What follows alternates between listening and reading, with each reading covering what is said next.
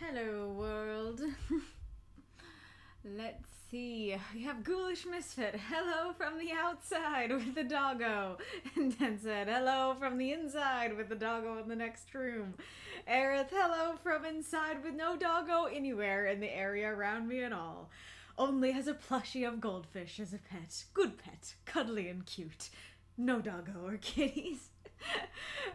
Strangely, ahoy from the inside with a rabbit outside. Steel Bulwark, hello from the other side with a cat that just left my lap. Hello from the inside with a cat on my chair and then another one on the floor. Oh, yeah.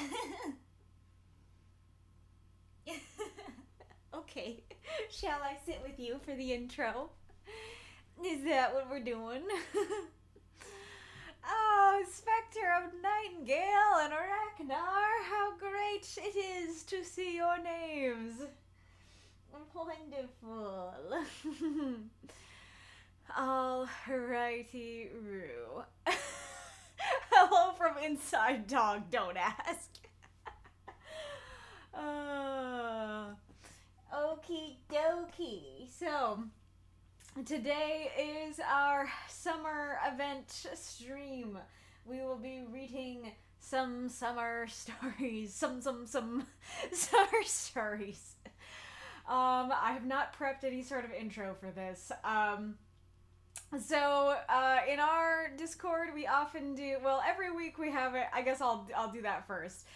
FYI, every week we have a prompt of some sort that is submitted by supporters and voted on for those who wrote last week or did do reviews last week. And then we all write 350-word microfiction for said prompt and post it to the Discord. Then 8 stories are selected to be read here on the stream. 4 of them are guaranteed. They'll be read no matter what. And 4 of them are encores. They can be unlocked through cheering. Am I quiet? I'm quiet for Mako. Am I quiet for anyone else? Hello? Is that better? Oh, well, it's because I'm down here. Like... Is it better up here? Are we fine when I move up? Is it just being down here that's the problem? Normal sound and Spectre. Aerith looks around warily, fairly certain not inside cat. Better not be anyways. Normal for Marks. Gotcha. Okay, so yes, I will show you how to be a guaranteed human being. Okay, go over here. Okay. It looked like it wasn't gonna load. Okay, so if you go to the server shop or the subscriptions on Twitch, then you, at least on Discord, will have the $3 a month tier. This is the Bookworm tier. You'll get access to the secret supporter chat. You'll get to submit prompts, and you can submit 2 submissions to the forum, the weekly forum. And you get some emojis. Then for the $5 Cocooned in Silk, $5 a month Cocooned in Silk tier, you get access to all those things. So you can submit 3 submissions and 6-word prompts. And if you are selected to be read on the stream, provided there are no other issues going on that week, you will be in the guaranteed section. And then there is the $10 a month Transformed One tier that gives you all those things, but you can submit 4 submissions, 7-word prompts. And the first prompt that you submit to the secret supporter chat goes directly to the poll, provided there are no issues with it. Then you can have a universe tag for your ongoing universe if you so desire, but you do have to tag or DM me to get that. And Twitch has both of the latter tiers.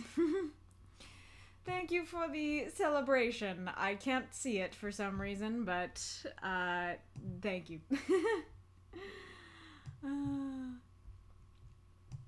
Okay, go Go. No, stop. Go over here. Yeah, to me, it's just when you're down there and away from the mic. Gotcha. Yeah, it could be.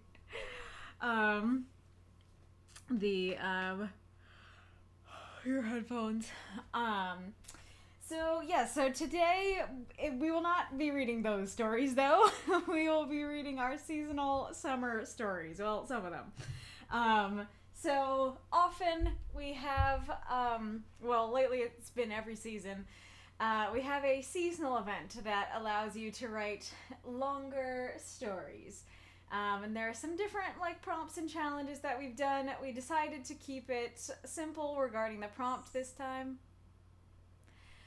The prompt is simply summer nights. So as long as summer night was important to your story or was the backdrop of your story, you're good.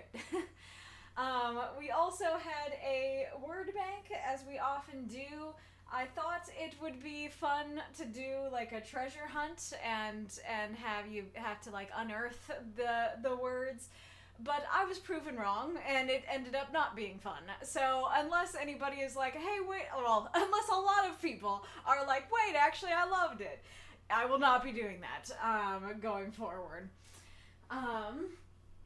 But yes, there was that. I guess I should probably read through what the words were, just so you know.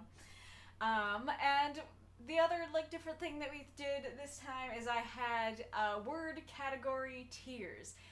Because these stories are quite long, it can get quite intense to read multiple of them on the stream when I'm used to reading 350 word stories on the stream. And so I thought it might help to have shorter categories and longer categories. So instead of reading 3,000 word stories, I'm reading 1,000 word story, 2,000, 3,000, that kind of thing. So I do not know yet if we will be continuing that in future events. I will only know once I know how tired I am at the end of this stream. But at the moment, after practice, I am leaning towards it. I am leaning towards continuing to do that because it does seem like it was a little more manageable to practice, at least. Yeah. Is there anything else? Oh yeah, I completely forgot to do a certain challenge. So try to remind me, to either do it for the Halloween, the fall event, or to do it for Christmas.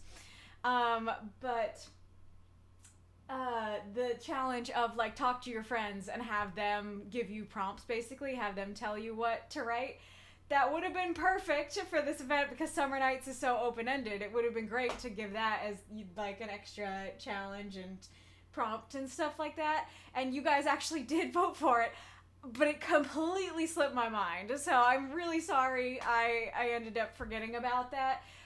Do try to remind me to use that for future events.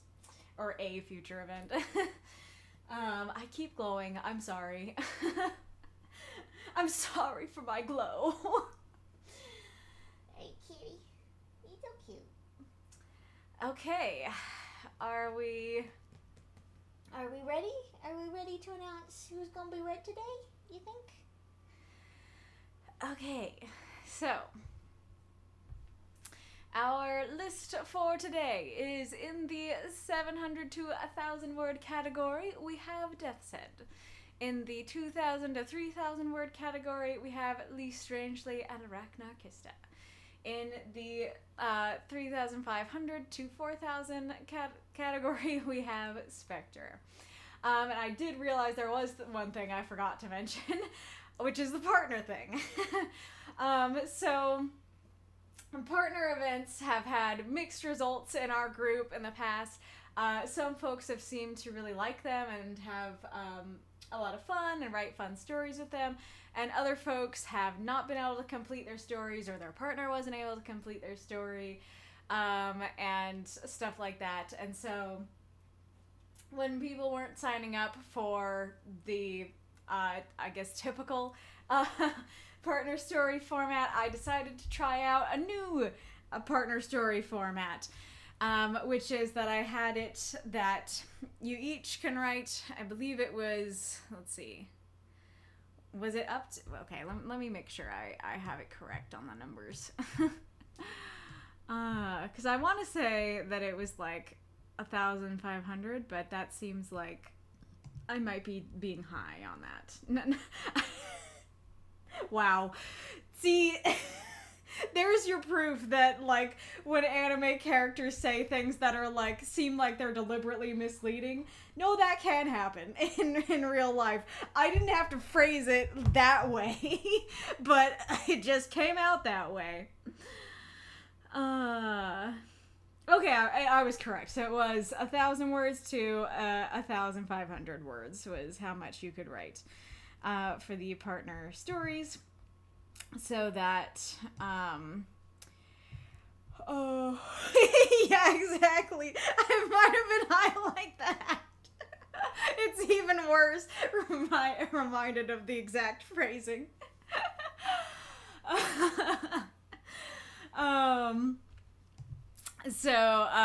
Yeah, so basically we had starters and finishers. We had not just one person, it was multiple people, but multiple people signed up to start a story, and then multiple people signed up to finish stories. And so people wrote the beginning of a story, and then the finishers snatched them up and wrote endings to the starts. And reading through some of the starters and finishers, I haven't gotten the chance to read all of them yet, but reading through some of them, it seems like you guys had a lot of fun with it. I think it's really cool. When I was reading them, I was like, oh, this is cooler than I thought. The one thing that I was thinking while I was reading them is I feel like it'd be interesting to have the starter write their starter, and then like they post the starter and they also like finish it. They're like, here's how I would have finished it if the same starter, finished it. Because I feel like that'd be so fun to compare. Like, okay, like this was the original author's vision for how they might have finished it, and here's how somebody else decided to finish it. I don't know. I don't know if anybody else finds that idea interesting, but I feel like that'd be fun to see. So together, the putting the 1,500 together becomes 3,000 words, so that's why those ended up in that category.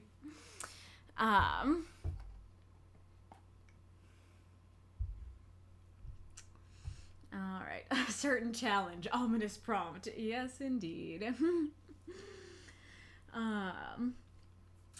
More words. CML reincarnated here and I writing a story where Califrac and Kosh visit the Wanderer, and we need that big category for that one. Good to know. I'm not confirming that I'm for sure, offering all the same categories that I'm offering that one, but that is good feedback to have and to know about. Prompt, I'm sorry for my glow. Nice.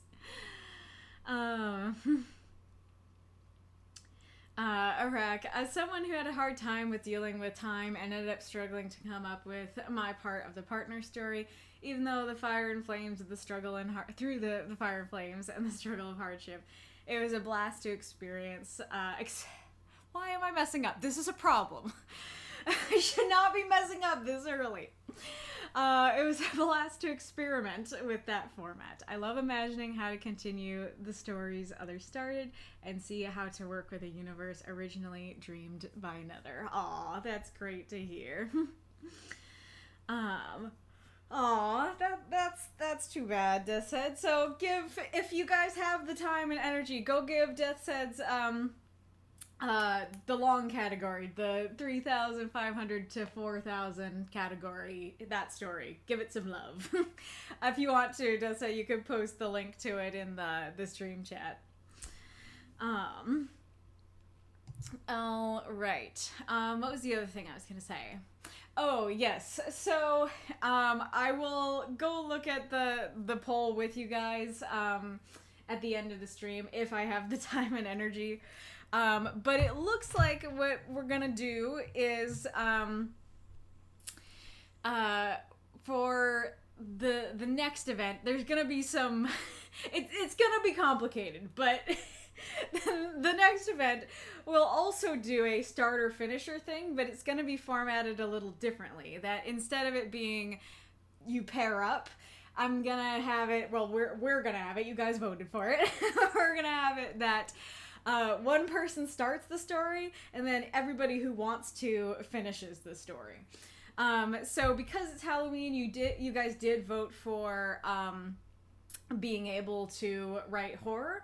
So this probably will not be read on the stream. It'll just be a fun little thing to do in the Discord.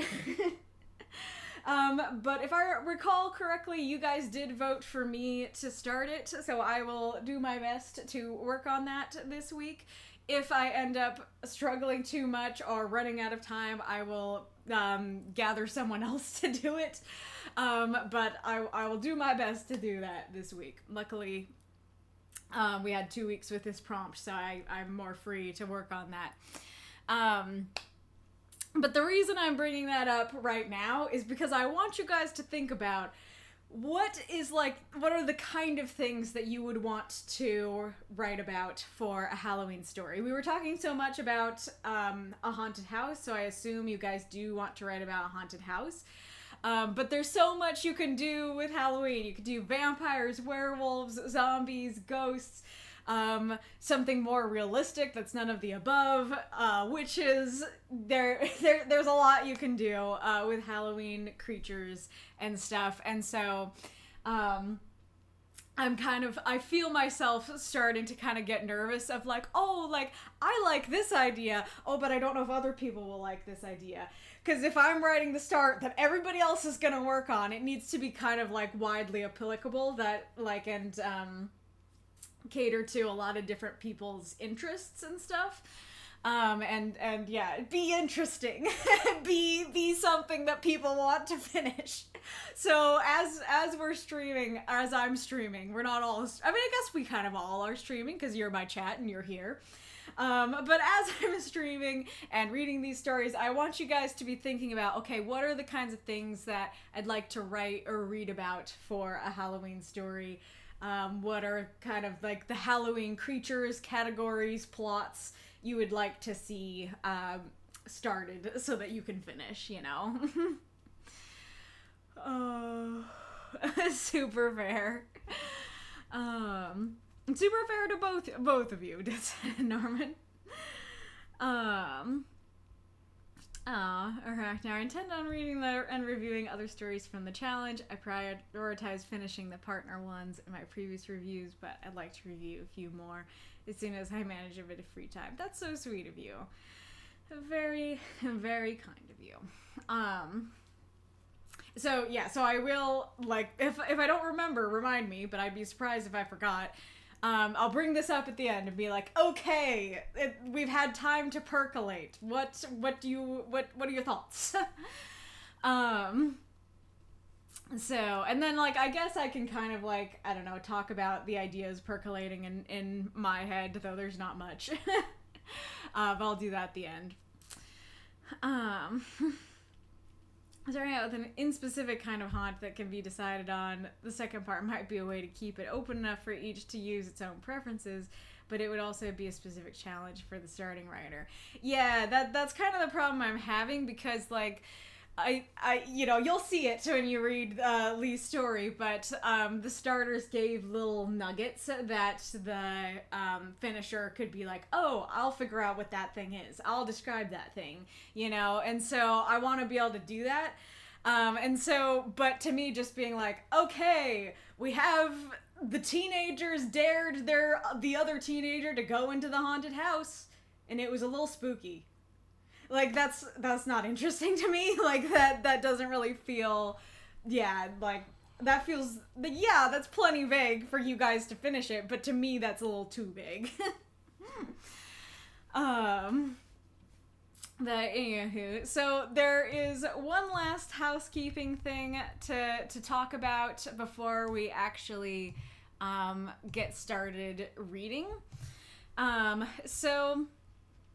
you'll notice how the paragraphing looks on this story here. Observe. Okay. And then notice how the paragraphing looks on this story. Observe. And how it is a lot more scrunched together. Hang on a sec. Oh, okay.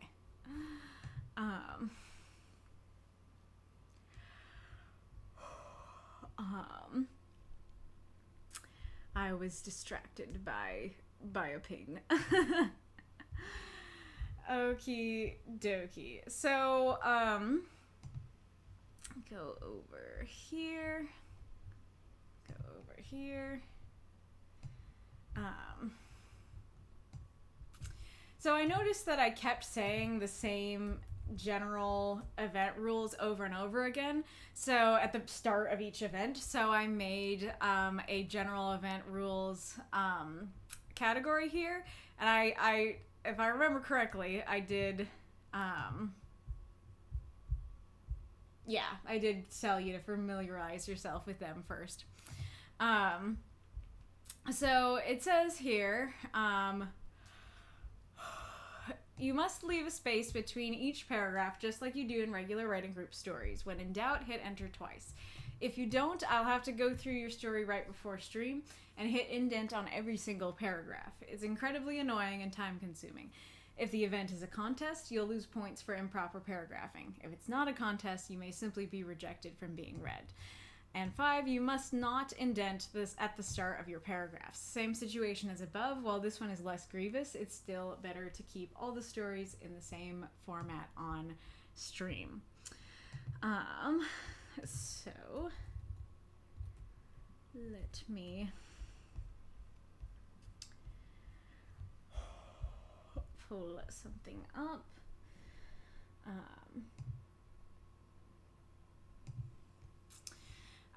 So this, I guess I need to zoom in, don't I? So this is my formatting example here. I will admit I did forget to put this Google Doc in the general rules, so I'll make sure to do that later. But if I hit indent once, that's where it goes.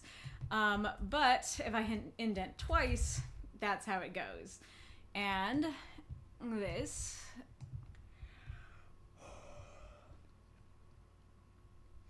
is it this one? Yeah.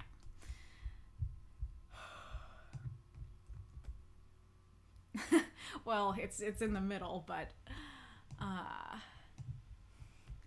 this copies like that. The paragraphs copy over properly. No issues there.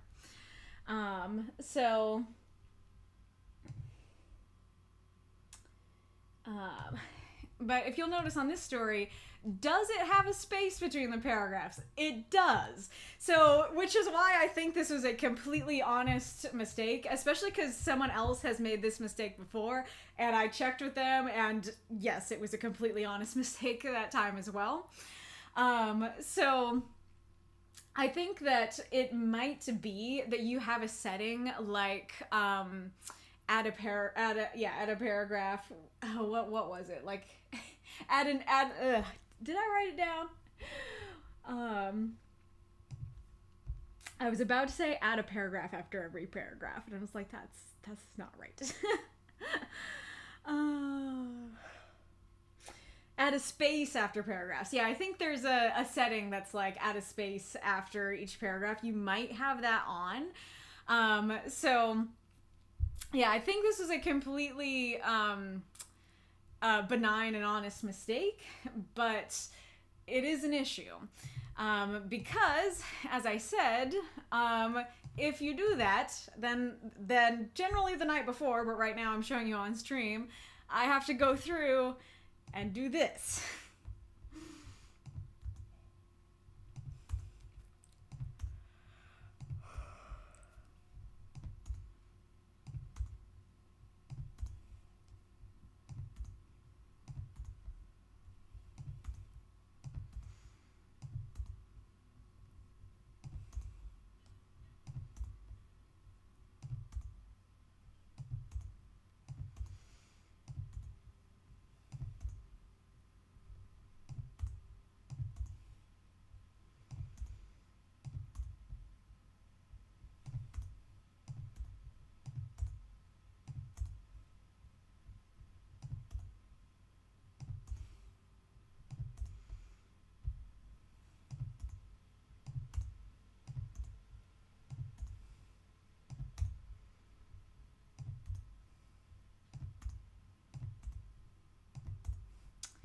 Was that as tedious and annoying for you as it was for me?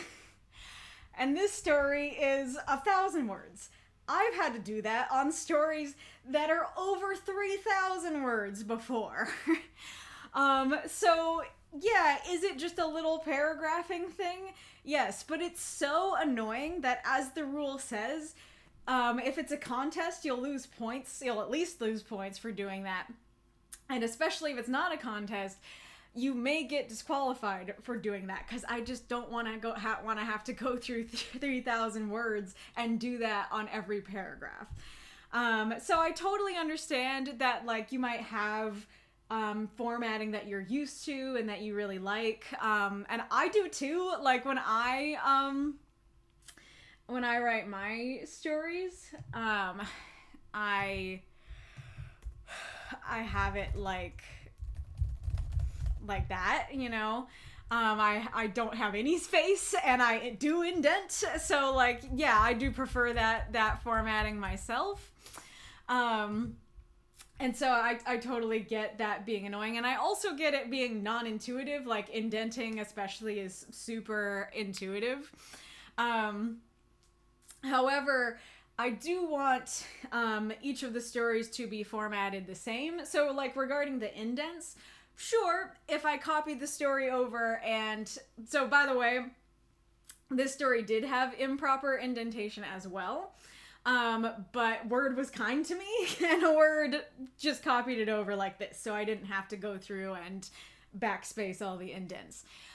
So, like, sure, I could leave indents. However, like, it'll probably end up having some stories having indents and some stories having no indents, and them not all looking the same. And to me personally, I don't like that. I would like all the stories to be formatted the same, which is why I request that, or not really request, require it in the rules. But the paragraphing thing is more important because, like, that scrunched together look, that's much harder for me to read on stream. Like, I really do need it to look like this so that I can properly read it and not trip over it. So yeah, like, this, I am doing this on stream because, as I said, you are not the first to make this mistake. This mistake has been made before. I think it's possible my rule was not clear. It's also possible you have a setting on that does that. And like I said, it's completely understandable, to the point that multiple times I have almost posted with the wrong formatting. I have almost posted with indents and it all even more scrunched together than yours was. So it's a totally fair mistake to make, but because I have seen multiple people make it over the different events, I thought it was time to address it live on stream. And the other thing to note is, if you go and read someone else's story and they have improper formatting, tell them. Tell them as soon as you can. Even if you're like, hey, I can't give you a review right now, but FYI, there's an issue with your formatting. Let them know. I don't tend to read the stories early, and in this case, like, I only got to read a couple for, well, I did go and read some more, but I only got to read a couple for, like, the stream and stuff. I didn't have time for reviews and stuff. Well, time and energy. So it can't be on me to catch this. If you guys are reviewing early, I need you also to be catching this early and let people know. And FYI, there may come a day where you have to let me know. Like, it might slip through where I post it, you know, how I wrote it, you know, all squished together. So yeah, you don't have to be shy about being like, Kaylee, you didn't do the right formatting. I will be very grateful to you for telling me that. So yeah, let people know if there was an issue with their formatting. Oh, is that all? I believe that's all. Kitty, you want out?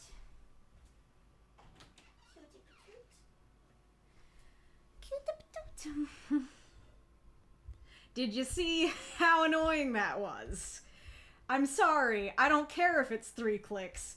That was annoying and tedious as hell, and I'm not gonna do that on 3,000 words when you can do it much more easily yourself. Like, I have to do it on my stories, like I just said.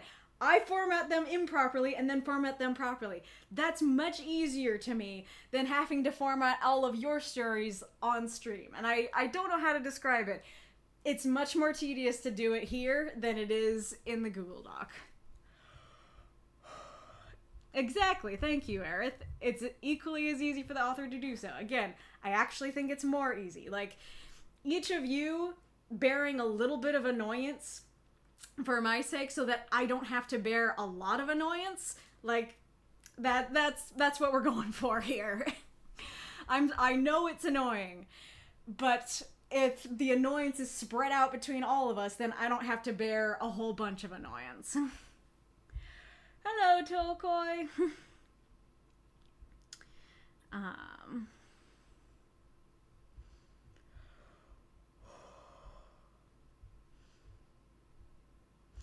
I guess I won't be able to go back in the future, so I guess I'll read the Halloween stuff that people have been talking. So we could list out a few monsters during and add probably a poll if needed. I could also do a poll after stream. I figure the first story needs to be the event that causes the house to become haunted. I could do that, but I think that makes more sense for, like, the relay idea, that it's like, okay, here's why the house is haunted, here's, like, everybody else visiting it or something.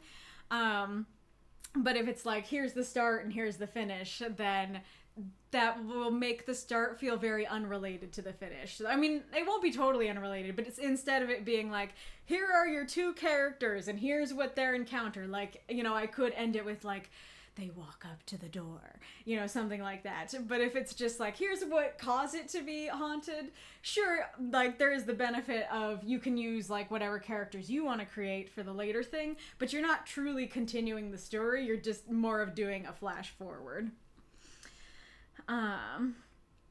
What if instead of a fixed place being haunted, the haunting travels from house to house? It's always a similar kind of haunting, always the same entity, but moves from place to place. Again, like, we could talk about that, but that also feels more like the relay thing, and that it's like, because that's what we talked about for the relay, is to have it be like a wandering haunted house that, that, like, each of our characters can visit and stuff. I like that idea, but I'm not sure I like it for the starter and a bunch of finishers idea. Something comes to mind as a preference for the Halloween starter. Try to leave the time period ambiguous so the finisher can have it be from a variety of times and places. Could be.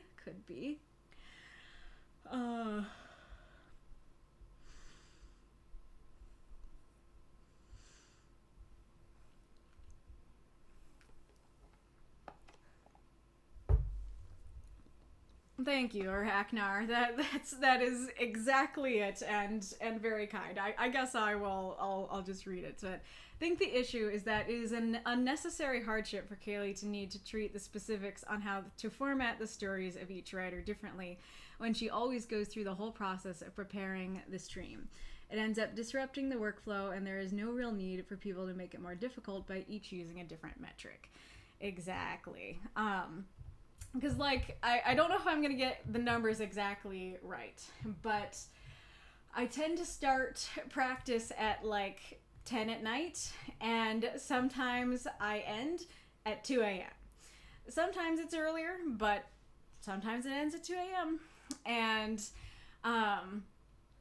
then I spend my entire morning, like, from the day, like, the moment that I get up, like, I only spend, like, 15 minutes eating lunch, but the rest of the hours I spend practicing again. So, like, I am spending many hours working on practicing your stories. I don't need to deal with having to, like, spend at least another, like, 5 minutes or so hitting enter again and again when you could have done that yourself.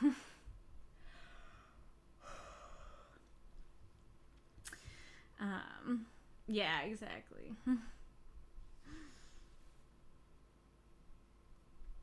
Thanks, guys. I really appreciate that.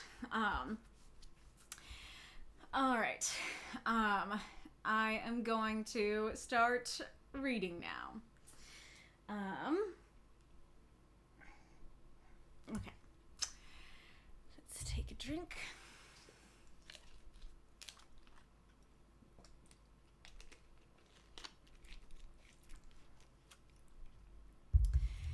A simple assignment. Knights of Greborite by Desset. 1,000 words. Bright beams shined between the castle crenellations, alternating with shafts of shadow on the walls as the summer sun slowly set. The magical knight Vanine walked through them, light and darkness flashing in her eyes with each step, though she barely noticed, for the sweltering, overwhelming heat took all her focus. The stones had been baked all day, turning the castle into an oven, so hot that Vanine could see the waves of heat rising all around. She wiped the sweat from her brow, only to find that another rag had been soaked through. She shook her head, walking past a line of firework mortars fused together and ready. At the end of the wall was a turret, Vanine opening the door. Inside were her fellow knights, the bastard of Brestil, Ultina, relaxing as best as he could on sacks of flour, and her friend, Morna Freston, fanning herself at the window. There, I've done my patrol, Vanine muttered, tossing a rag to the floor. What did you do that for? Ultina grunted. Sorry. Vanine wadded it into a ball and threw it at him. Better? Uncouth swine, Ultina snarled. He squished the rag in his hands, whining. Oh, this isn't fair. Shut up, Warren suggested. But we're stuck here guarding these stupid things for a festival we don't get to attend for no good reason, Ultina shouted. No one is going to sabotage the display. You can't say that for sure, Vanine said half-heartedly. Besides, we get paid gold either way. We should have demanded ice cream as our advance, Warren muttered, pushing back her dark hair. And it's not about the gold, Ultina added. We could be guarding a fishing boat in the bay or camping out with one of the counselors by the lake. Instead, we're in this oven. Stop reminding us of that, Vanine muttered, trying not to fantasize about sailing on the sea, the spray cooling her as all the troubles of land fell away. Anyway, it's your turn. But I don't want to go out there. Vanine, Warren said, the sky purpling behind her. How about you take his legs and I'll take his arms, then we give him a heave-ho and see if he can swim in the air. All right, you vicious harpies, the bastard of Brestil muttered, pushing himself to his feet and hurrying out the door. As he left, night set in, Vanine lighting a lantern as gloom spread through the room. She picked up a dry cloth and dabbed away more sweat as Warren continued her vigil. A curse escaped Warren's lips as she dropped her fan. Vanine grabbed the lamp, hissing as she burned herself in her haste. What's wrong? Vanine asked, putting her singed thumb to her lips. A shadow on the wall, like someone climbing up. I'm sure, Ultina. Vanine trailed off, exchanging an exasperated look with Warren. Right, move. Grab a net, Warren said as she seized one from the floor. If it's just a kid or something, we shouldn't have to use our swords. Vanine nodded, taking one for herself and heading for the opposite door. She ventured out onto the north wall, while Warren hurried down the east one, both minding the mortars along the way as they searched. The cicadas chose that moment to whine obnoxiously, reminding Vanine of Ultina. She came to the tower connecting the north wall to the west, pausing when she heard someone spark a match inside. Ultina, is that you? When there was no reply, she kicked the door open, hurling the net towards the match flame. At the same instant, the intruder threw sand, striking her eyes. Vanine yelled as she was blinded, the man's cry twining with hers. She staggered forward, gripping the hilt of her sword as she heard him struggling in the net. Feeling like a fool, Vanine drew her blade and activated the enchantment, time seeming to stand still. She wiped her eyes, blinking as the moonlight shined upon a handsome young man tangled in her net. Vanine stooped down, grabbing his arm and releasing her enhanced perception. The young man gasped, trying to wrench himself away. Vanine held her sword to the moonlight, letting the blade glitter. Who are you, and what are you doing? Vanine demanded. I'm not telling anything to a high and mighty knight like you. Ultina would chuckle at the notion of me being high anything, Vanine laughed. I joined the ranks of the knights on merit alone. Good for you. Not everyone can take so easy a trek in life. It wasn't easy. She used the enchantment again, moving her hand to his throat in the blink of an eye. Now talk. Konik, I'm working in concert with a friend to sabotage Rego's display. By turning his castle into a bonfire? Something like that, Konik replied, his shoulders drooping. The man burned our neighborhood down. Seemed only fair to return the favor. He did what? Vanin asked, her brow furrowing. The fire in the warehouse district raged out of control because Councillor Rego held back the fire brigades just in case any burning ashes fell on High Street. There was a moment of silence, Vanin looking into the man's eyes. With a nod, she pulled the net off him. Get out of here, now. Konik blinked, staring at her with an open mouth. Then he turned over and scrambled to the window, stealing one last look before plunging into the night on his rope. Vanin stepped forward, knocking the grappling hook over the side just as the door opened behind her, a grumpy Wern appearing on the threshold. Find anything? Vanin asked, a cool wind wafting in the window. A shadow in one tower, Iltina snoozing in the other. Wern sighed. You? Vanin glanced down, Konik slipping into an alleyway. Nothing I couldn't handle. Well, we should keep patrolling to be safe. Wern sighed, her hair and dress fluttering in the breeze. At least it's cooling off now.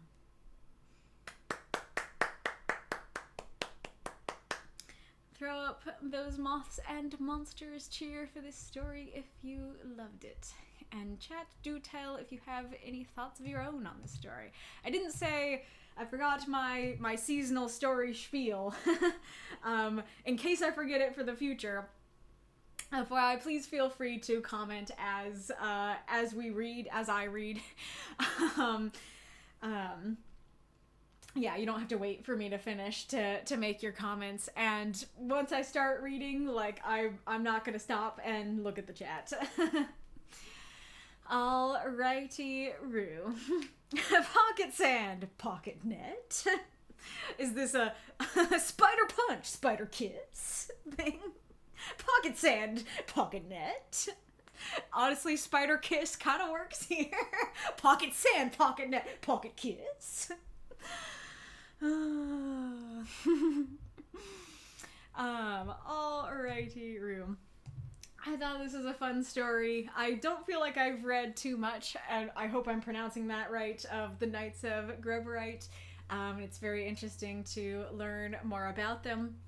This is especially interesting to read after, I forget which prompt it was for, but the other story about Konik that I read, I was like, I understand how she got introduced to him now, and that was really fun. That is something that can be a benefit for the writing group, is that sure, our universe stories are often not written in order.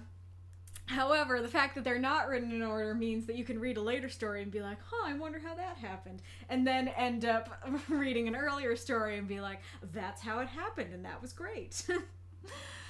Alrighty, Rue.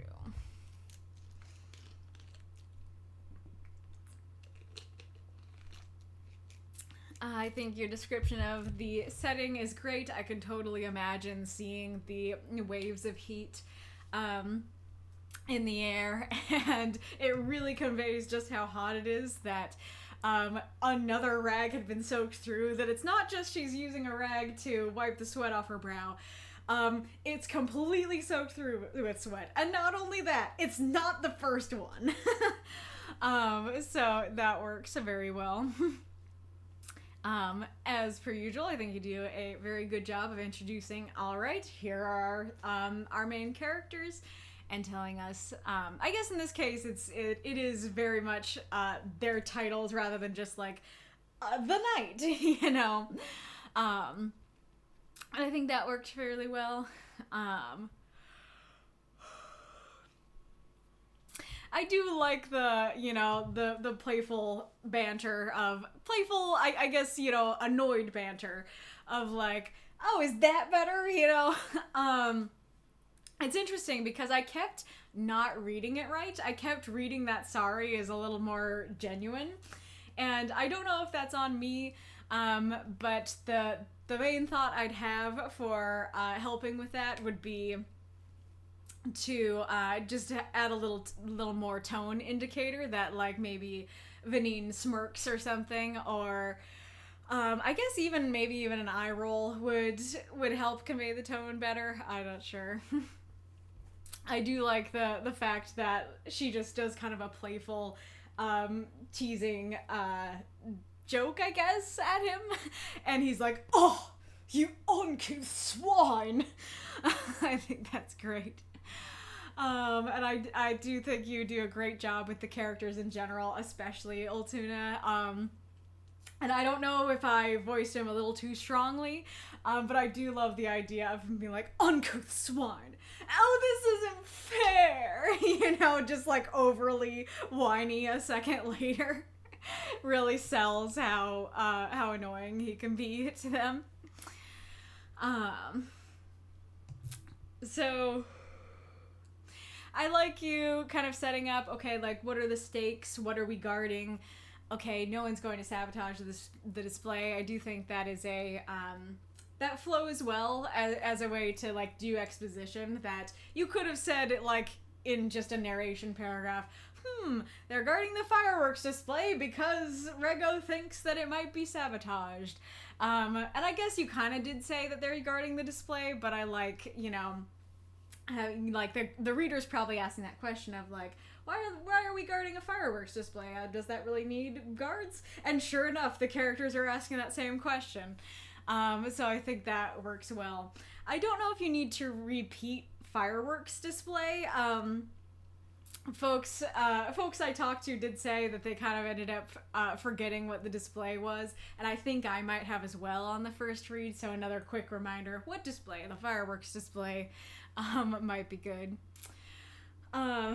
So I don't know if I said this publicly, but I originally was just gonna have the word bank word be ice, and not ice cream, but in my, like, treasure hunt story, I used it in ice cream, and so everybody guessed ice cream and nobody guessed ice, and so I was like, okay, I guess I'll just switch it to be ice cream. But this makes me wish I'd kept it as ice, because I do think that ice cream was around, you know, the sort of time that this universe mirrors, but it does sound oddly modern.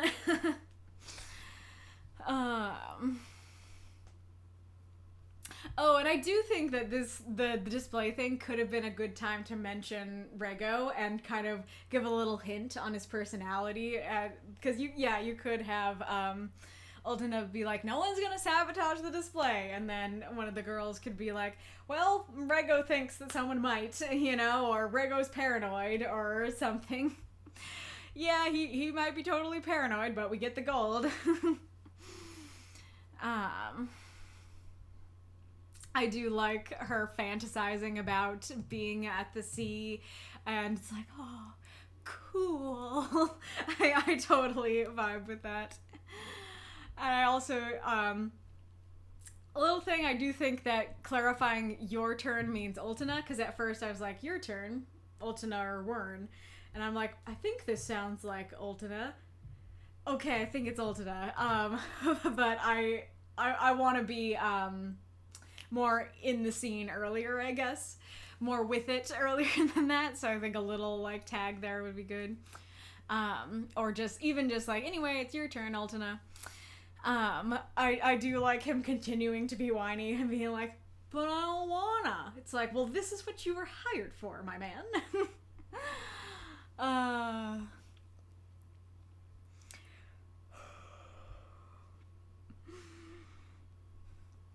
Oh, yes. So the sky did go from day to night quite fast, that it seems like you described the heat of the day really well. So I'm really, like, picturing that strongly of, like, okay, it seems like we're midday. It's, like, the hottest it can be. Everything's baking and stuff. You might have said that it's the end of the day at some point. Yeah, you did say, like, the sun is slowly setting. But your image of heat is so strong that it does read like it's daytime. And then you say the sky is purpling, and I'm kind of thrown for a loop. Like, the sky is purpling. When did it redden? You know, when did the sun set? And then let's see, where did you say it was purpling? I just had it.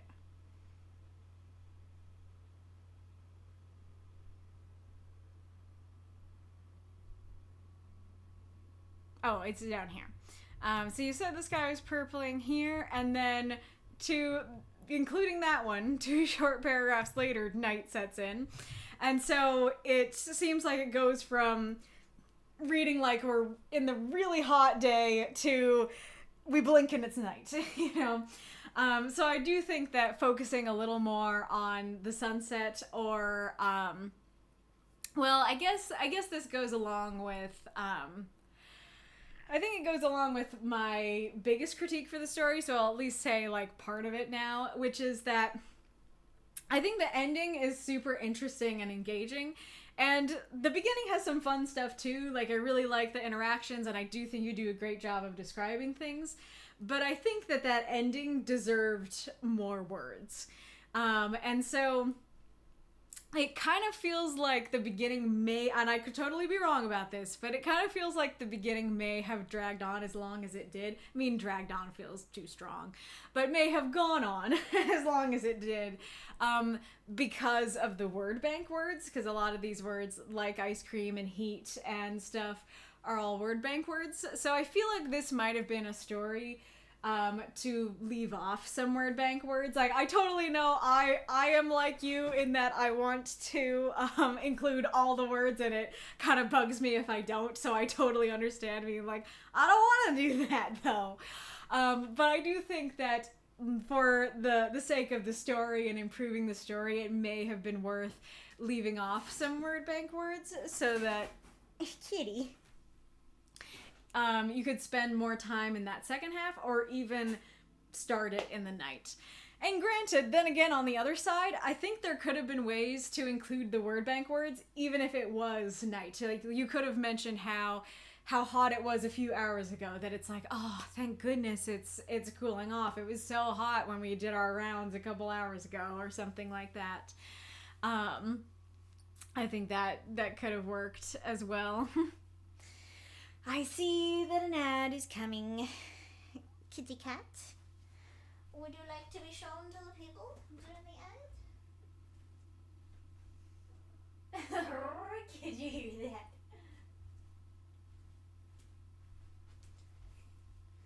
Oh, the kitty.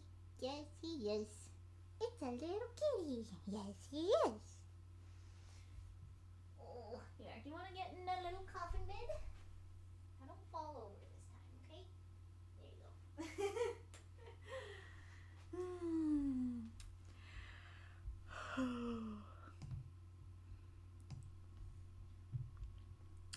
Okay.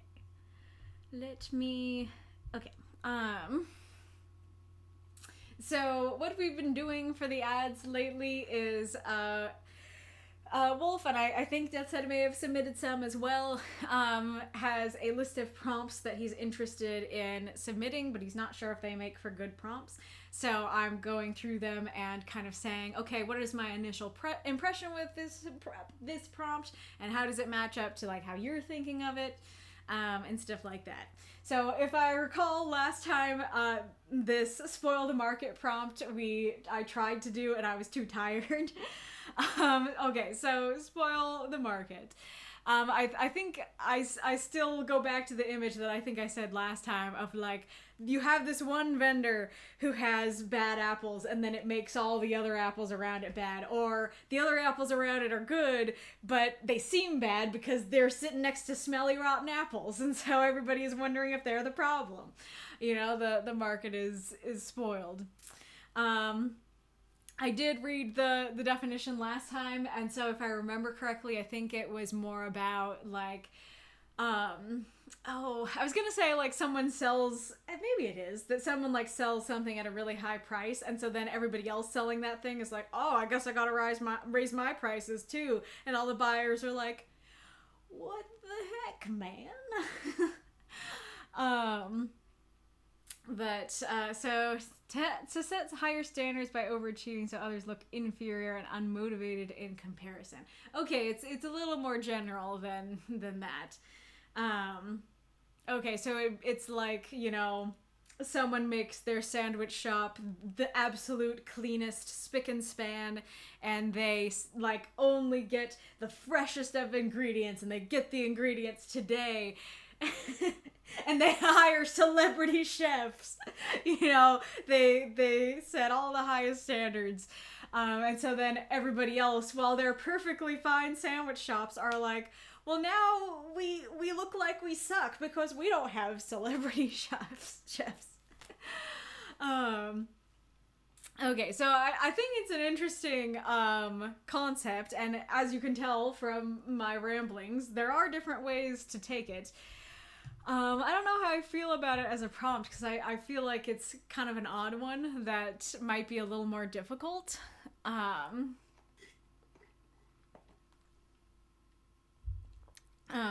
I don't think that it's necessarily a bad prompt. Okay. Well, I don't know if I should go on to the next one, because there's only like a minute left.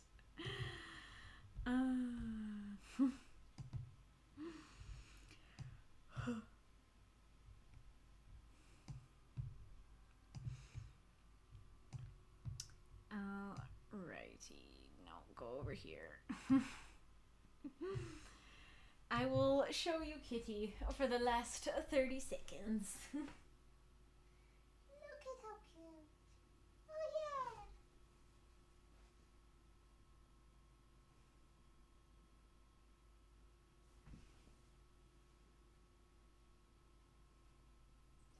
She is purring, but as usual, I doubt you can hear it. You are so cute.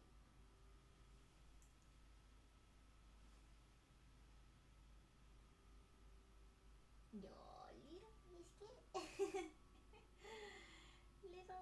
little foot reeds.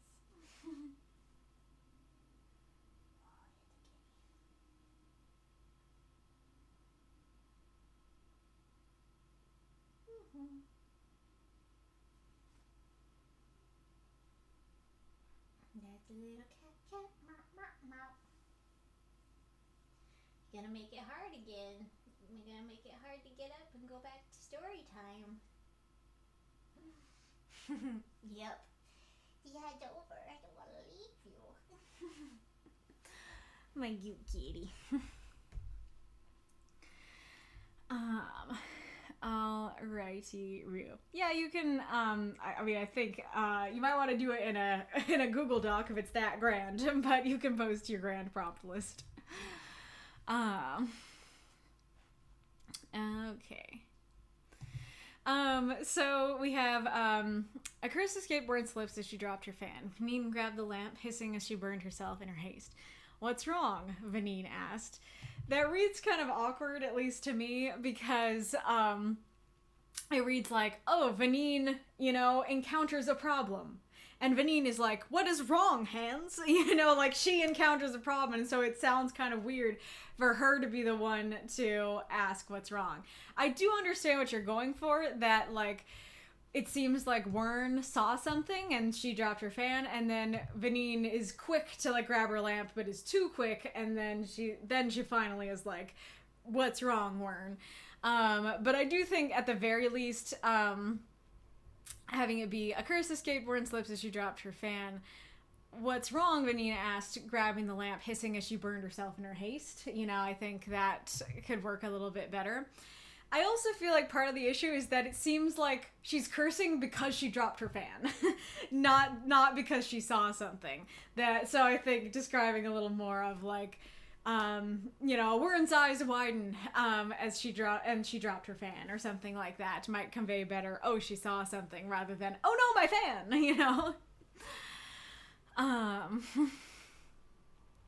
I do love them being like, oh, I'm sure Altuna's got this. No, he absolutely doesn't. We need to go out there.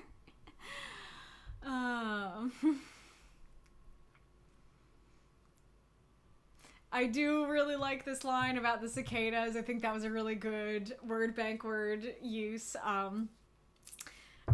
So yeah, that's a lot of fun.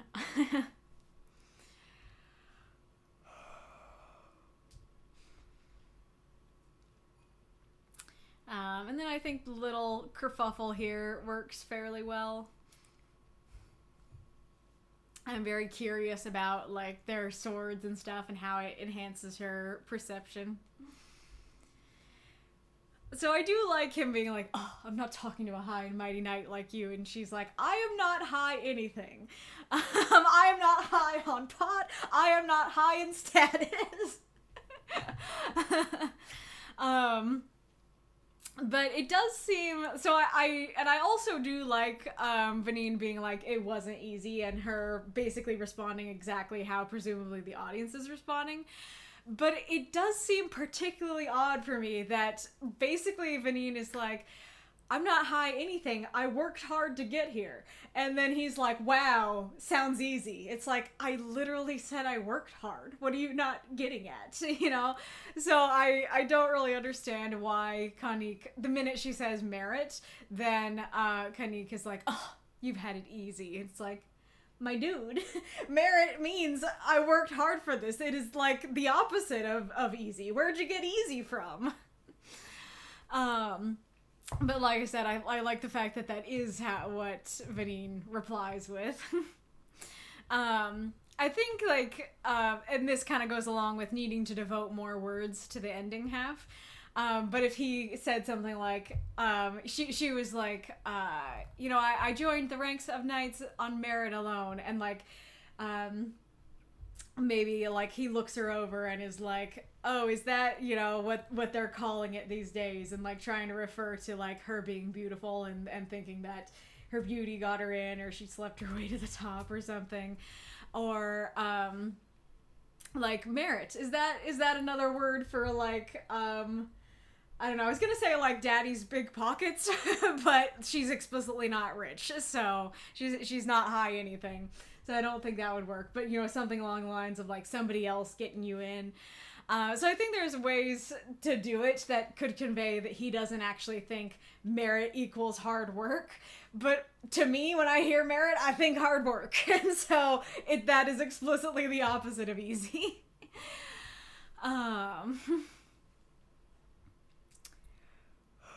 I feel like I could be wrong, but I think, and I'm guessing it's there for the word bank, but saying something about like an explosion, you know, by turning his castle into rubble or something might make a little more sense, because I'm presuming they want to like turn the fireworks around and make them go down to the castle instead of going up into the sky. I could be wrong. But again, that's another thing that'd be really fun to see expounded upon here. That makes a lot of sense. That it's like, they're like, why would anybody want to sabotage a fireworks display? Well, because they are explosives, and somebody wants to explode the castle. You know, that makes a lot of sense, and so I think if you could have gone more into that, that would have been great as well. So am I also correct that the line, the fire in the warehouse district raged out of control because Councillor Rego held back the fire brigades just in case any burning ashes fell on High Street?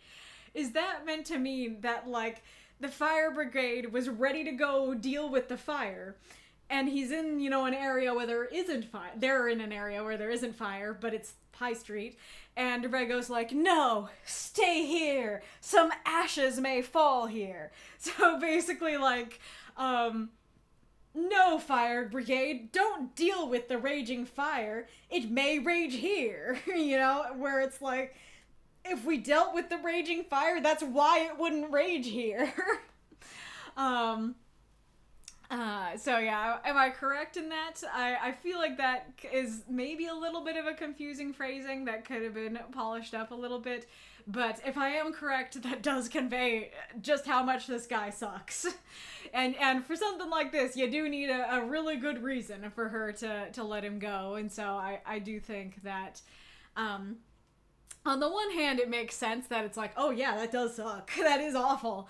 But on the other hand, I do feel like Vanine is too quick to believe him. So the reason, if it's true, is a good reason to, you know, want revenge and stuff. But he is a thief that she just met, or well, he was a thief in the other story, but you know, he's a I don't know, a con man. I don't know. He's a con man that she just met, a conspirator maybe. And so how do you know that he's not just like, oh, I only was stealing to feed my family, and it's like not true at all, you know, like, oh, he burned my neighborhood down. Oh no, that sucks, handsome man. You know, like, this could easily just be him saying something to incite sympathy to get him out of the situation.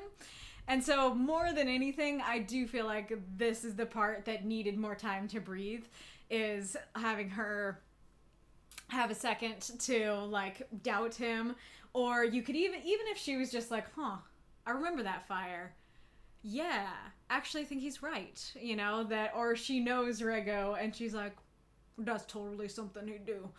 And or both, you know, at the very least having a moment of internal monologue of like, you know what, I think he's right, before just being like, you poor man, goodbye, get going.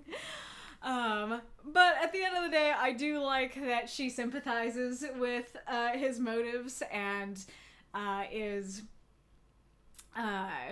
yeah. I like that. I think that makes for an interesting ending to the story, that the whole build-up is they're guarding the fireworks display, and in the end the fireworks display would be better not guarded. It would be better to let it explode, and let it not explode into the castle, whatever.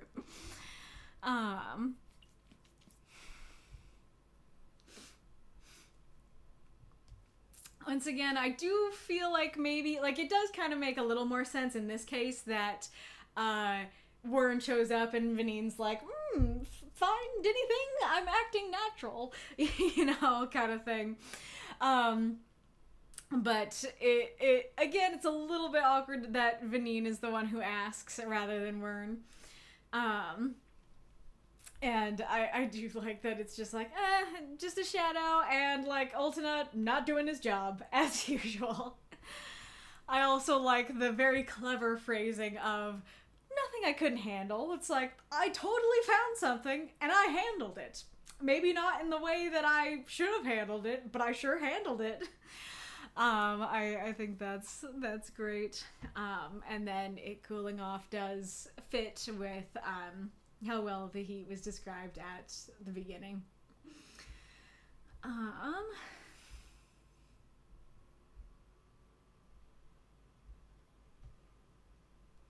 Oh yeah, going back to the earlier what's wrong thing, it did read like Ultona just left, that he just left and all of a sudden there's a shadow there. And to be fair, that could still be the case, but it just seemed oddly fast, and so I do think having, you know, a little time skip there, or having them be like, Ultona should be back by now or something, could have helped the pacing there a little bit. And that could also, actually, that could have totally fixed the night problem, so that you could have had the beginning part be the heat of the day, and then, like, after, you know, you kind of summarize, after a couple more rounds without a vent, you know, then,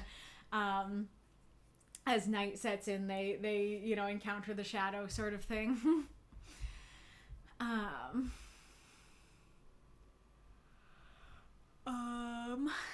let me see if there is anything else from my phone that I want to talk about.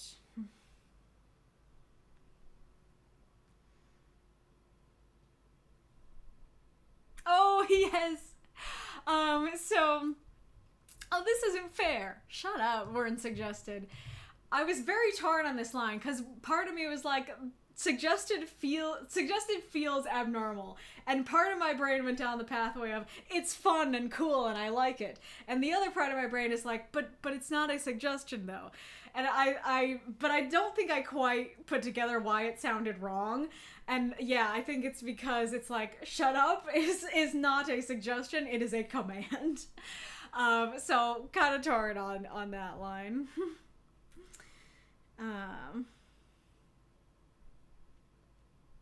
Oh, yeah, one of the suggestions I had for how you could talk about the displays, you could say, wow, Rego's really going out of his way. No one is going to sabotage the display.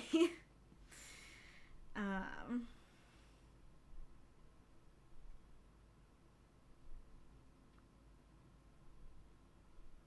and talking about stuff that you could cut so that you could have more words, as much as I do find myself very intrigued by the magical swords and they seem important to this setting, they're not super important. Whether it was a magical sword or a regular sword, the results don't change, and it being magical could, instead of causing intrigue, could cause confusion, and people could be like, why do we have magical swords? How does it enhance our perception? What's going on? So it may have been worth taking away some words from those descriptions so that you could have words elsewhere.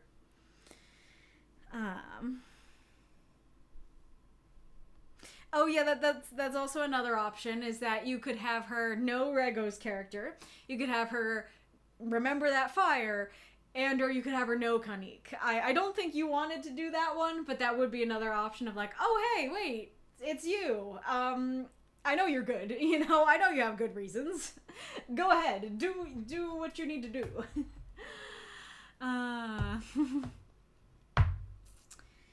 Alrighty.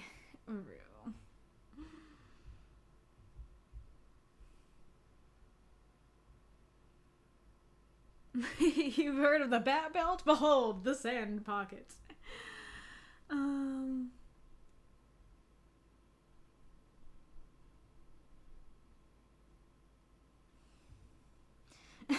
I'm not quite sure what we're talking about with projectiles here. Like I said, I totally, like, I even, like, checked it and looked it up, and I first did it for my own story, because I also had to include ice cream to use the words. So, yes, like, the first instance of ice cream is, like, in BC.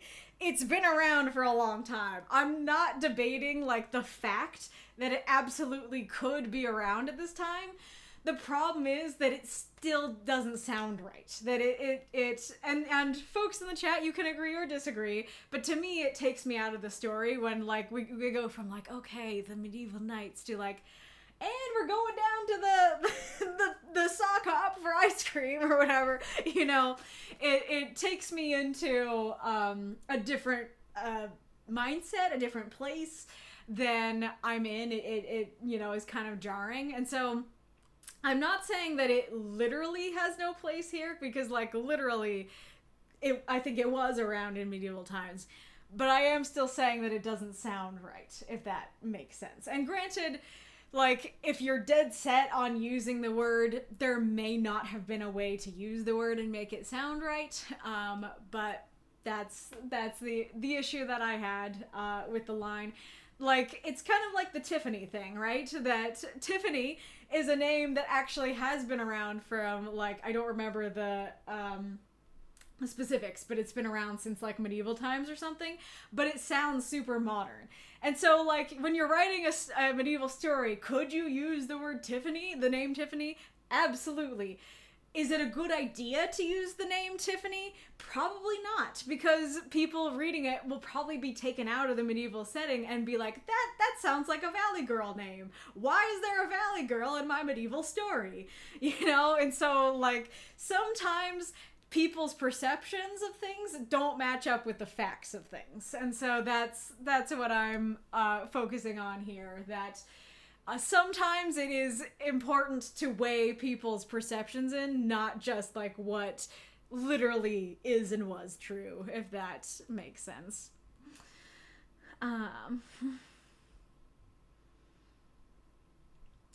Spectre says, I think I need to head to bed. Unfortunately, we'll probably miss my story being read live, but I'll definitely check out the VOD. Hope the stream goes well. I hope your sleep goes well.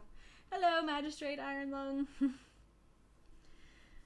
Yeah, pretty much the fire brigade was held back to defend a hypothetical fire that might break out amongst the wealthy mansions while the lower city burned. Gotcha. That does make sense. I was debating mentioning the Tiffany problem. Yes, exactly.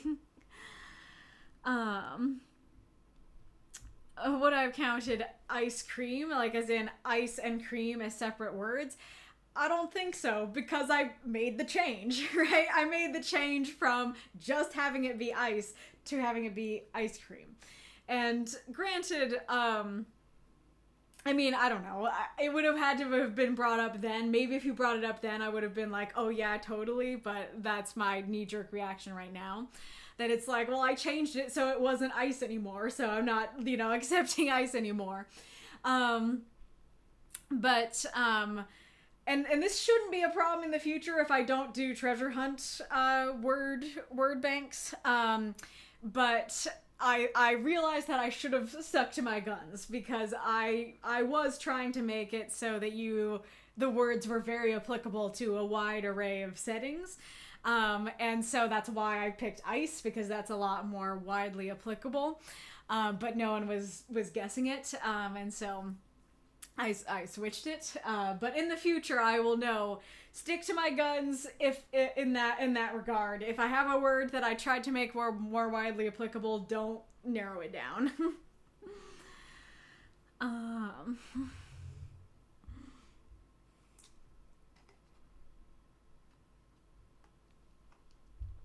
Fair. Or Hector, I'm not sure. I think people get taken out of stories by different things. The ice cream one does not really bother me. Maybe I deal a bit too much with people who are interested in historic culinary to be kind of acclimated to the idea, so it doesn't sound strange to me.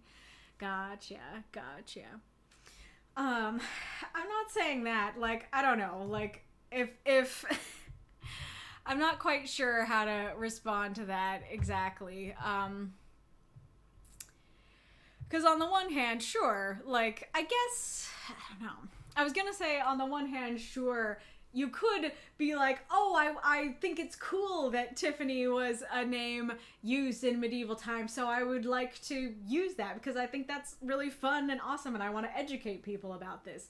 But you might have to do something, like, I don't know how exactly you do it in the story itself, but you might have to do something to kind of, like, hint to the reader, like, hey, I know it sounds weird, but it's not.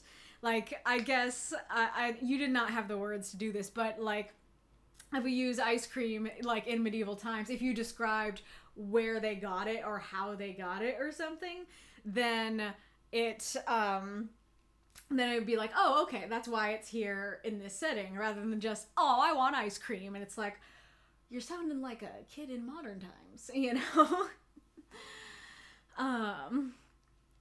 I mean, it also kind of, I don't know how exactly related it is to, kind of the issue of, like, it kind of also goes back a bit to, like, the learning thing, because, like, sure, if you have, like, 5 pages and there's one word in there that a lot of readers probably won't know, that's probably fine. They can probably guess what the word means in context. And even if they can't, it's one word in 5 pages. Hopefully it doesn't influence the reading too much. But if you have 500 strange words in 5 pages, that's a problem, or even 100, or maybe even 10 strange words in 5 pages. Now, instead of the reader being like, okay, like, I don't know that word, but moving on, it'll be like, I don't know that word, but moving on. I don't know that word either. I don't know that word either. Now they're not understanding the story, This is not quite the same issue, but it could be a similar thing.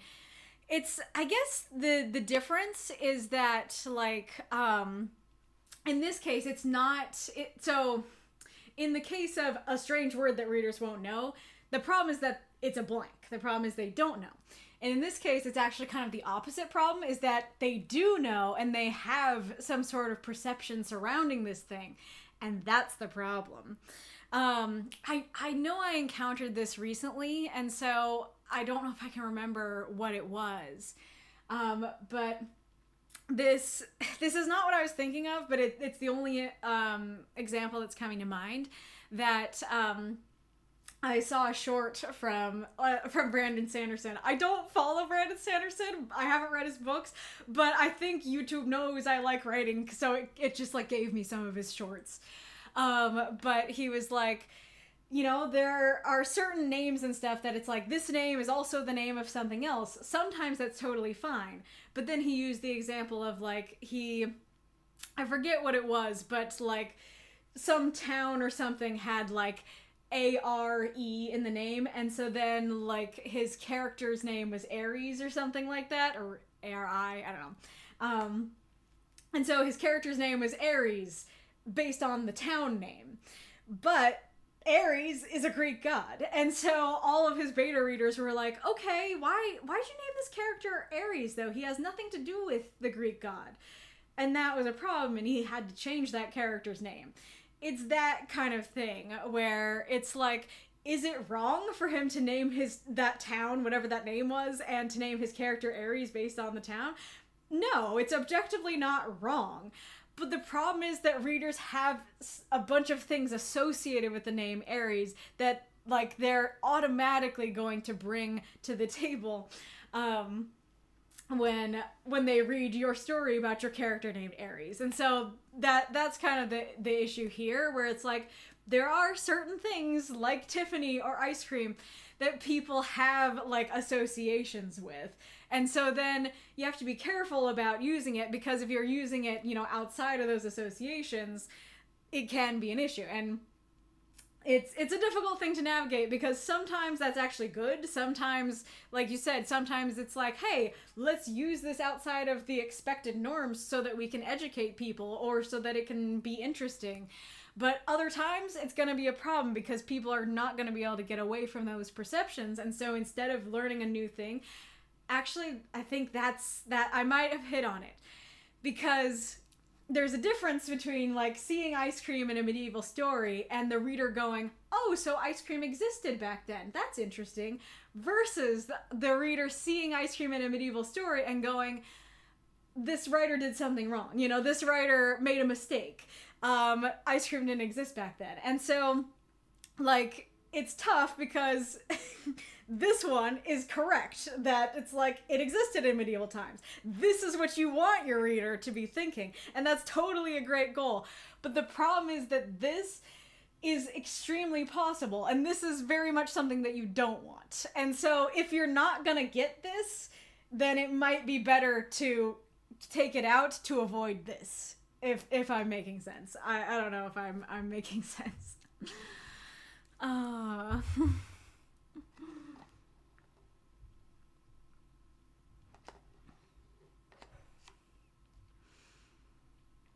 Alright, and there was an element that made me take a glimpse at the writer's hand while reading the story, though, and that was Vanine's name. Feels a bit too specifically chosen not to be a character's name, so it didn't seem to me as natural as I'd expect for a setting I was getting the impression of. Huh, interesting.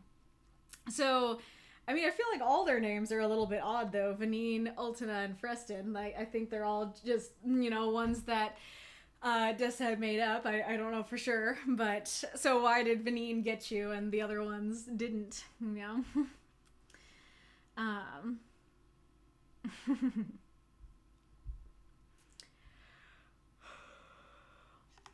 Tiffany is the medieval version of Theophania, and that's the female version of Theophanies, which means manifestation of God, or more literally, God appearing. Now I'm thinking of stories using that, I'm Tiffany, your God has appeared. Alrighty, Rue. Well, I'm not getting other opinions on that sort of thing, so, and I think I went deep enough down that rabbit hole, so I think we will continue on. But thank you so much for submitting. This is a fun story. I'm really looking forward to seeing more about Konique and Vanine, hopefully. Alrighty, Rue. So I am just going to sit down and, well, I don't know if I'm going to sit down. I might be standing up, but I'm going to read through the story, and unless an ad decides to be inopportunely placed, I'm just gonna sit and read it the whole time. And if you have thoughts or questions or whatever, feel free to say them as I read.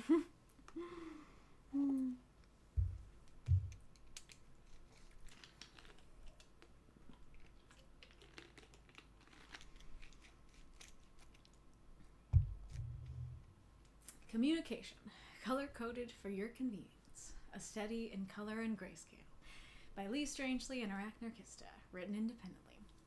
About 2,761 words altogether. Part 1. Now That We're Here, by Lee Strangely. Lights flashed across the blackness. Their thunder echoed through the warm air. Their colors shimmered their way back to Earth. Every burst and every flare lit up the sky, shining vibrantly off the metal of the convertible, and in the eyes of the couple leaned against it.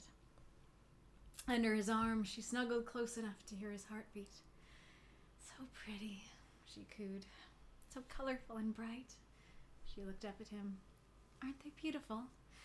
Yeah, totally. Very beautiful, he answered. Very bright. I really like the grays and the whites and the grays. Come on, she grumbled. No, Kara, I mean it. It really is stunning. The shapes, the movement, the fiery dandelion clouds, the sharp yet feathery sparks. Dawn looked down, his hand slowly headed for her face, only to be intercepted by her own hand. He smiled. Color or no color, it's beautiful to me. She could feel him lightly pulling at her, and he could feel her nuzzling into him. The blanket underneath crumpled between them as they pushed closer together. The space between them gradually shrunk from inches to centimeters with each passing second, little by little, until... Ow! Kara squeaked, shooting back to her original position. I'm sorry, Dawn said, practically by instinct at this point. No, you're fine. It's just... Her hand frantically wriggled its way into the side pocket of her overalls. It's nothing. Nothing at all. It was just something in my pocket. It was digging into my leg. Do you mind if I go and put it away? Go right ahead. She scrambled to her feet, then tried to mosey her way back to the bag, as if it would disguise it. Kara gave one last look over her shoulder before fishing the offending object from her pocket. Though the edges were smoothed with great care, the rectangular shape would have still hurt her hand if she kept clutching it for too long. It was, in all honesty, hard not to, though. For what it was meant for, she didn't feel anyone or anything was good enough. It was made with her own hands, cut with her tools, stained to a deep, elegantly dark hue with her brushes, and a thin little brass lock she carefully placed herself. It shined up at her like an impatient child, silently pestering her. Is it time yet? She stood there as the sound of fireworks roared behind her. Kara? She looked back over at Dawn, who held a simple smile, something that touched her deeply. She then looked back at the box in her hand, then back at him. She turned around, her hands going back behind her back as she did. Do you remember the day we first... not the day we first met, but the day you first asked me out? He smiled. That first day I saw you smile. She took a few slow steps. You promised to put the world in my hand if I went out with you. I did, didn't I? He blushed. Couldn't figure out how to scrub Made in China off Antarctica, though. Kara chuckled. But it still meant the world to me. Dawn stood up, with eyes never leaving hers.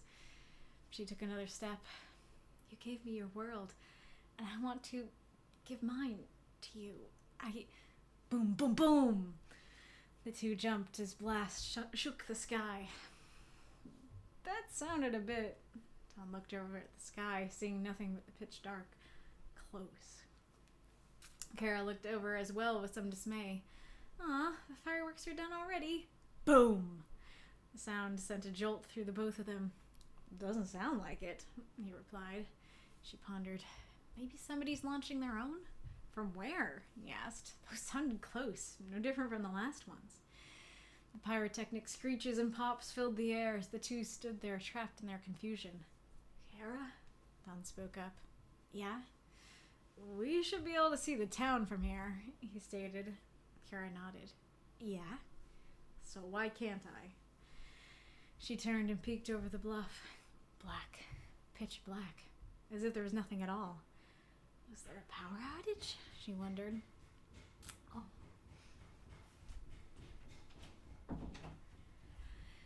Oh, why would they still be launching fireworks if all the power is out? He pointed out. The fireworks are still going. We just can't see them. And we can't see them because there's something in the way. Both of their eyes reluctantly returned to the darkness before them. In that instant, they were blasted with light, bright and blinding. Their eyes recoiled. Their arms instinctively flew up to protect them. The surprise sent Don stumbling backward. His open hand immediately went for the side of the car to support himself. But the second his skin touched the door, it burned. He released a pained grunt before cradling his sensitive hand. Instinctively, Kara quickly returned the box to her pocket before trying to run to him. However, just before their eyes could finally adjust, the light vanished. In its place were 3 smaller lights, each of them appearing and reappearing after one another, each leading to the other. Once Don could see it properly, he began to think. The wheel spun in his mind as his fingers followed the pattern of the lights. The leftmost light always went out first, and the rightmost one remained the longest. After staring at it long enough, he looked down to find his hand pointing right. "What is this?" Kara quavered. "What are we supposed to do?" Don looked over at Kara, still pointing. "I think they want us to go right." Out of fear, Kara tried to immediately fulfill this, just to get it over with, but she only made it a couple of steps before both of them were startled once again as the car suddenly revved up, its headlights flashing alive as the radio flickered on and off to get their attention. "I think it wants us," he faltered, "to take the car." "And go where?" He looked at and cautiously shrugged. "Right, I guess." With hesitance, Don's hand reapproached the door handle. He flinched upon contact. The cool metal kissed his skin, much to his surprise and confusion. Once he got in, Kara followed soon after. Once in the car, they followed the directions they were given, the lights leading them onward. Kara rubbed the wooden box through the fabric as it once again pressed into her thigh. "What's going to happen?" "I don't know." "Will we be—" She looked out past Don as the thing stayed floating on their left. The further they drove, the more the town and fireworks came back into view. The lights below passed in and out of the vast silhouette in the sky. Every ray took turns illuminating portions of the edges, only making it harder to understand. It resembled a saucer in the vaguest way imaginable. Beyond that, it seemed little more than a cloud of smoke, with hints of metal occasionally glimmering from inside with each explosion. She looked at him, still clutching the box. "Don, while we're still, if this is the last time I see you, She yelped as Don suddenly slammed the brakes, and their gazes shot forward, towards the thing that now hovered in front of them, more than dwarfing them in their car. The 3 lights stopped blinking, only remaining still a moment more before disappearing entirely. Through the beams of their headlights, they watched 3 spindly metal claws descend from the cloud. The thing, or what little they could see of it, seemingly put down its full weight, with its silver spider legs digging into the pavement and soil. And once it was standing, a light beam from beneath it, heralded by a softer white fog. Without looking away, Kara felt around for Dawn's hand. Dawn quickly found hers and grasped it tight.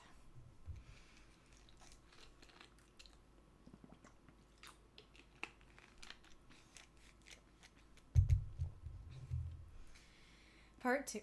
Meeting, Medium, Message by Ragnar Kista. The world seemed to come to a halt for but a moment.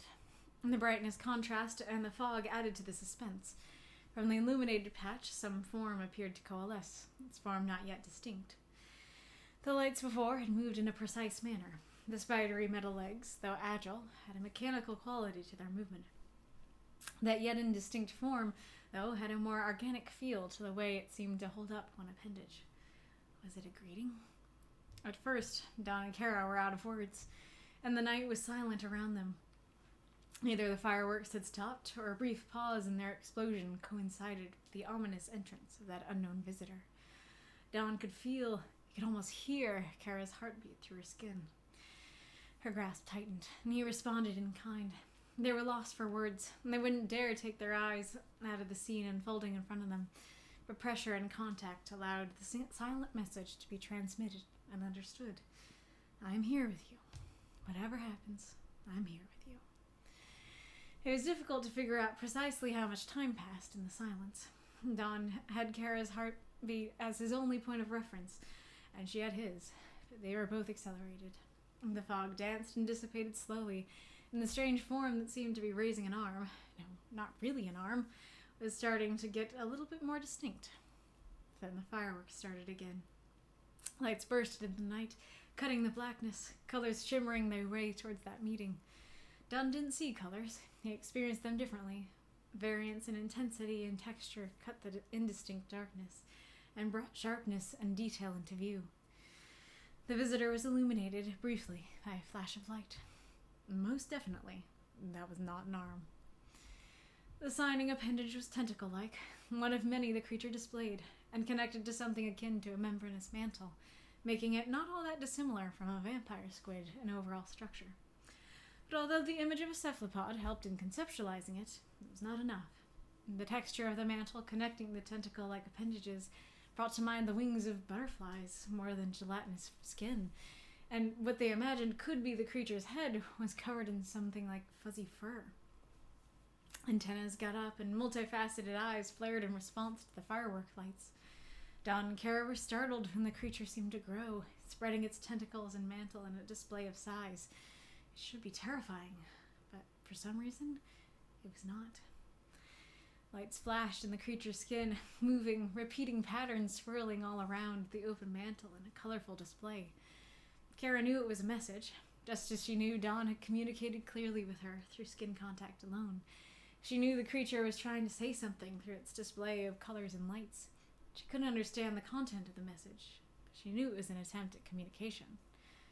Don could understand. He had no idea why, but he thought he could. He also had no idea why and how, but he could see the bioluminescent colors flashing on the creature's mantle. And he didn't know he was seeing colors that Kara was unable to see as well. Were those even really colors? She's confused.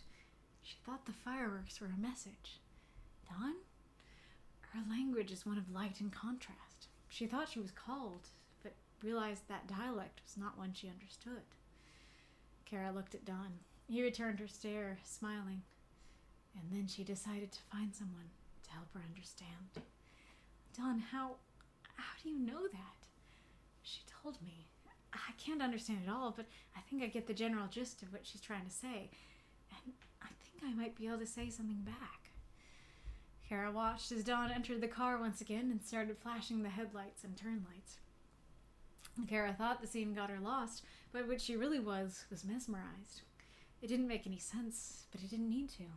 Here, there were two people from different worlds making their best to communicate in order to connect and make each other feel at ease in a confusing situation. All the while, the world around them ignored such a momentous and extraordinary occurrence and burst in celebration. Fireworks kept flashing through the night, but she concentrated on the lights of the message not directed at her, and that she could not begin to fathom.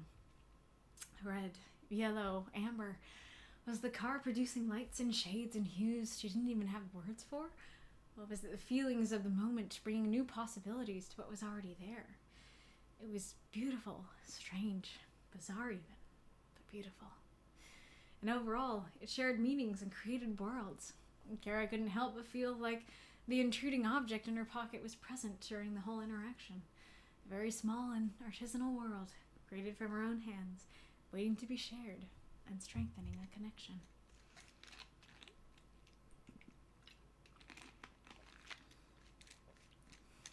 Part 3.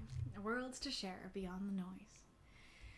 Time was messy, as it tends to be when we are dealing with meaningful moments. All was rushed and took their sweet, sweet time to pass, and yet the summer night fireworks persisted.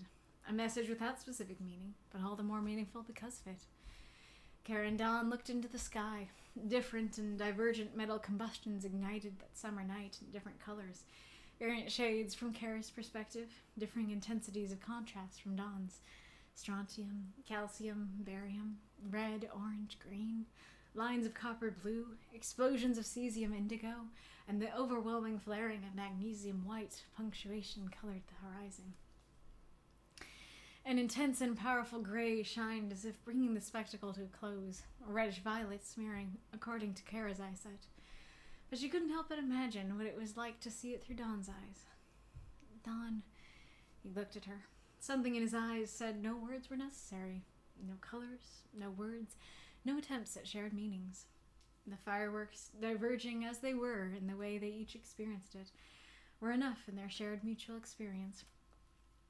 A whole world kept them apart in color perception, and they could build a whole world where such an interval was there to inhabit. A world their own, built on trust and communication. Kara fiddled into her pocket and produced a small box. Dawn, so much happened today. I'm afraid Look, what I want to say is... Words faltered. Lights flashed. The night endured. Kara breathed heavily and trusted herself. She trusted them and their connection. Please, hold my hand. Without any words, he did so. Touch and the shine in his eyes said more than all words could, and that allowed for her words to flow free. The day we met, you offered me your world, and your world given freely was more than I could ever ask. I felt like I wasn't indebted. That was not the relationship we built. I never felt indebted to you. I felt like you allowed me to share your world, and in doing so, my own world grew richer. You showed me the world had more shades than I could ever dream. You invited me to dream bigger, and I did. And I owe you that. Don opened his mouth to interrupt, but didn't. A subtle change in her eyes told him it was not the time yet. I wanted to give you my world in gratitude, not because I needed to do it, but because I wanted to do it. Ever since we started seeing one another, my world feels bigger, more lived in, more surprising, more beautiful, fuller of color, and fuller of things I can't even begin to describe. So, the box finally presented itself as a gift. Dawn opened it up. 2 globes were there. 2 worlds in a background of deep purple velvet. 2 worlds orbiting each other in equilibrium. A cosmos. To Dawn's eyes, they were both gray. Magnificent shades of gray that contrasted and complemented themselves beautifully in their similitudes and differences. He had no idea what color they were in Kara's eyes, but he knew the shade divergence was pleasing to both his sight and hers, even though they saw it differently. A cosmos.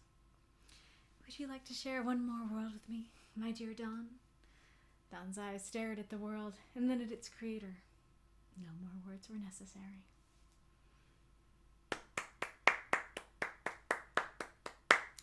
Throughout those moths and monsters, cheer for this story if you loved it. I don't believe that there were questions, but I do believe that there were notes. So I will read those first. And if you guys have any questions, then don't hesitate to share them now. Oops, went too far. I hope I was right that this was meant to be the full title. I apologize if that was just the part 2 title. So Lee's note was, because when you think of summer, of course you think of the sound of a theremin. Since the story is in the Google Doc, here's a couple story-related fun facts. They're not necessary for reading, but I thought I'd include them just for the heck of it. 1, Kara's character, and subsequently Dawn, comes from the story I wrote for the prompt, This Earth for You, though at the time I didn't have a name for him. With the events of said story essentially being fully recapped within this story, it's not required reading here. 2, my writing is primarily driven and inspired by movies and TV, especially with their more visual ideas. This was initially going to be more a straight sci-fi piece akin to old 50s movies. To me, making Dawn colorblind was the closest thing I could do to make a written story look like a black and white film. And I totally got the 50s vibe, you know, them with their car on the hill, watching the fireworks. Immediately, he brought me to that vibe. So, Arachner said, to be frank, Lee gave me an amazing starter to use, and I'd love to have more time and internal resources to really give it the care and attention it deserved. I had to rush the writing due to my own problems with time scheduling. Those 2 in the situation they are in are incredibly compelling, and I'd love to go back to them with more time. I think the overall idea is solid, but I'm really annoyed that I couldn't polish the finished result as much as I'd like. Well, if there are other ideas that now you're like, oh, I'm kicking myself that I didn't include that idea, feel free to share them in the chat to discuss. Let's see. I'm not sure how Lee feels about me hijacking title rights, so I'm sorry if I overstepped in this regard. Lee says, I'm happy enough having named my part. Honestly, the full story needed the combined title anyway, and it makes sense that the first person to see it complete should name it. And Iraq said, I really, really liked having the opportunity of taking these characters for this wild ride. Aw, that's so sweet. What lovely conversation in the chat. That is interesting. I don't think anybody else did it that way. I could be wrong, but that could be something to consider. I mean, I don't know if it'll work differently for. I mean, yeah, I was gonna say I don't know if it'll work differently for the new format next time, but actually it would make even more sense to do it that way for this next Halloween one. To have it be that the finisher gets to name the full story. Because if the starter gets to name the full story, then everybody has the same story. I guess it could be kind of a combined title where it's like, I guess it could be something like The Haunting of, whatever the place is going to be named, : and then like, the finisher gets to fill in the colon, I don't know. But anyways, I personally really enjoyed this story. It has been a while since I read a good, I was gonna say alien abduction, but they were not abducted. Alien introduction story.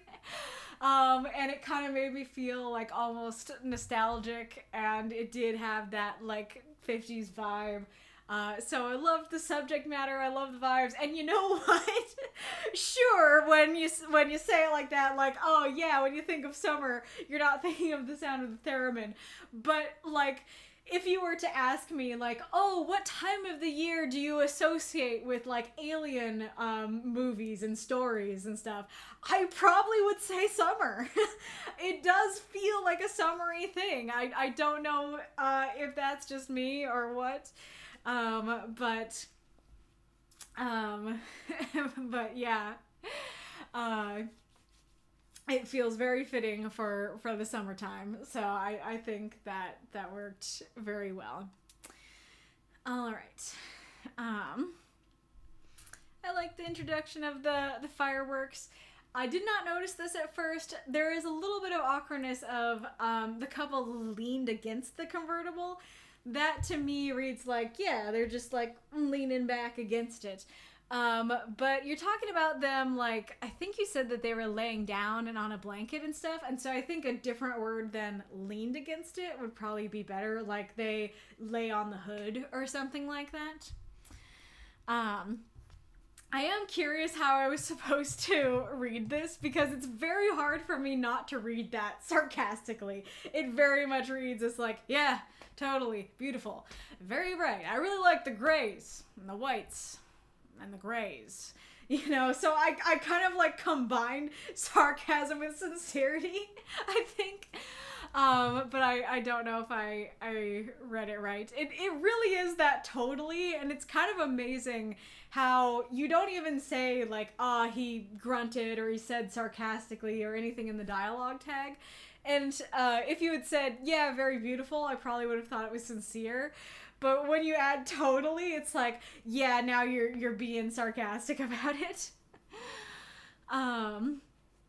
Aw, Lee says, rush or not, Arachnar absolutely nailed the ending. Aw, that's so sweet. I am curious, what were you thinking, like if you actually wrote the ending yourself, what would you have done differently and what would you have done the same? But regardless of it sounding quite sarcastic, I do really like that. Well, and I guess that's part of why I like it, is that it sounds sarcastic even to the reader. But it was meant to be sincere. I think that works well. I do think that maybe if you really did want him to sound sincere, taking out the movement would probably be good, because that did put me back into sarcasm town of like, yeah, it's great, the shapes, the movement, So I think if you just went straight to the more poetic ones, like it really is stunning. They're like fiery dandelion clouds. It's sharp yet feathery sparks or something. Would have sounded more solidly sincere. I feel like the phrasing on this line is a bit awkward. I think I wrote down a way to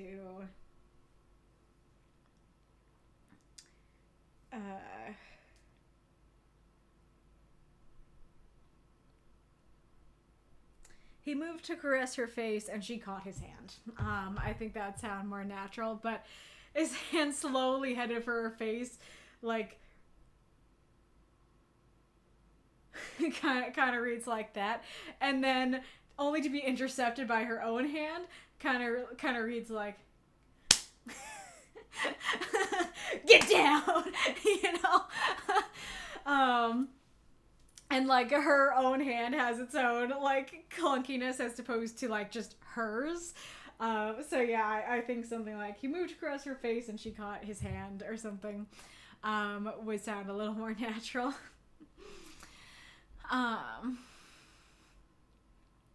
And I do think that like introducing right away that he's colorblind, in addition to adding to the 50s vibe, automatically creates some intrigue for the story. I don't feel like we get a whole lot of like colorblind characters in stories, so it immediately is like, ooh, this is unique.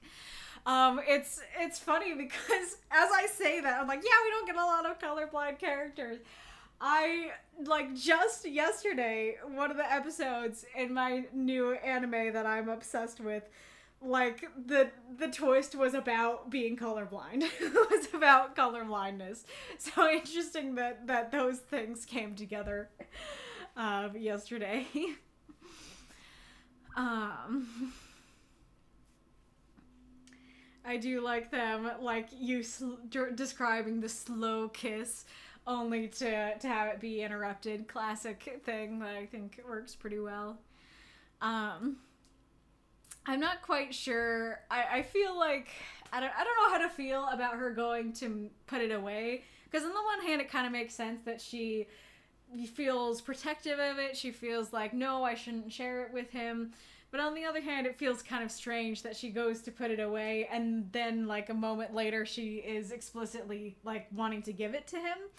And I do think that, like, you know, now granted, Arachnar was the one who decided what it was ultimately, but so you may have had a different vision for it. But the line of, for what it was meant for, she didn't feel anyone or anything was good enough, definitely read to me like she had it before. Like, this is not something that she made for Dawn. This is something that she's had, like, since childhood. And she knows she wants to give it to, like, a boyfriend, you know, someone who means something to her. But she's like, I don't know if he's good enough.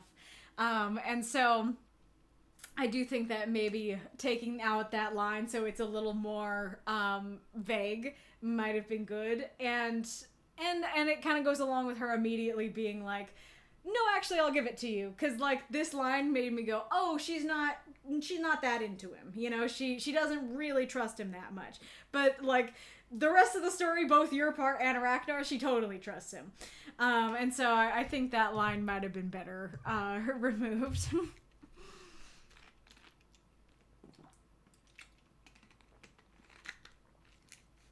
I saw an ad.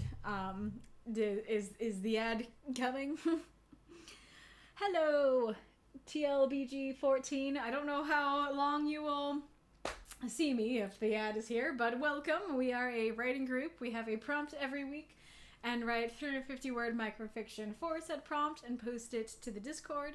And then I read some of the stories live on Twitch on Saturday.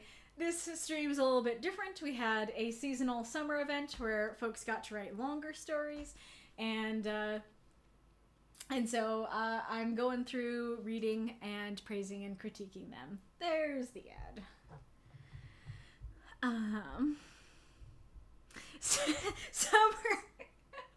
Summer is the best time of year to abduct cows. That's great. Okay.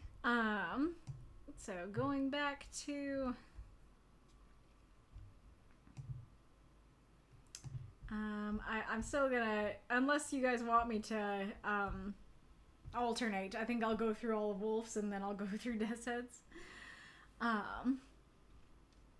steal your thunder. So that's like an expression that means somebody wanted to do something or was really excited to have the spotlight, and then somebody else got up there and did it instead. You know, that it's like you want to do a gender reveal party, but then your sister just texts everyone the gender of the baby, you know, so stuff like that. Or I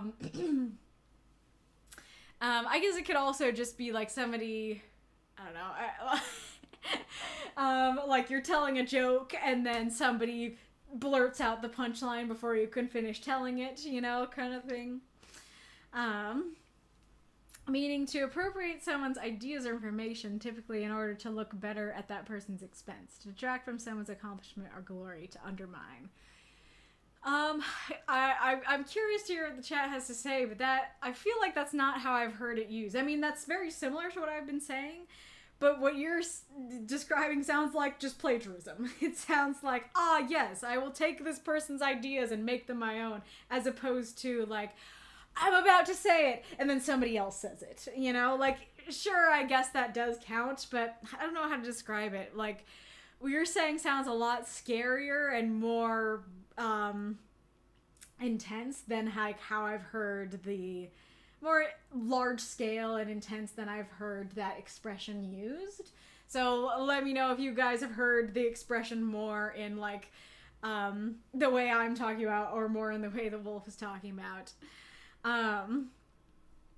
I was going to immediately say I liked it, and granted, like, I don't think that it's objectively wrong, but to be honest, if we're getting a bunch of, like, plagiarism stories, that's gonna be pretty upsetting to me, and I'm probably not gonna be able to read those. So I don't know if that is what we're going for with that prompt, then I would probably not recommend it. But if you're just going for, like, if people would go for what I said of, like, oh yeah, like, oh darn it, I wanted to share that news, you know, sort of thing, then I think that could be an extremely fun prompt, actually. And it also has the benefit of people using it literally, and like, somebody selling their wares, and they sell bottled lightning and thunder, and then it's like, oh no, my thunder got stolen, you know. I think that would be a really fun use of that prompt.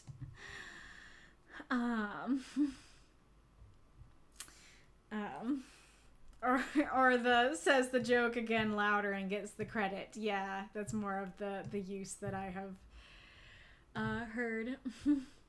Okay, well, does Ed wants to alternate if Wolf doesn't mind?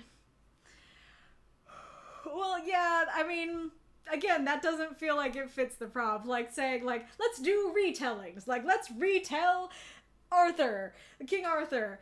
To me, that's not how I've heard, like, steal your thunder used. Again, I don't know if it's like fully wrong, but that's very much not how the idiom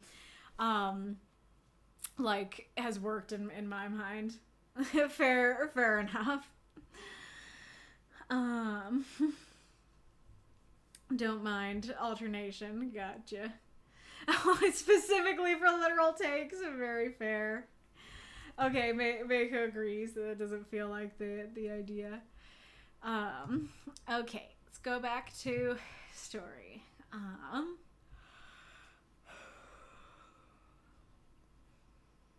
I do like the description of the box and the personification of, like, is it time yet? That's great.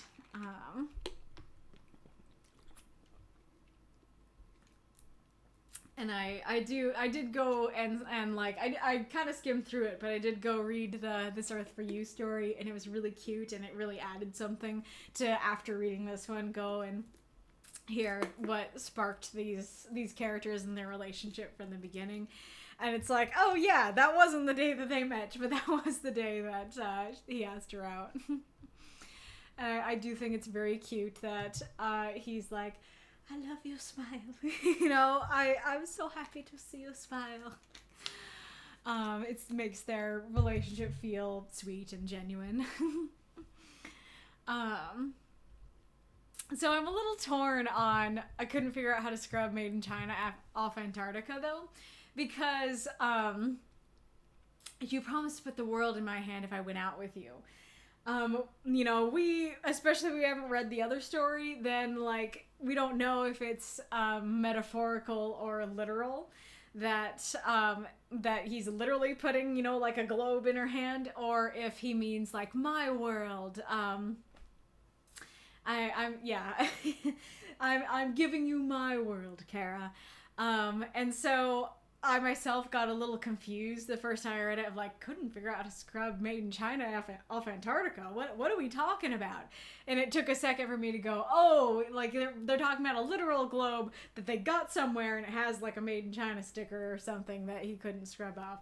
So, like, is that image cute as heck? Absolutely. I do love that image of, like, trying to scrub in China off Antarctica, especially because, like, it almost sounds like you're talking literally. But because we don't know if we're talking metaphorical or literal and what it would be if it was literal, it's a little bit confusing. So I think that could have used more of a transition.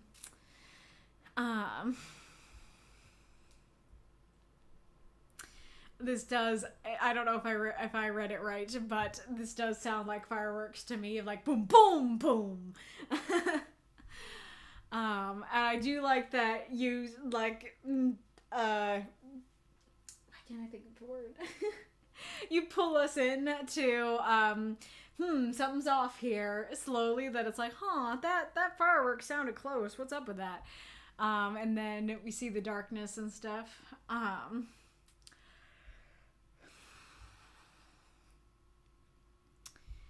So I'm not sure how I feel though about the darkness, because on the one hand it is very otherworldly and interesting, but on the other hand I feel like you would know it's a thing, that it's not just like, oh, the town, it's gone dark. It would be like, oh, there is some sort of saucer in front of us, So I'm a little torn on that.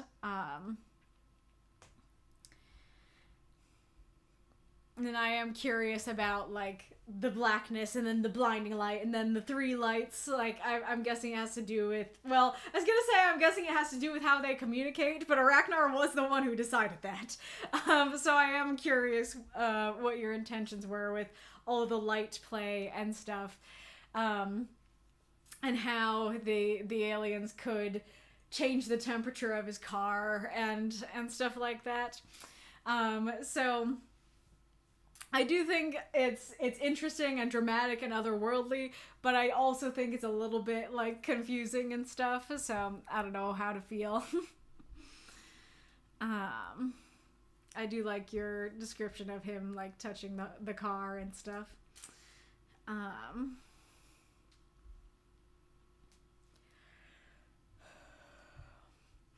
I do like that Dawn could understand that in this beginning part, like I could see folks regardless being able to puzzle that out, but it helps that Dawn was able to figure it out, and so that kind of gave Arachnar something to work with, of like, okay, like maybe it's reaching out to Dawn, maybe he specifically can understand in a way others can't. So I think that was cool. It is interesting to judge a partner story, because oftentimes I'll be like, oh yeah, this was good foreshadowing for the ending part, or like, oh, I think you could have better foreshadowed the ending part. But either way, in this case, it's like, well, you didn't know what the ending part was gonna be, and so you didn't know you were foreshadowing something, or you wouldn't know how to foreshadow something.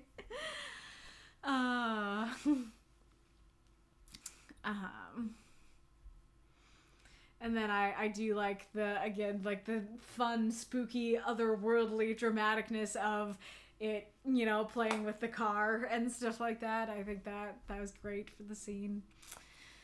I like your description of the cool metal kissed his skin.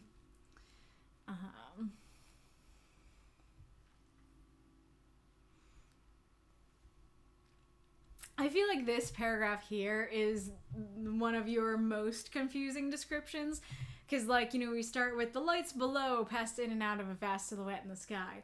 when you say the lights below, it'll read like below them or below their line of sight.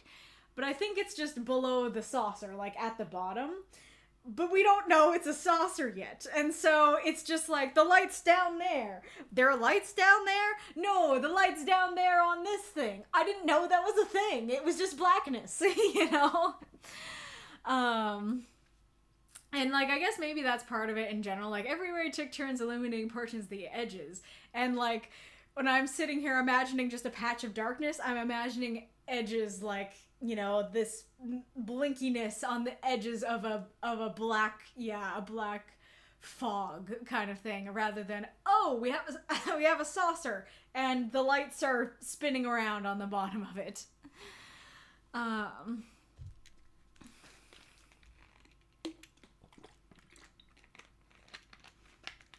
Also, funny tidbit, Vegas easily sounds like Vegas, V-A-G-U-E-S-T,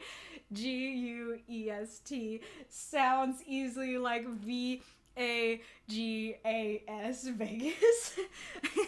It's a saucer in the Vegas way, which kind of works.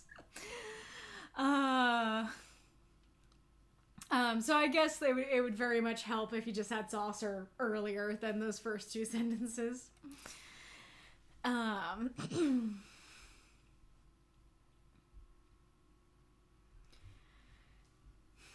do like the spindly claws image. I think that's great.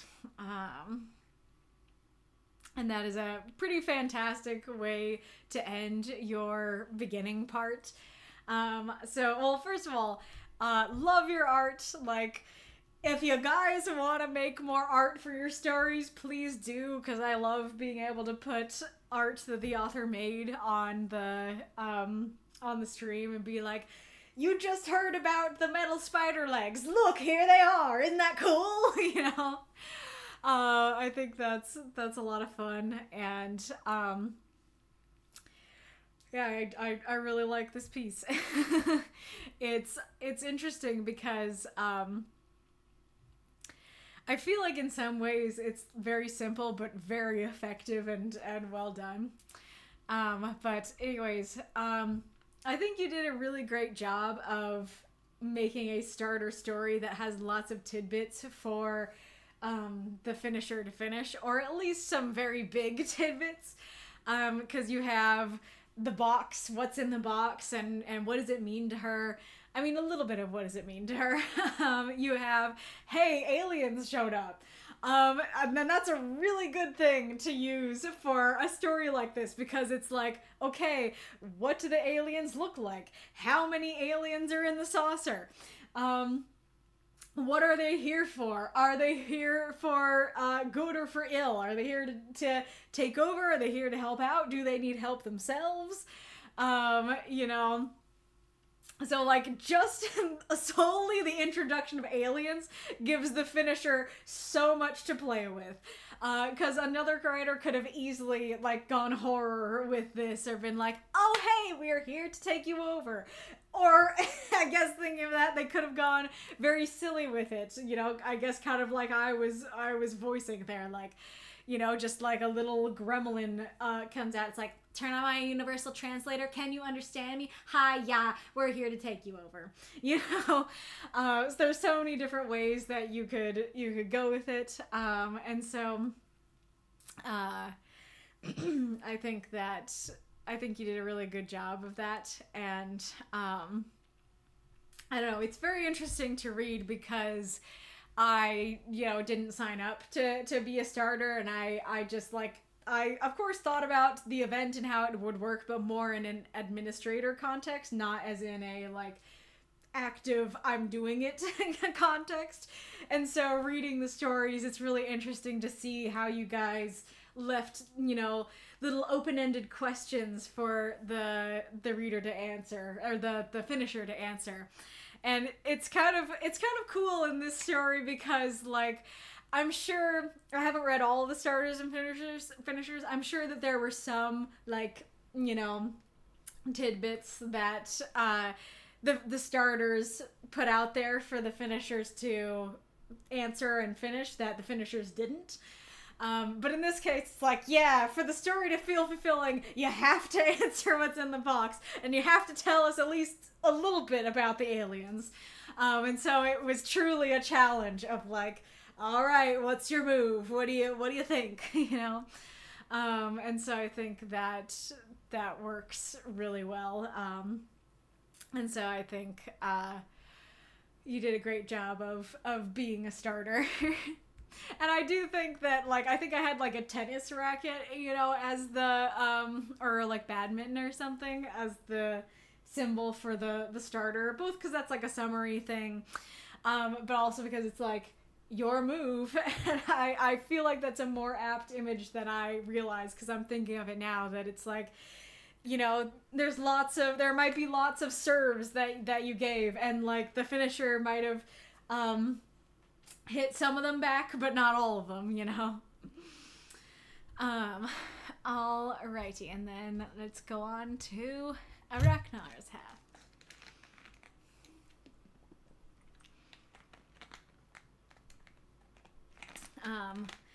I think that you do a great job of describing the alien, and I think it's cool that, like, you start with kind of the classic squid alien image, but you do make it your own and make it more interesting and alien, by having, like, the butterfly wings and the fuzziness images and stuff. And I could very much imagine that. Somebody put a picture of a vampire squid in the chat, because that is one of those things where I think, at least for me, now granted, I do know what a vampire squid is, but I think that's a case where it does work to use a word that not every reader will know, because hopefully at least your readers will know what squid is. And so even though they won't know what specifically a vampire squid looks like, they can still imagine a squid. But if you know what a vampire squid is, then you know more specifically, you know, what to imagine.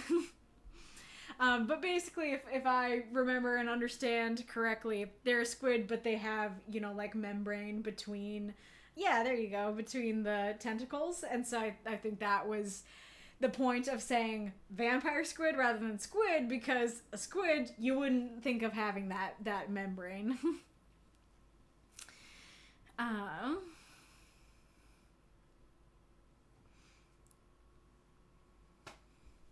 I do like that was definitively not an arm. Where I feel like I've, oh, okay, this is not, I mean, it's still fun as in it's meant to be comedy, but not as fun to me of a context as this, that in, the Big Bang Theory, when, Penny dislocates her shoulder and, like, Sheldon is helping her dress, but he has to, like, not look, and so she's like, okay, like, help me get my arm into the sleeve, and then he, like, touches her boob, and she's like, is that my arm? Doesn't feel like an arm. You know, I feel like you could genuinely use it's not an arm as a prompt. I also like your description of the colors and stuff as well. I think that is a great way of introducing, this is how she communicates, this is, you know, what their species is like.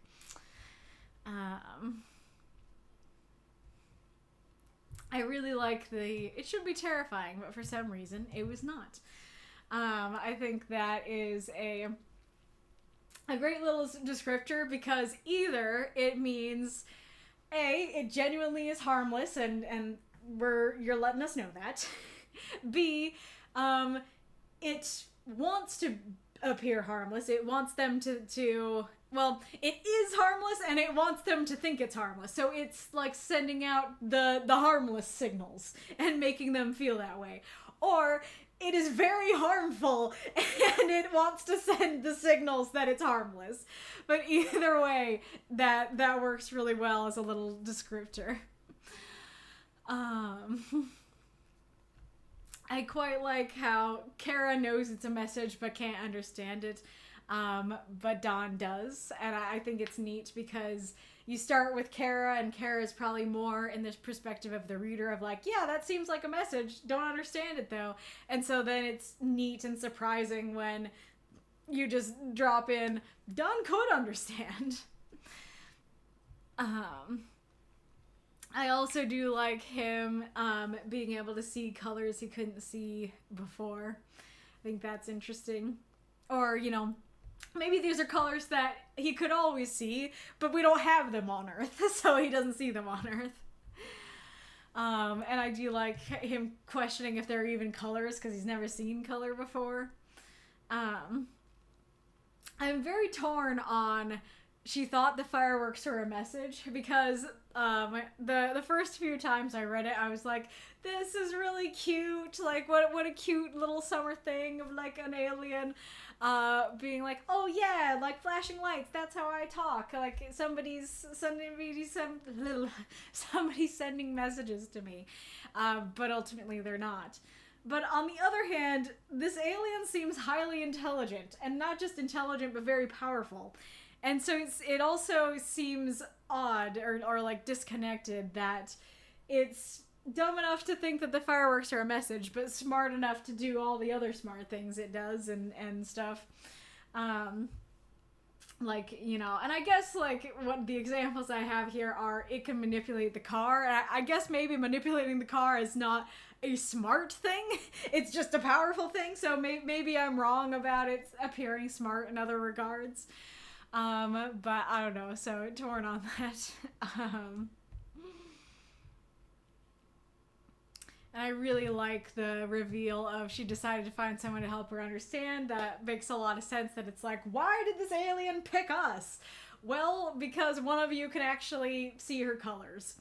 And that is part of why I'm not sure I love Kara being able to see colors she's never seen before, because it makes a lot of sense that the alien is like, I need to find someone who can help me. That guy, he's colorblind, he can see my colors, you know, and do a scan of the area, that guy. And so that works pretty well. But then having her also have the alien perception kind of takes away from, she specifically sought out someone who could perceive her properly, if that makes sense. But I do really like that idea, and it answers that question of why is the alien talking to them. I do think it's neat him, you know, using the car to communicate though. And like, I guess because I think that maybe part of why you had Kara be able to see the strange colors is maybe to include her, because otherwise she would feel much more distant from the scene. But I actually think that would have, at least for me, would have worked fine for her to have that distance, especially because Don has spent his whole life feeling distant. Don has spent his whole life not able to see the colors that other people see, and probably being an outcast because of it. And so this is her turn to be the outcast, you know, like she gets to see all these amazing colors on Earth, but she doesn't get to see Don's, the same world that Don sees, you know, the colors that Don sees. And then the beautiful line is neat. I don't know if it would have been more impactful to have the world in her pocket have some relevance to the scene. This is obviously a different story than you wanted to tell, but I think that another finisher could have gone the direction of, it is a literal world in her pocket, that like she is an alien herself and she shrunk down a literal planet and is like, hi, I shrunk a planet for you, you know, or that the alien is coming here to be like, hey, you've broken several intergalactic laws by shrinking that planet, I'm gonna need it back. You know, I think that could be a fun way to do it. But I feel like there could have been other ways to include it in the scene, like maybe for some reason the world in her pocket is how how they communicate, like instead of the headlights, something about that helps them communicate, or maybe something, I mean, I guess it would take away from the colorblind stuff, but maybe something about the world in her pocket drew the alien to them. What were the other things I was thinking of?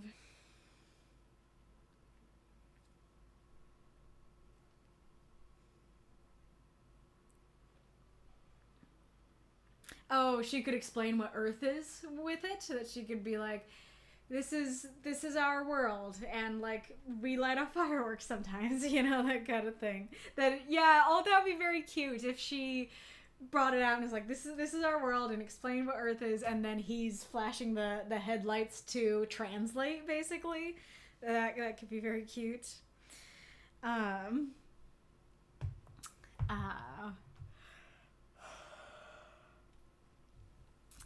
So honestly, I didn't notice this as fast as other people did. I was just along for the ride, enjoying the story, and so at first I didn't notice the strangeness of the ending. But there is a big bit of strangeness, which is that the alien is just not mentioned. I was so focused on, like, yeah, of course, we've got to see what's in the box at the end, that I neglected to see, oh, wait a second, it's kind of weird that we gloss over the alien leaving. I feel like it makes enough sense that it's like, hey, we're communicating, and presumably they let her know, oh, hey, it's nothing, it's just something we do sometimes. And she was like, okay, bye. But even like having them waving goodbye to the saucer, or like seeing the fireworks because the darkness of the saucer now, you know, leaves their view or something, I think even that connection could help. Or just them being like, whoo, so aliens are real, you know, or so that was a wild day. And at least mentioning it somehow, I think, could be helpful. That could be part of why having the globe in her pocket, the world in her pocket being connected might have helped as well. That instead of it being like, here's the alien, all right, back to our love, you know, that it could be like, our love and the alien is related in some way. The world and the alien are connected somehow. However, even though, like, it's a little strange that the alien, like, is kind of, like, glossed over at the end, seemingly, I do still really like the ending. I do think it's very sweet and cute.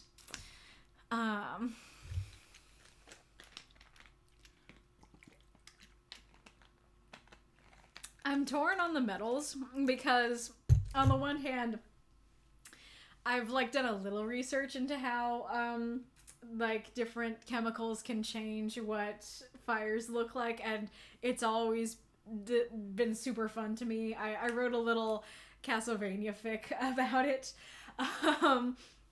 But, like, I think that's super cool and fun, and so I think it's kind of fun to, like, mention that. But also, it's like, oh, yeah, like, amazing. Well, I guess before I talk about that, the other thing is, like, can the author know? Yes. But would the character know is another question. And granted, this is very much third omniscient, so maybe it is just the narrator knows and the characters don't have to know. But there is kind of an element of, it seems a little bit like Dawn's like, wow, look at that strontium. And it's like, how do you know that, Dawn? You know? So, like, it's highly specific, and so in that sense, like, in one sense, it's cool and you learn something. On the other hand, it feels oddly specific and not quite necessary to mention. But maybe the more important part is that it's like, ah, yeah, strontium, calcium, barium. What about the alien, Dawn? You know? Like, why are we using words on the metals instead of the alien? You know? Oh. There's your prompt in 256. What about the alien, Dawn? Oh. I do like the conclusion in the sense of, like, no colors, no words, no attempt at shared meanings, that kind of in concept and idea, the ending is talking about how Oh, sneeze.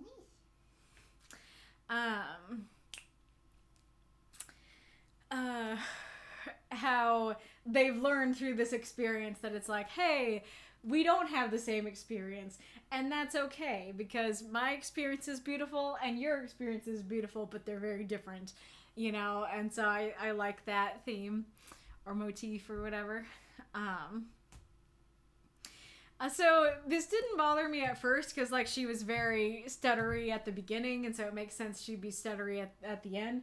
The more I think about it, I actually think it would make more sense if she gained more confidence by the end. That it's like, I met an alien today. I am no longer worried about how to say this, you know? So I think that could have been a cool, like, mini character arc for her, that she gained some confidence through this experience and isn't stuttering by the end. But I do like the, you know, she trusted herself and their connection and stuff at the end. And like I said, all very cute. I'm a little torn on how I feel about the, you know, I felt like I wasn't indebted. That really feels like you're gonna go into what she did feel like. You know, it's a little bit odd to be like, I wasn't indebted. Like, nobody said you were, you know, kind of thing. That it's like, even if you had a phrasing like, you might think I would feel indebted or feel like the weight of your world was on my shoulders, but that's not how I felt. Instead, I felt like this, you know. Might flow a little more naturally, but I do like that idea of like, oh yeah, if you think about it, it would make sense that someone would feel indebted. And so it's cool that she's like, I'm not doing this out of obligation or debt, but genuine feelings, you know? And then very relatable that it's not time to interrupt yet thing. And I like how, you know, she says that her world is fuller of color, that, you know, doing life with someone who doesn't see color made her world more full of color. I think that's interesting. And I do think that Lee had enough kind of hints that it was a little world, that I bet that most people would probably do like a little world of some sort in there. But I was surprised that there were two in there, so that was interesting. And I like that they can both enjoy it despite how they see things differently. And then I think it works well of like she was trying to find her words the whole story, and then in the end no words are necessary. That's cute as well. So a super fun story. Is there anything else I wanted to say?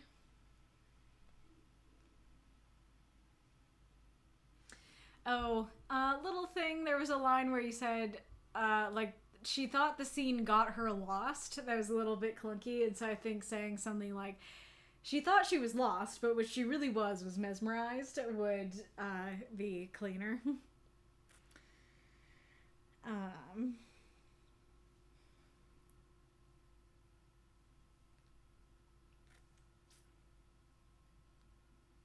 Yeah, not much.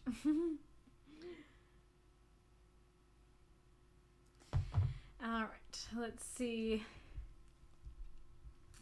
what folks have been saying.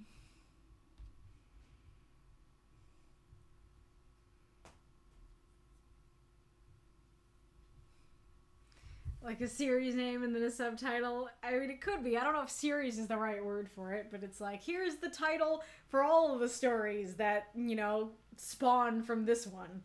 And then here's the subtitle of all the baby stories. Of all the finishers.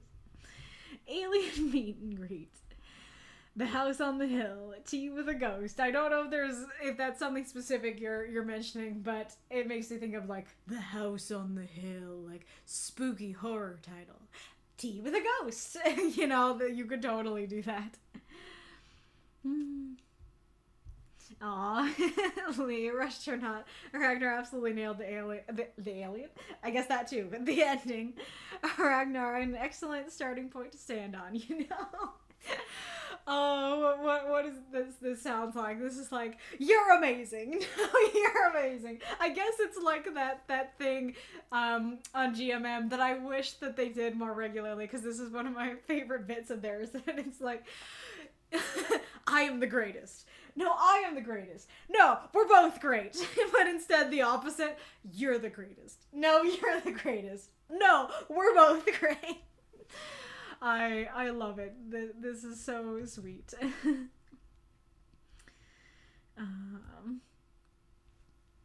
Ragnar, the whole idea of the first interaction you're dealing with conveying specific tones and bringing the differences in their perception was what gave me the idea of using that as the overall theme of the encounter.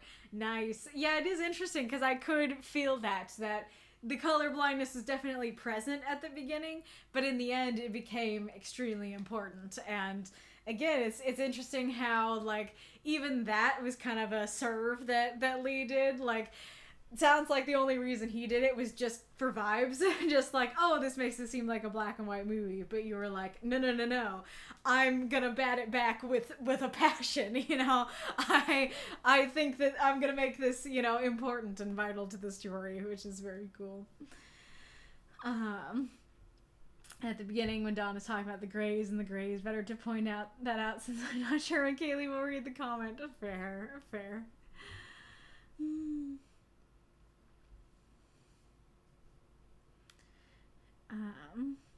On the matter of hooks created by the first writer and being found in the second one, I think here we managed to work pretty well together, although we didn't plan it or communicate at all.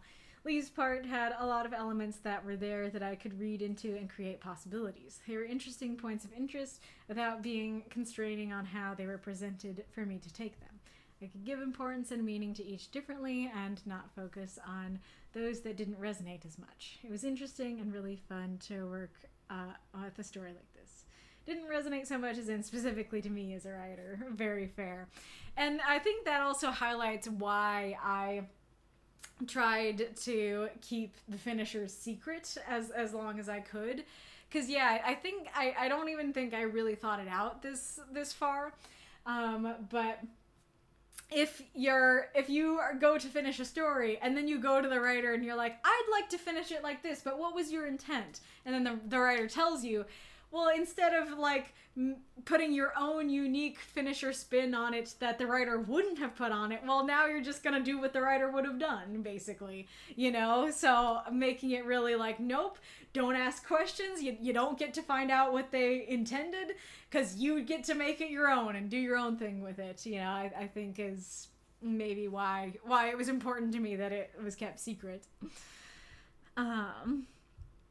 And that is a good point that, like, there might be certain aspects of the story, like certain serves that are hit, that some writers will be like, this is super interesting to me, I want to make that the whole theme of the piece. And then other writers will be like, that doesn't interest me, but this part, I'll go for this part, you know? I think that's part of what's gonna hopefully be really fun about this Halloween thing, is that we will get to see how, like, what hooks different writers, take up, you know.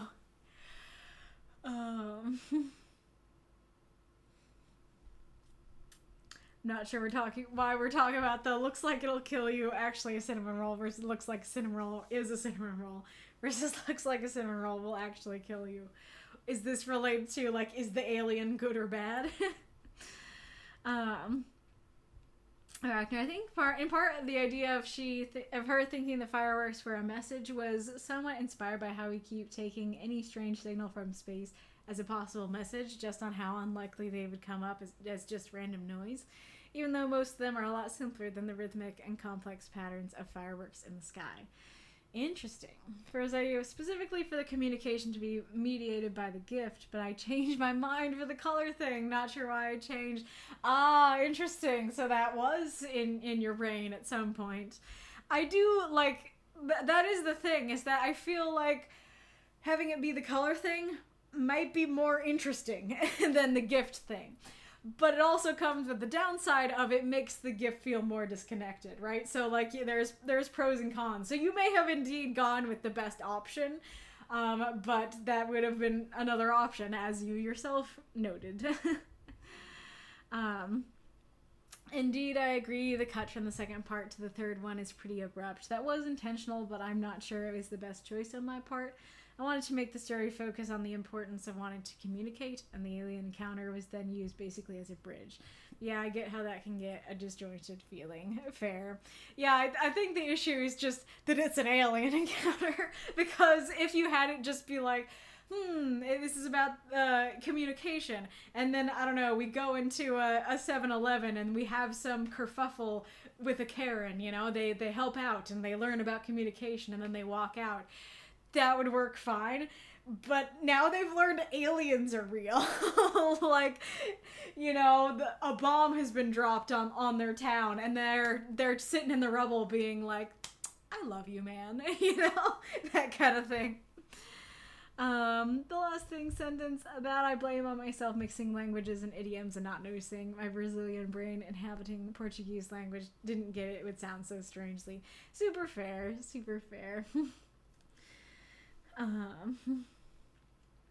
The alien reminded me of the Elder Things from Lovecraft. Interesting. Let's see here.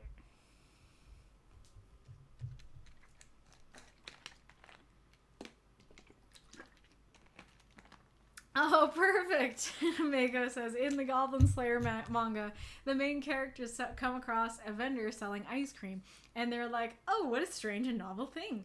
And the main character is like, how do you make this or keep it cold? And the vendor describes the chemical process for making it cold, and so he's like, interesting, and then proceeds to use this technique to freeze goblins. That's exactly what I'm talking about, that if you just had in the background there's an ice cream shop, then readers would probably be like, why is there an ice cream shop in my goblin manga?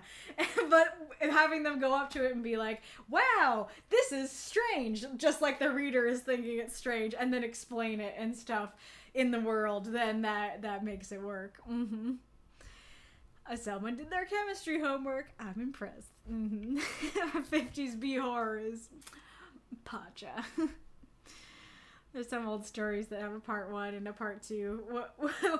There are some old stories is a very broad category. What do you mean? Summer is for aliens. E.T., Signs, Close Encounters of the Third Kind all take place in the summer, if I remember correctly. There you go. That's probably why I think of aliens as a summer thing. Aliens come to Earth to soak up the rays. Work for Superman. Nice. Ben 10 also takes place over the summer. The original series at Alien Force. Nice. And then there's that comment. Summer is the best time of year to abduct cows and draw circles into fields. Now I'm just imagining that aliens are drawing circles in the fields to frolic. That it's just like, la la la, time for my summer frolic at Earth. Summer vacation to Earth.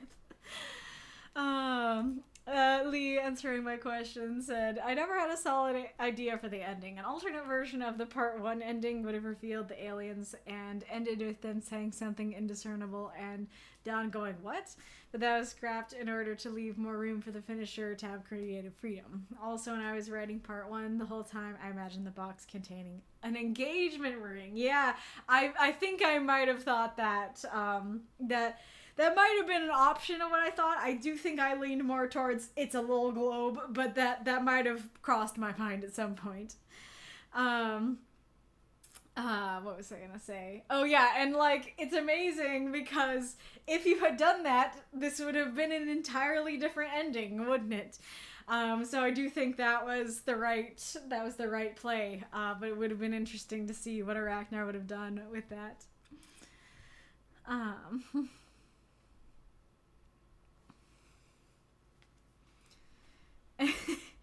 It's never aliens, except when it very much is. And now you have a idea for a summer story 2 months too late. I mean, you can still post it, even if it's late. Vampire squid are terrifying, not as scary as Humboldt squid, but still unnerving. I don't know if I remember enough about about them to know exactly what's terrifying about them.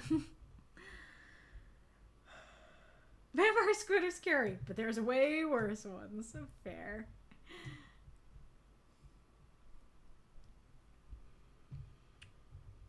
See, that one that Arachnar posted that I just showed is would make for a good plushie, you know?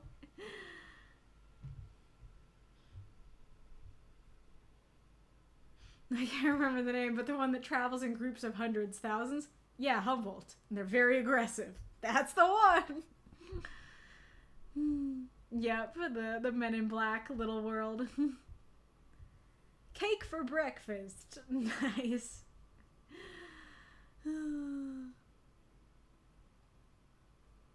I feel like I should be dedicating Brian, Dave Gilbert, and Tom Cardy's song "A Beautiful Mind" to Lee Strangely. Oh yeah, you're breathtaking, and I love you, Red Citizen. It was Ragnar and Lee being nice to each other. Alrighty, Roo. Well, perfect timing. I think it is time. I mean, I don't think I know. It's time for the midstream break, and I just realized I didn't copy over the next midstream question. So let me grab that. To thank you both so much for submitting and participating. And I do recognize that. I was going to say, and thanks for getting it in on time, Arachnar. I do recognize it was a little bit late, but especially because you did post it still on the same day, I still let it be eligible. Okay, so we did... Oh yeah, good check marks. This one has a 5. So here we go.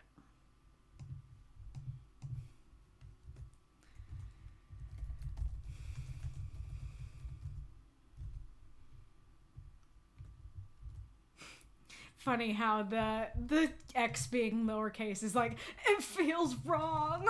It's not Wolfsbane X, it's Wolfsbane X. All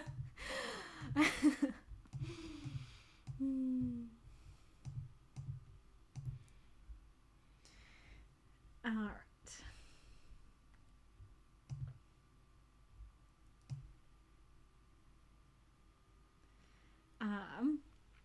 Potentially. Do you guys overall want me to call for more midstream questions and do another vote, or should I just finish going through our first batch before I call for another one? Okay. Yeah. Okie dokie. So, I didn't actually read it. But the question is, how do you tackle writing outside of your comfort zone? Submitted by Wolfsbane X. And I think and Wolf, feel free to explain in more detail what you meant by this question if you want. But, there's a lot of different comfort zones that can be broken, that can be stepped outside of. It could be like, I'm uncomfortable with overly flowery and metaphorical writing. It can be, I'm uncomfortable with super simple and non-flowery writing. It could be, I'm uncomfortable with writing so much internal monologue. I'm uncomfortable with writing so much action. It could be, this subject makes me a little uncomfy, or I'm fine with this subject, but I don't know if other people will be fine with this subject, and so that makes me a little uncomfy, and like, I guess especially because you use the word tackle, it makes me think you meant more of that last one of like, this is a subject that needs tackling. How do I figure out how to tackle it, And this might be quite fitting for Spectre's story coming up, because I know that he tackled some subjects that were outside of his comfort zone, or even if they're not outside of his comfort zone, he definitely was struggling with that idea of like, how are other people going to perceive this story, and are other people going to be uncomfortable with it? And so very, very fitting. So yeah. I will give you your tunes and then do a little break. Hello.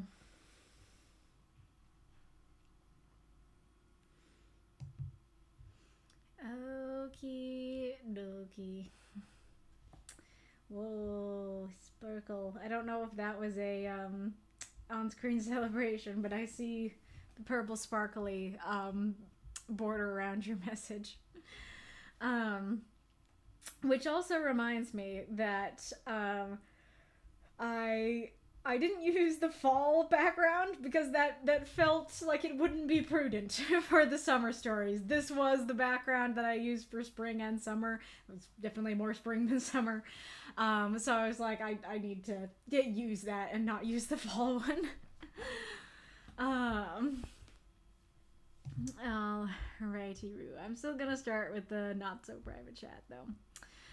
C.M. Weller, writing beyond comfort. Research. It's, excuse me, if it really gives me the ickies, I try to approach it like an anthropologist. That said, I have been in the practice of thinking from outside perspectives for so long that it's an easy habit for me. For example, I am disturbingly good at writing psychopaths. Interesting.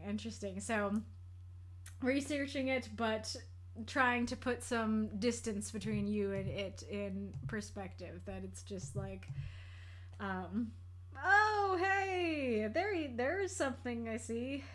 I suppose I could use these so you'd see them at least. Yeah, I can see that.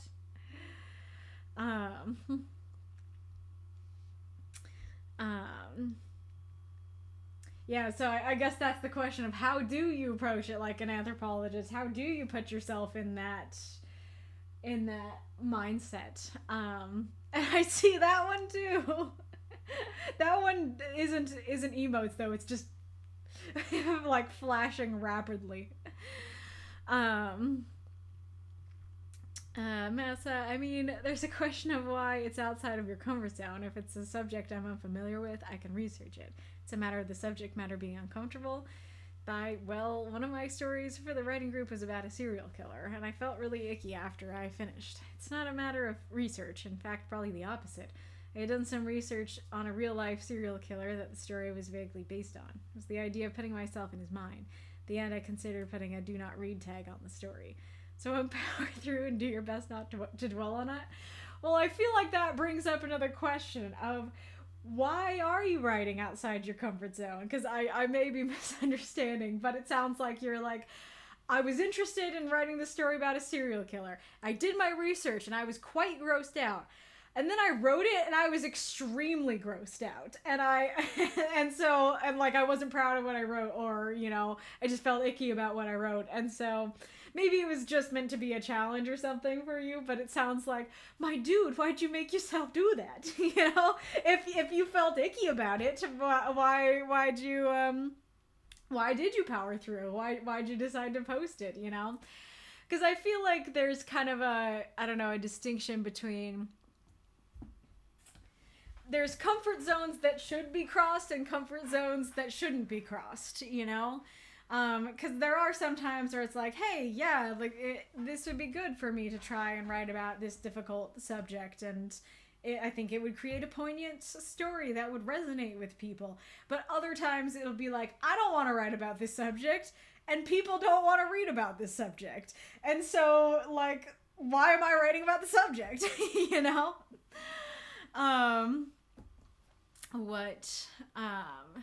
what else was I going to say about that?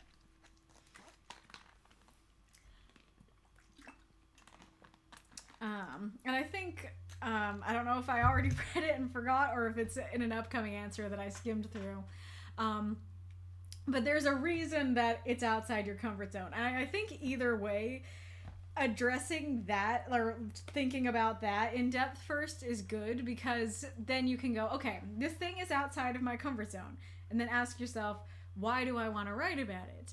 And there are better answers than others, and so if your answer, it makes me think of, I can't remember the name of the actual title, but the Thomas Sanders video about intrusive thoughts, that I believe is the one that introduces Remus. Remus is basically the person. He does videos that are called Sanders sides, and they're all different sides of his personality. So he personifies his logic and his heart. I forget not remembering what Patton's actual thing is. And like his anxiety and stuff like that. And so one is his intrusive thoughts. And the character is very fun to watch, but of course, wants terrible things for Thomas. And so he makes suggestions on like what kinds of videos that Thomas should do, and they're terrible and disgusting. Like, of course, the only one I can think of is like that he should just like film himself masturbating for the camera or something like that. And Thomas is like, I don't want to subject people to that. I don't want to make videos about that. And then, and he says something along the lines of like, these are like unpleasant things that people would rather not experience. And Remus is like, well, but the world is full of unpleasant things that we'd all rather not experience, So why shy away from it?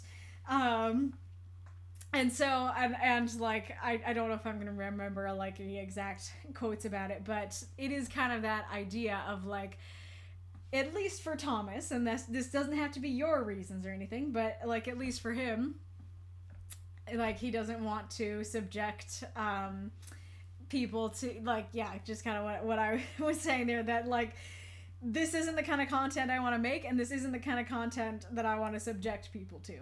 And I think the reason I thought of it is I was thinking, if you're like, I want to write this uncomfortable thing because I want to make readers uncomfortable. And like, even that has different branches, right? Because on the one hand, it could be like, hey, I think some people out there have some beliefs that I think are problematic. And so wanting to make your readers uncomfortable actually could be a good goal in that regard, where it's like, hey, you're sitting here comfortable. Like, the first thing that comes into mind is like, being sexist or racist or something like that.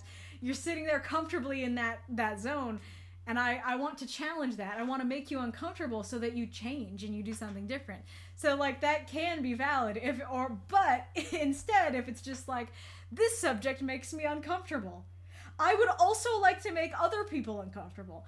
Okay, why would you like to make others uncomfortable? Like, to incite change or something? No, just for the heck of it, Maybe don't, maybe question that. Maybe that's not the best reason to write outside your comfort zone, So, yeah, like, there's different reasons to want to write outside your comfort zone, and even within a single like reason, there's branches of reasons and stuff like that, and some are better than others. So all that to say, I don't feel like you have to tackle writing outside of your comfort zone. And if you're like, I should write about this because it makes me uncomfortable, and that's your only reason, and like, it won't create a good story. It won't create a story you're happy to share. It won't create content you want to put into the world. You don't have to force yourself to write outside your comfort zone, But, anyways. Well, if I usually do research and find inspiration in the thing that's outside of my comfort, I try to find aspects that I enjoy, and when I can't, I add stuff I do like. For example, if I was going to write a sports story, I'd consume other sports fiction and write elements I like or can relate to, or find a way to incorporate things I already know or like into that type of story. As for subject matter, I say be as thorough with your content warnings as possible, maybe even giving more than you need depending on what you're writing. I like that. I mean, both good ideas. I guess to talk about the content warnings thing there, I think I've said stuff like this before, that it's generally better to be over-prepared than under-prepared.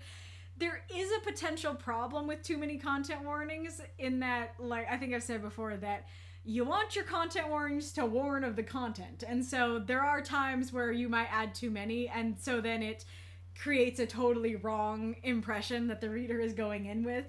However, it is generally better to do that than to have problematic content in there that's triggering to people that is not warned about, But I'm not sure if that's a way to get yourself out of your comfort zone or how to tackle it. It's more just how to help your readers, But as for the first thing you said, I think that's a great That's great advice of being like, okay, you don't like this thing, but maybe there's some aspects of this thing that you like. Or if there's truly zero aspects of the thing that you like, maybe you can pull in something outside and infuse it with it and make it so you like it. It's interesting because I already am kind of percolating with that sort of thing. I think that there were more votes on the like I can write whatever I want. It doesn't have to be horror. But I am definitely still considering even writing the starter story as horror. I'm not sure, you know, how far I want to go with that. But like, you know, it's interesting because I don't think I'd say like, I don't know, there are different brands of horror, right? And so the full-on horror where it's like, I don't know, movies like The Exorcist is what comes to mind, you know, stuff like that. Movies that are designed to be incredibly scary and have a bunch of jump scares or whatever. That is not my kind of horror. I don't like that. Or something that just exists to be like, this is horrifying and disgusting. Time to go about your day. You know, I'm not into that kind of horror. But there are like some of the stories that I like have kind of what I would call like borderline horror, where it's like, no, is this the kind of visceral, disgusting, jump scary kind of horror? Absolutely not. But is there something a little bit freaky in here? Is there something a little bit nightmare fuel, but it has like a purpose and a meaning and a reason to be there? I can be totally into that and like that kind of story. Baby cat.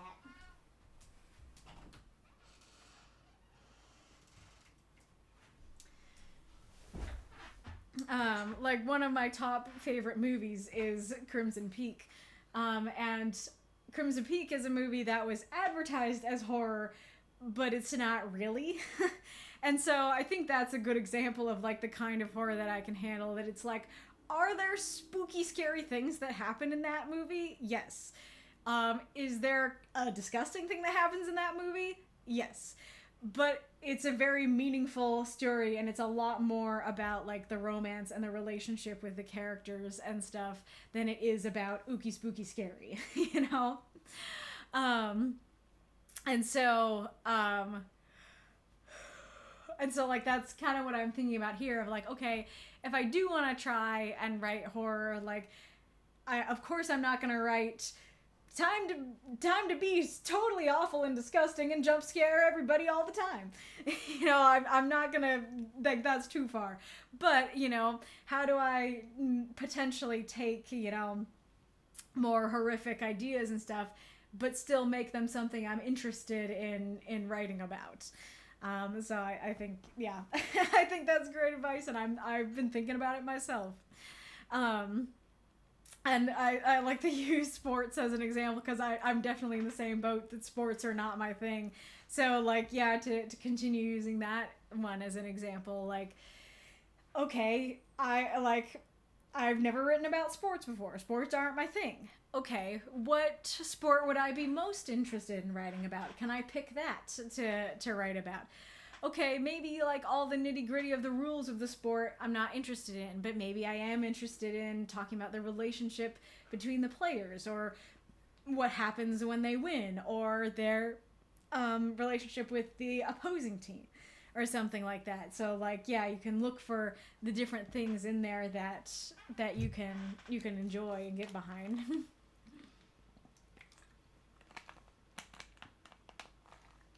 Because I feel like even like an idea came to my brain, but I don't know if I can articulate it. All I can think is that, like, even in the media that you love, the stories that you love, there's probably aspects of it that you like more than others. I mean, I guess it goes back to like the starter and finisher thing, that like there's tidbits in the starter that some writers will jump on, and some writers will be like, that's not that interesting to me. And so I feel like that can be true not just like writing something, but also experiencing something where you're like, this aspect, I love this aspect is okay. And then somebody else can, the thing that you are like, okay about it, somebody else can be like, I love this part. But the part that you love, they're like, that's my meh part, kind of thing. So I think it's valid as a writer to like focus on the things that you like, because there's probably readers who also like the things that you like about it, you know? And like, I don't know for sure, because there's kind of a saying of, if you aren't enjoying writing it or if you don't like it, the reader will be able to tell. I don't know if that's always true, but I think there is some truth to that. If you're like, I hate sports, I don't like this sport, I'm forcing myself to write about all the rules that, you know, bore me, then your reader might be left bored because you wrote it in a boring way, because you find it boring, you know? And so if you write about what you find interesting, then the readers will also probably see in some way like you're passionate about it and also have a passion for it. Arachnar. I'm thinking of making a list of things I think are difficult for me to write, and making a challenge of trying to write a story about each point in the list might be an interesting experiment or challenge. It would. This reminds me, like, maybe I should just do it now. I think I did it with the midstream question thing, too.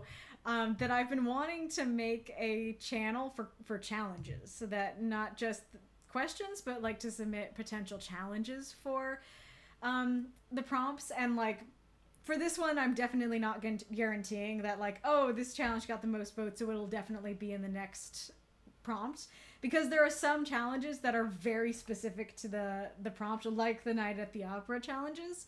And so yeah, I wouldn't guarantee that, but it would be good. There are definitely times where I'm like, I don't know what challenge to use. So that would be really good to have. So let's see if I can quick.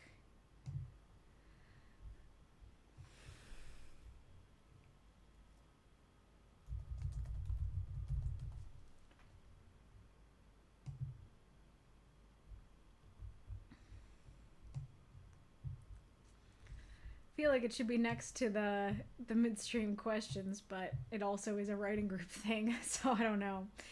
But I will put that in there.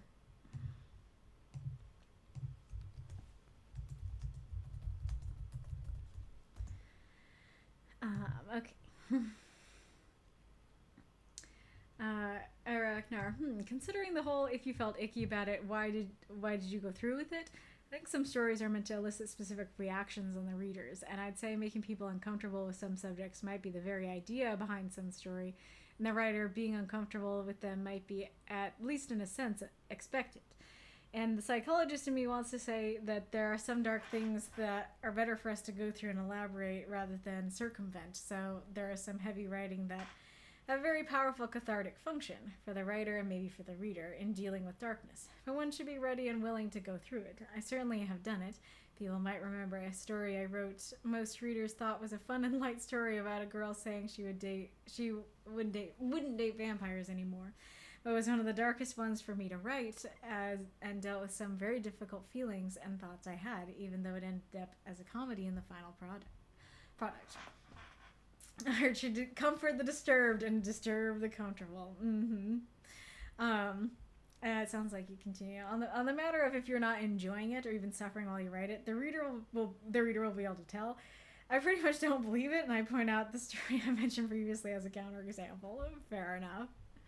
Yeah, like I don't think I'd say that it's like 100% not true at all, because like I said, I do think there is an element of like, if you find this thing boring, you're probably going to write it in a boring way, and that's probably going to bore the reader, you know? So I think there is some truth to it, but I don't think it is a universal rule, as you pointed out, that just because you felt a certain way writing it doesn't necessarily mean the reader will feel that way reading it. But yeah, like that is fair, that sometimes it's good and cathartic to like confront the darkness. And I do like the point you made of readers should be ready and willing to go through it, because I think that is kind of, I guess, the point of content warnings and the point of being triggered, because if you run into a subject that you're not ready for, you know, you run into a dark trail that you're not ready to go down, then you might find yourself crumpled in a ball screaming on that trail, and you're not actually walking the trail. You're not enjoying the you're not having a catharsis. You're having a mental breakdown.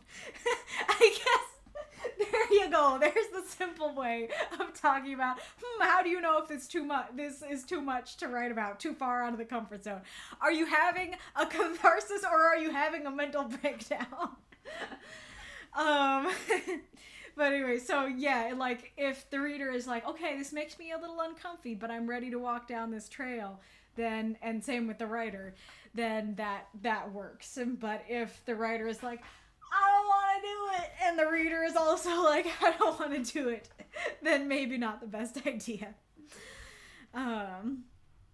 And like I think that you were kind of getting at how like the darkness in writing can sometimes help us confront the darkness in our own lives, and I do think that is true, and so that can be a very worthy reason to deal with subjects like that. That it's like this helps people in that sort of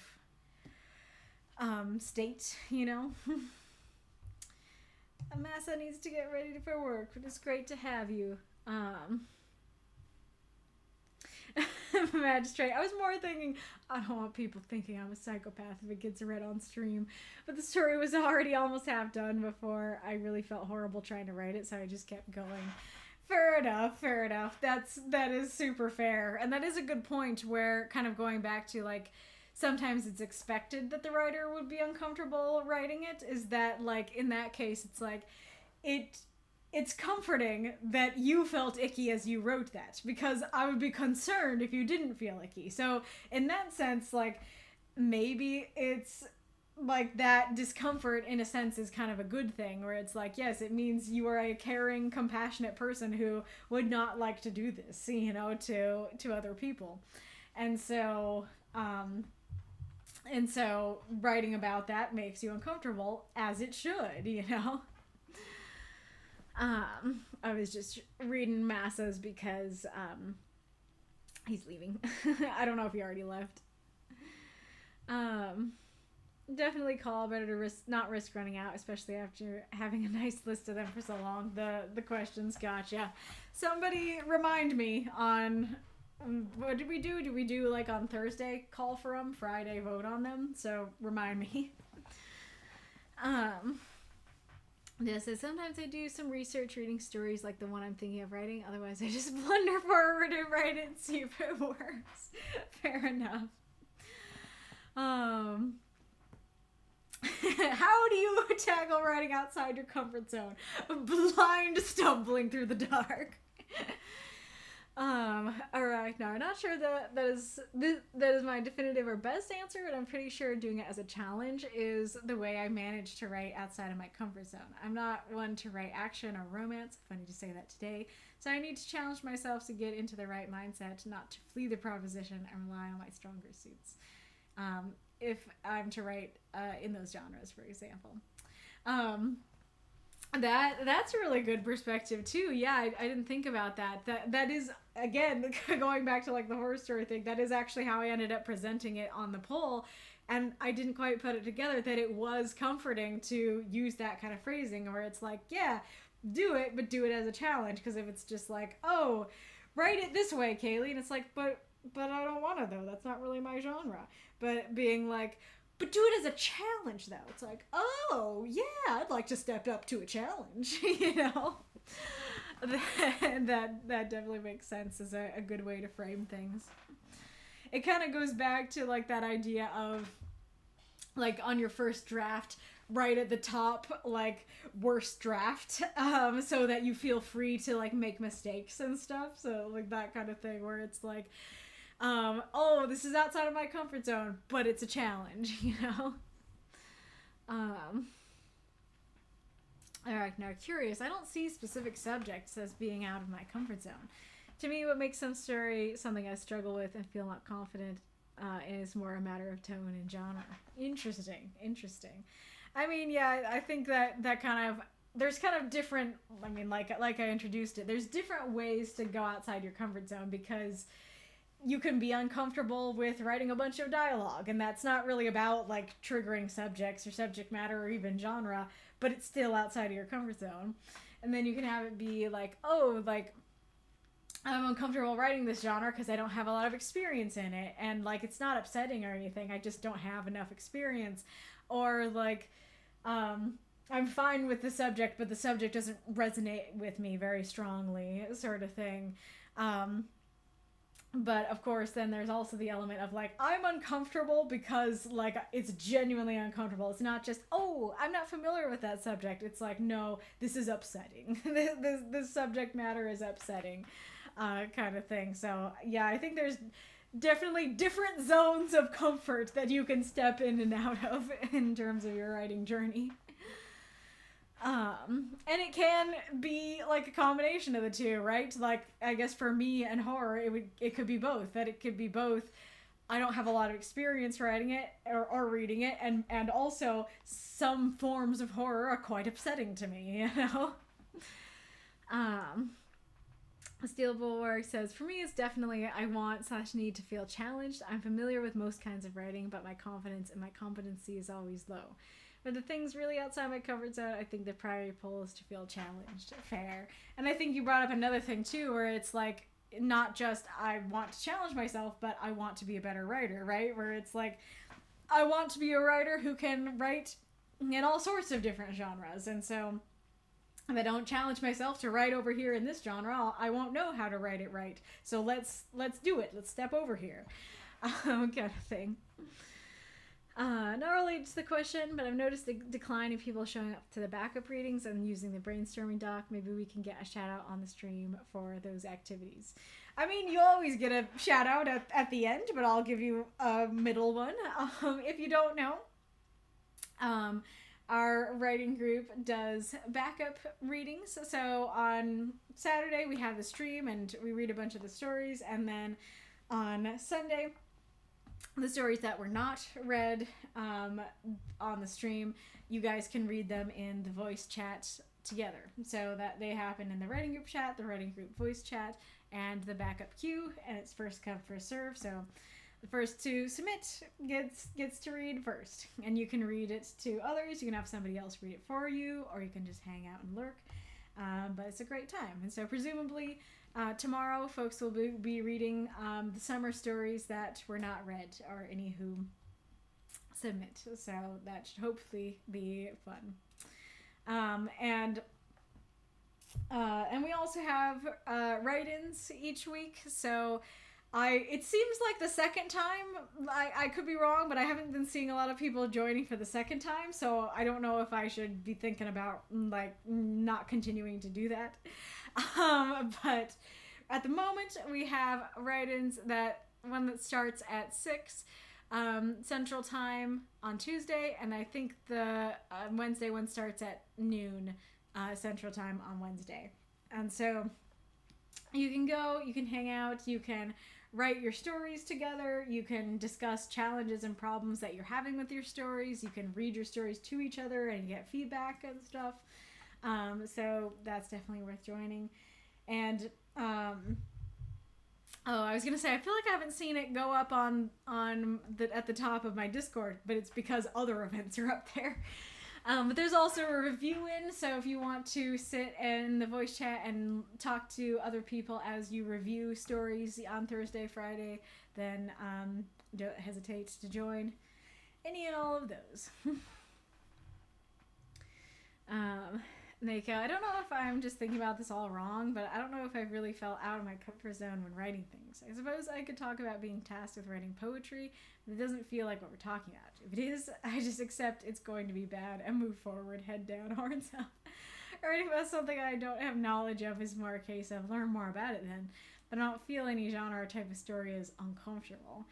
Fair. Yeah, I think poetry counts as writing outside your comfort zone, that you're not comfortable with poetry. So so it sounds like you have similar advice to Massa of like, just knuckle down and do it. You know, get in the bunker, wait for the bombs.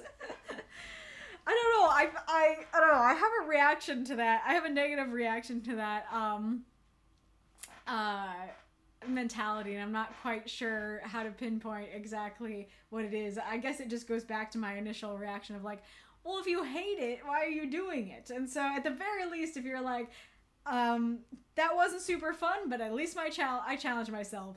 Then it still feels like you had a reason to do it. But if you're just like, I hate this and I don't want to do it, it's like, why are you forcing yourself, man? You know.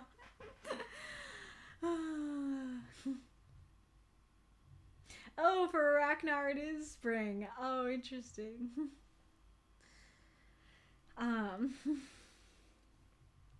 And yeah, just as that, I'd say that one has to routinely push the boundaries of what one's comfort zone is to grow as a writer.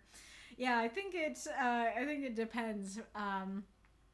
Because on the one hand, I think that's true, and it especially goes along with, like, if a bad writer is told that they're a good writer, then they'll never improve, they'll just stagnate. And so, I mean, even that is not a fully always completely true statement, because as I'm saying that, I'm like, well, usually my advice is the opposite. Because I would say, like, especially in, like, my fan fiction days, I would say if you arrive at someone's fanfic and, like, it's not written really well, don't comment that. Comment what you liked about it. Or at least, if you want to do both, you know, comment what you liked, but also say, like, hey, there were these, like, issues there. But just telling a writer, like, oh, this sucked, is not going to make them want to improve, is not going to give them any incentive to continue. They're just going to feel terrible. So there is a balance that if you give someone too much praise, I guess it's more of, if they're a Dudley or a Harry. If they are a Dudley, then, you know, you being like, you're great, Dudders, then he's gonna be like, you know what, I am great, I deserve 28 presents this year, you know, and then they'll stagnate. But, you know, if they're more of a Harry, then, you know, sitting there and telling him everything that sucks about him, maybe not the best idea. Maybe he's gonna make him feel terrible. Maybe tell him the stuff he's doing well, I guess. Yeah.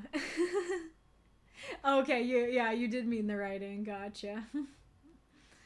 Every love story is a ghost story, David Foster Wallace. Ooh, that's cool. Hello, Nevermore 21. Might need more advertisement or something. I don't know. We had a good turnout the first couple times. Fair. And I do appreciate you giving out that tag for them. And welcome back, Sam Weller.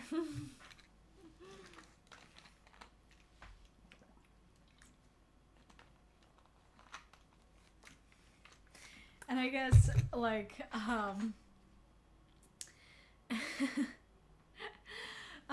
going back to, like, my dark trail image, that there's lots of reasons why you might be walking down this dark trail.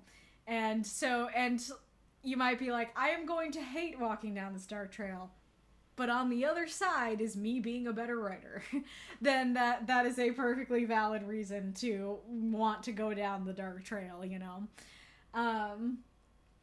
But if you're like, I'm gonna go down this dark trail because it's dark and it's gonna suck and I'm gonna be crying and screaming and I'm gonna hate it, and it's like, why are you walking it then? You know, why are you doing this? Oh, it's. I kind of want to read. I don't know. Maybe I'll do it at the end.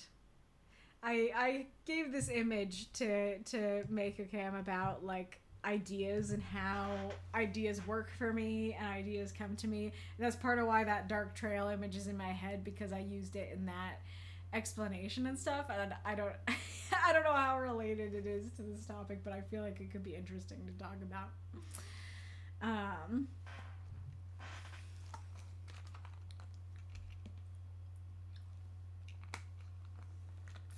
And, like, I don't know, I guess kind of, I'm trying to think if there's anything else I want to say about this question in particular. I guess to kind of change the phrasing on how Wolf is talking about it, I guess, like, one element of advice for how do you tackle writing outside of your comfort zone would be make it comfortable in some way, or, like, bring your blanket, you know, bring your blanket to the dark trail, bring your teddy bear to the dark trail, you know, bring some sort of comfort to the uncomfortable zone, you know? Bring something that you do like about it to the discomfort, you know? Okay, fine. We're gonna play the whole time. Nice. Alrighty, Roo. Well, I think it is time for Spectre's Tale. And speaking of content warnings, this story has a lot of content warnings, and they're pretty intense. But I will warn you about the content warnings. I think these content warnings are a little strong. I don't think that the story is nearly as intense as the content warnings would suggest. So just FYI. Here are the content warnings. Yes, that content does show up in this story, but I don't think the content of the story is nearly as triggering as the... I mean, triggers are very personal, but nearly as intense as this would imply. Alrighty. So, I am just going to read the story, and unless there's an inopportune ad, I'm just going to read through it. I mean, if there is an ad in the middle of the story, please try to snooze it, and we'll see if we can snooze it until the story's over.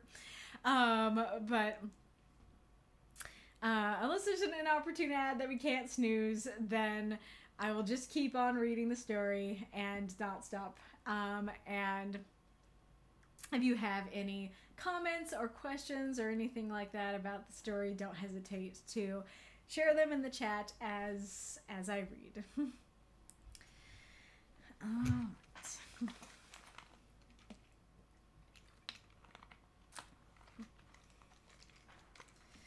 Love and Loss, a small town hero story by Spectre. 3,999 words. Content warning. Genocide, destruction of religious property, allusions to violence towards children, grief, PTSD. Now, it was still the 4th of July, if only for about an hour. Jamie Starling drove her dad's old junker of a car through the forests of New England, darkness enveloping her. Despite being far away from any town, she could hear the fireworks in the distance. Occasionally, she could see them too, when the tree line cleared. Loud, bright sparks fired into the sky, blotting out the stars. Jamie loved the stars. She loved staring up at the night sky and wondering at the cosmos laid bare before her. She wiped her forehead with her arm. Despite the AC and her sleeveless shirt, she was sweating. She tied her hair into a thick braid to keep it out of her face, and yet she still felt it wasn't enough. It was a hot night. The engine croaked along, and Jamie took her foot off the accelerator. No need to rush. Renfield, her hometown, was close enough, and she didn't particularly feel the need to hurry back. Not today, at least, when everyone was busy reminiscing about a time before they were even alive. That's what the 4th of July was for, in Jamie's mind at least. Remembering rebellion, remembering freedom, and forgetting everything else. The forest around her whizzed past as she drove, a mass of trees and darkness lining the road. Then, when Mick Starling, an unassuming man in his mid-30s, opened the door to a knock, he looked up at Henry Harris, the Bear of Brunswick. His 7-foot-tall frame was so massive that, even though Mick was looking up, he didn't have to shield his eyes from the sun. "Henry," he said, before his gaze fell downwards. His eyes widened as he noticed a young black-haired Native American girl, half concealed behind Henry's leg. She barely went up to his knee. She was dressed in ragged jeans with suspenders and a red shirt, clutching a small teddy bear in her free arm. The teddy didn't have eyes anymore, and one of the ears was torn, but she held on to it, like a life raft in a stormy ocean. "May we come in?" Henry asked. "Of course." Mick stepped aside.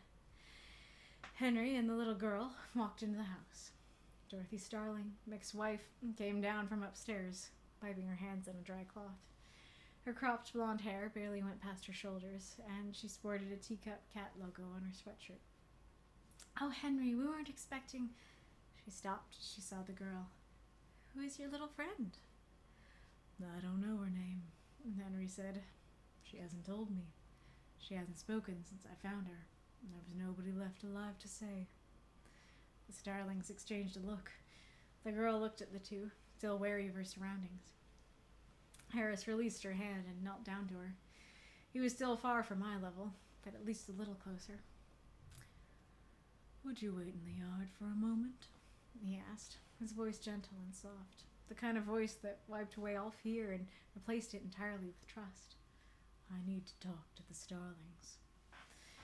The girl nodded and walked through the entrance corridor and into the living area, a spacious room with a couch and other amenities, over to a large glass door leading into the yard. She was illuminated in rich sunlight as she sat on a chair, still clutching her teddy bear. "What's going on, Henry?" Mick asked. "Why did you come here with a 5-year-old girl?" "You don't know what happened?" Henry's voice was neutral, his eyes gauging their reactions. "Should we?" Mick folded his arms. Dorothy kept glancing at the girl, with worry on her face. The girl's back was turned to them. Henry closed the door behind her. "Last night," Henry said with a heavy undertone, "a group of people from your church marched down south and massacred a village of First Nation peoples. It was a repeat of Red Monday, almost to the day, over 90 years later. Only this time, the village didn't survive. It was all over when I got there. The pits where they burned the bodies were still warm. She was the only survivor." He pointed at the girl. Dorothy covered her mouth with one hand. Stunned silence followed. Starling stared at Harris and the girl intermittently. "How have we not heard about this?" Mick asked, shocked. "Press likely haven't had a chance to report on it yet," Henry replied. "I didn't mean that. You said the killers were from our church. How—" His voice trailed off. "Would you have stopped them if you'd known?" "Yes, of course we would have." "That's why you didn't know." There was another moment of silence. All they heard was the steady tick-tock of a nearby grandfather clock. "I have a proposition," Henry said, his eyes going back to the girl. "She needs a family." "Shouldn't she—" Dorothy swallowed. "Shouldn't she be raised by her own people?" "Her people are dead." Henry's voice had become a sinister growl. "Her tribe is dead. She needs a family, one that will raise her." There was a brief pause. The starlings looked at the girl in the yard outside. "There's something you should know about her." Henry's voice softened slightly. "There's something special about her." Now. A loud bang shook Jamie out of her thoughts. "Shit," she swore as the car swerved dangerously. She just managed to steer onto a patch of gravel by the road, where she stopped and pulled the handbrake. She took a few deep breaths, trying to calm her hammering heart, before stepping out into the heat of the summer night, and pulled out a flashlight from the glove compartment. Her sandals crunched on the gravel, and cicadas chirped as she inspected the car. One of the front tires had burst, the rubber hanging limply, a gaping hole in the tire. She sighed and looked around. She was standing on a dirt track next to the road, the headlights illuminating the burned-out husk of a church close by. What looked like an abandoned cemetery stood between her and the ruin, with more charred buildings further away. The trees had given way to a small clearing, on which the burnt remains stood. Jamie recognized where she stood. Her parents had told her about it. This was Old Renfield, the predecessor of the current Renfield, which had burned down in the 60s. She moved to the back of the car. Her dad, being a mechanic, always kept a spare in the back, along with all the tools required to change it. Jamie had been able to change tires before she grasped the concept of long division. Crunching footsteps made her turn around. She whirled around, feeling energy surge through her arm. Her flashlight flickered before the bulb burst in a shower of sparks. A burst of light shone straight into her eyes. She recoiled and held a hand up as a shield. She just managed to make out a human silhouette behind the blinding light. "What the—" Her statement was cut short as a crowbar smashed into the side of her head, knocking her out cold. Then the girl was sleeping, clutching her teddy bear tightly. Dorothy quietly closed the door to their guest room, now the child's bedroom. It was still quite sterile, holding a little more than an IKEA bed and a desk with a lamp. It had only been a week since Henry had tasked them with raising her, and they were still working to make a space for her. They had not been able to find her real name. Despite their efforts, there were no official records pertaining to her. As such, they decided to name her Jamie. It had been the name they decided to give their child before they found out that Dorothy was unable to conceive. They had already looked into adopting when Henry had arrived with Jamie. He somehow managed to retrieve the required paperwork in less than a week. The special Henry had mentioned had manifested itself a few days ago, when they had seen small crackles of lightning emerge from Jamie's fingers. They'd heard of phenomena like this. This had always been something that just happened to other people, far, far away. Now the Starlings found themselves thrust into a world nobody had been able to prepare them for. Dorothy walked through the semi-darkness of the living room and sat opposite Mick at the dining table. Mick held her old rosary in his hand, his thumb running over it slowly, deep in thought. "She's asleep," Dorothy said, her voice low. Mick just nodded, still cradling the rosary. "I know what you're thinking," she continued, watching him. "Jamie has been orphaned by our church." "People from our church orphaned Jamie." Mick turned to her. "There have been arrests, 5 so far." "I saw," Dorothy said, her voice hoarse, quivering beneath the words. "Pastor John was one of them. The same man who told us to love our neighbors, butchered an entire village. And then Henry shows up and asks us to raise the only survivor. Us, of all people." Dorothy took a deep breath, trying to keep her voice from rising, only to avoid waking Jamie. "Why did he bring her to us?" she asked. "Why not to any of the other First Nation tribes still living in New England? Why bring her to the couple whose culture erased hers?" "I don't know," Mick muttered. "But I do know one thing. Despite everything that's happened, there are still people who are just as horrified by what happened than we are. And no matter what, there's still a little girl in that room who needs a family." Dorothy nodded. Her own feelings of horror and shame aside, Jamie needed someone to raise her, someone to hold her. She had no idea if they were the right people to do it, or if they even could, but they damn well try. Her gaze fell on the rosary Mick was holding, her old rosary. She stopped wearing it a few weeks ago, and clearly Mick had kept hold of it. Dorothy had been struggling with her faith for some time now, but after what had happened to Jamie's people, she just felt the camel's back break under the weight of an anvil. They used 4th of July fireworks to mask the gunshots. Mick, noticing her look, put the rosary in his pocket and out of sight. "Not everyone was on board with this," Mick interjected. "We weren't. We're not the only ones. I'm not saying we should go back to that church or, God forbid, take Jamie, but with the perpetrators arrested, maybe we can change things. Start over. Even start a new congregation, a new church, one that's better." Dorothy didn't respond immediately. She knew her husband and knew that if anyone could inspire people to be the best version of themselves, it was him. And yet, in her mind, she just broke with the faith. She simply couldn't hold on to it anymore. "If we raise Jamie together," she said finally, "we need to decide how and why. We need to decide how, and we need to do it soon." "Dorothy?" a small voice said from behind her. She turned and saw Jamie, dressed in pajamas, holding her teddy bear. She shot a glance at Mick before looking back at the girl. She walked over to her and knelt before her. "Trouble sleeping?" she asked, putting a smile on her face. Jamie nodded. "Come on." Dorothy held out her hand. "Let's find you something to drink." Jamie tentatively took her hand, and Dorothy led her to the kitchen.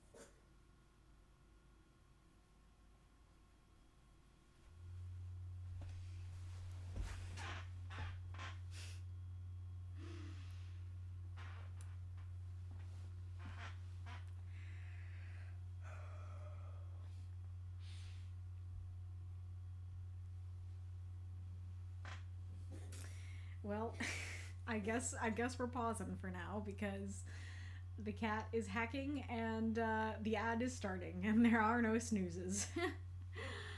Have you guys been snoozing it multiple times and I didn't even see it?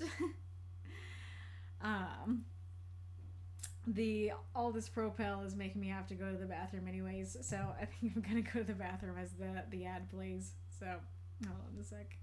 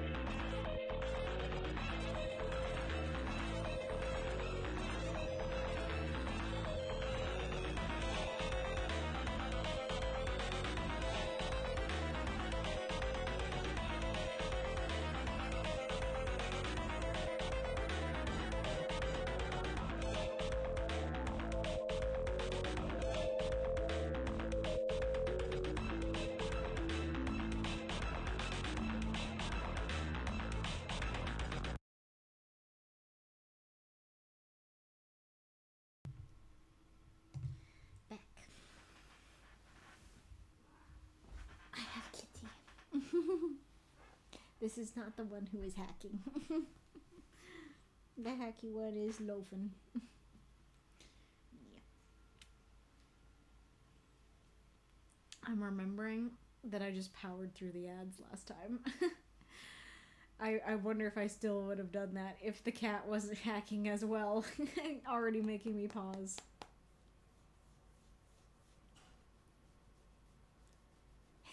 You look particularly grumpy. The cats really look like animated stuffed animals. Definitely.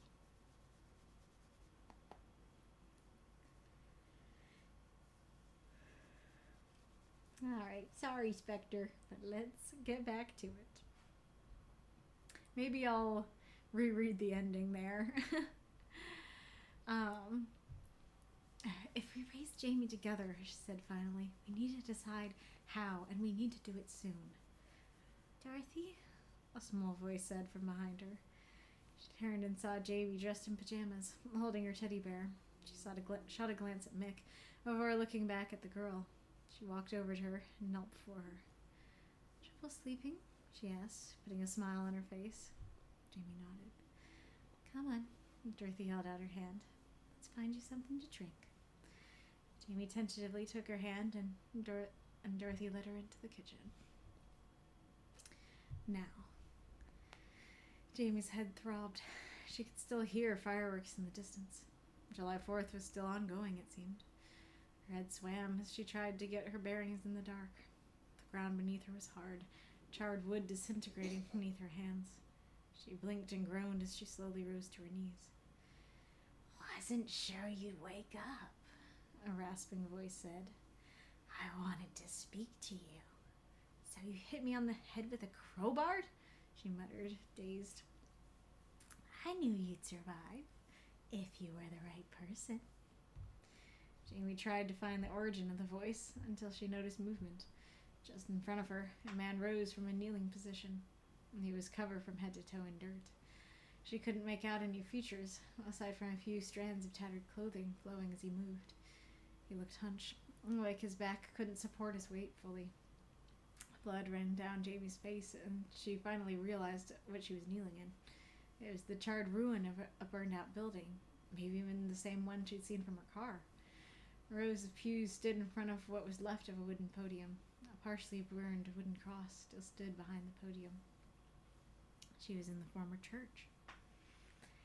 You must be wondering why you're here, the figure said. I am Wilbur. Oakley, I think. I'm not sure anymore. All I know is that I was dead. I was dead for decades, I think. And now I'm here. Jamie got to her feet, using the remains of a pew to push herself upwards. She didn't know what to say to this. She didn't even know what to call it. I was, Oakley continued, looking at his dirt-stained hands. I am. Do you remember Red Monday? Jamie's fists clenched. I do, she said, forcing her voice level. What does that have to do with anything? It's July 4th, Oakley said. You know what that means, don't you? Jamie did. July 4th was the day of celebrating independence for the American people, and the day of Red Monday. On July 4th, 1904, her ancestors had been massacred by a group of unknown assailants, while the rest of the country celebrated Independence Day. And then again, July 4th, 1998, had been the night she'd been orphaned, when her tribe had been slaughtered to a single remaining descendant. Her. I've tried so long, so hard to atone. Oakley's voice quivered. Years, all those decades ago, I prayed for forgiveness, a second chance, something, anything. I couldn't take it anymore. All those faces. Jamie backed away slowly. She didn't know if this Wilbur Oakley was weeping with grief, madness, or some combination of the two. A terrible thought snuck into her mind, one that filled her heart with a kind of hopeless rage she hadn't felt properly in years, but still simmered beneath the veneer of smiles and laughs. Were you... She wasn't sure if she could finish the question. Yes, Oakley said, cracked, white teeth shimmering beneath the dirt on his face. I was there on Red Monday. I tried to move on from this life, but I can't. So I've just been waiting. He reached behind his back and pulled out a hatchet. It shimmered in the moonlight that flowed through the cracked roof. I know there were survivors. Oakley pointed the hatchet at Jamie. I know you survived. I can't stand it anymore. I never wanted to come back. Not like this. His hatchet quivered. You murdered them, she said, her voice deathly quiet. You murdered my family, my people, everyone. You were one of them. Jamie felt rage build up inside her, rage that beat against her heart like a caged beast.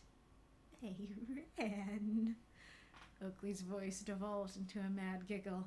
They could now run bullets. Like sheep from the butcher, they ran and died. Jamie screamed. Images flooded her head. Images of when she was 4 and watched everything burn under the light of fireworks. Lightning surged through her body. Ice-cold fury flooded her very essence.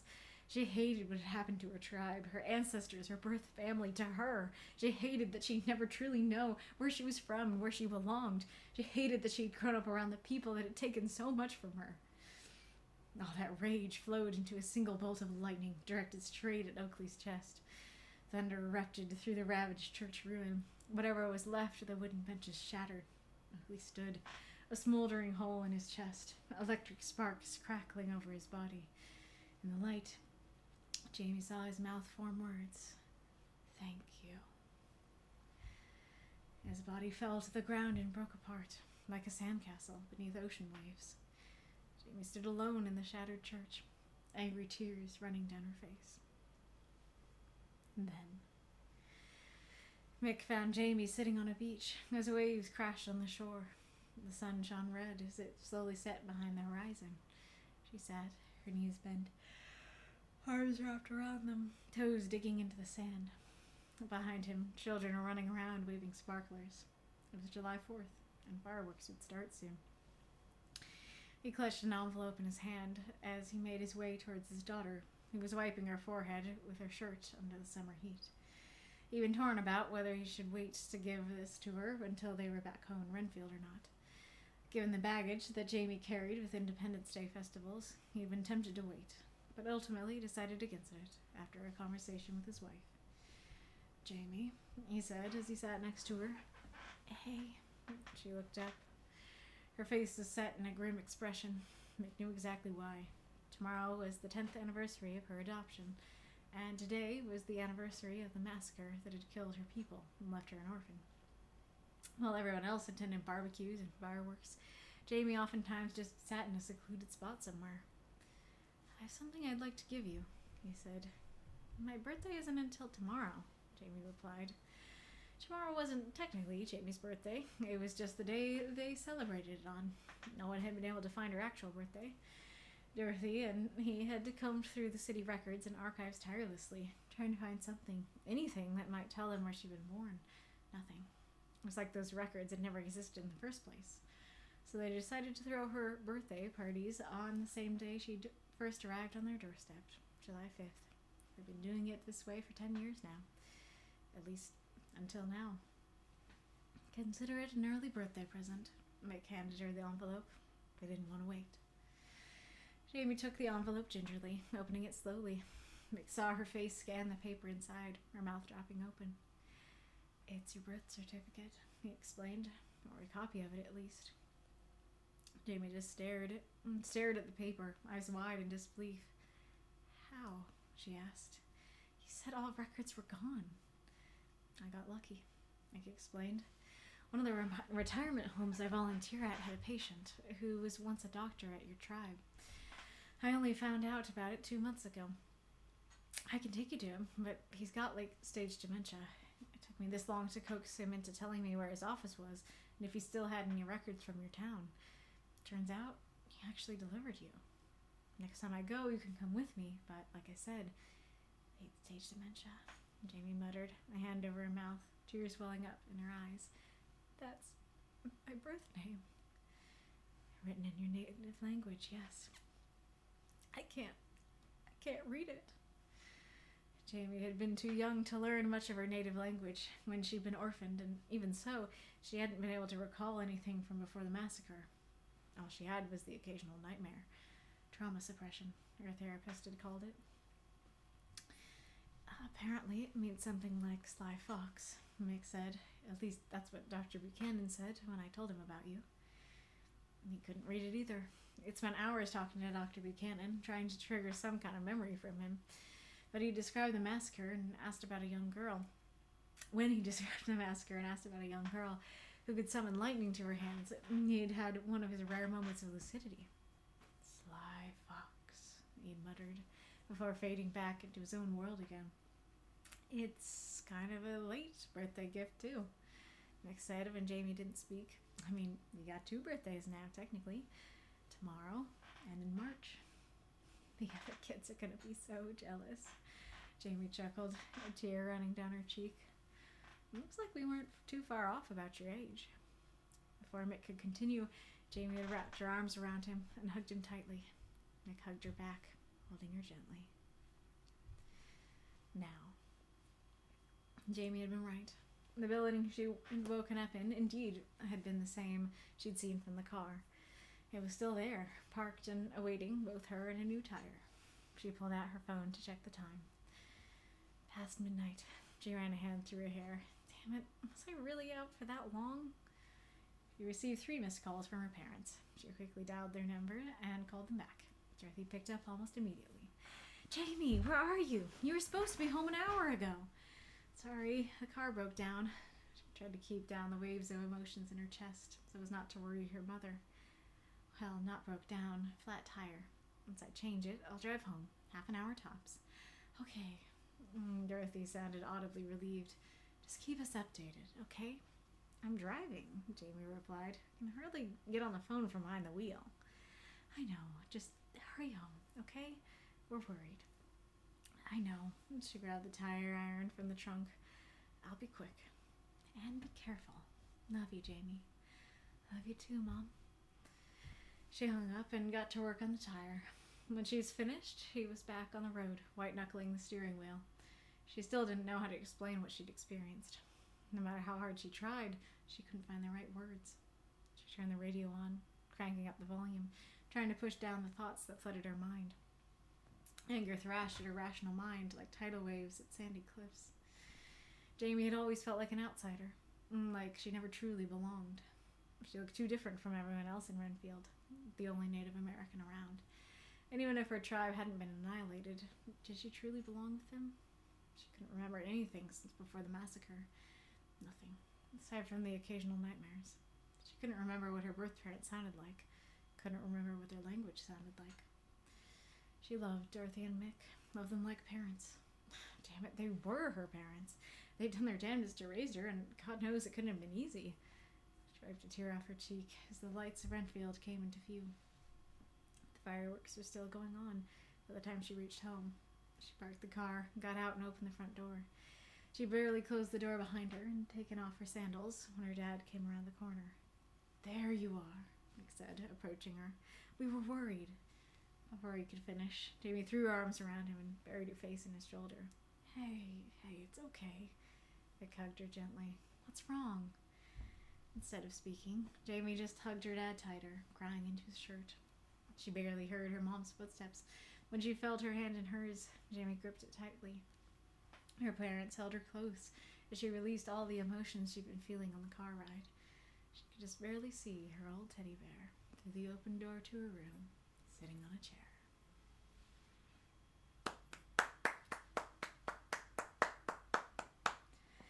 So, those moths and monsters, cheer for this story if you loved it. I feel like maybe I should have left a longer moment of silence before I clapped. That felt jarring even to me.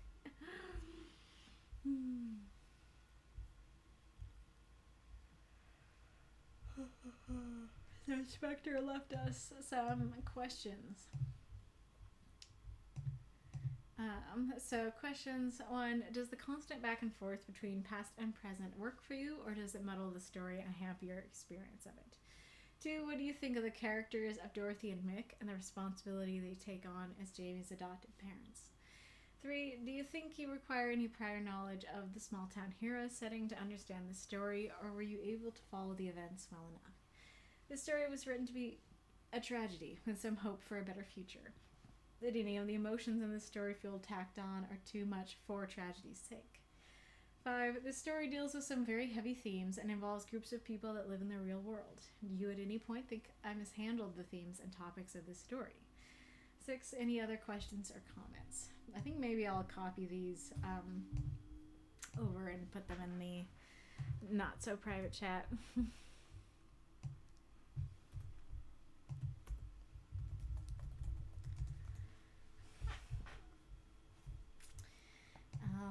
Alrighty, room. I thought this story was very well done. So, full disclosure, I did read this story early and help Spectre out with it, and I am extremely impressed by how well you were able to implement the suggestions and stuff. So I think there are a couple of things that I'll comment on, but I think for the most part, you pretty much fixed all the issues that I had and on all the critiques that I had. And, none of the issues were, huge or anything, but they were all fixed. there are a few of them, and they're all better on this version, you know. So I think you already did quite a good job on the original version, but I think you did a fantastic job of implementing the comments and polishing it up for the final version. So,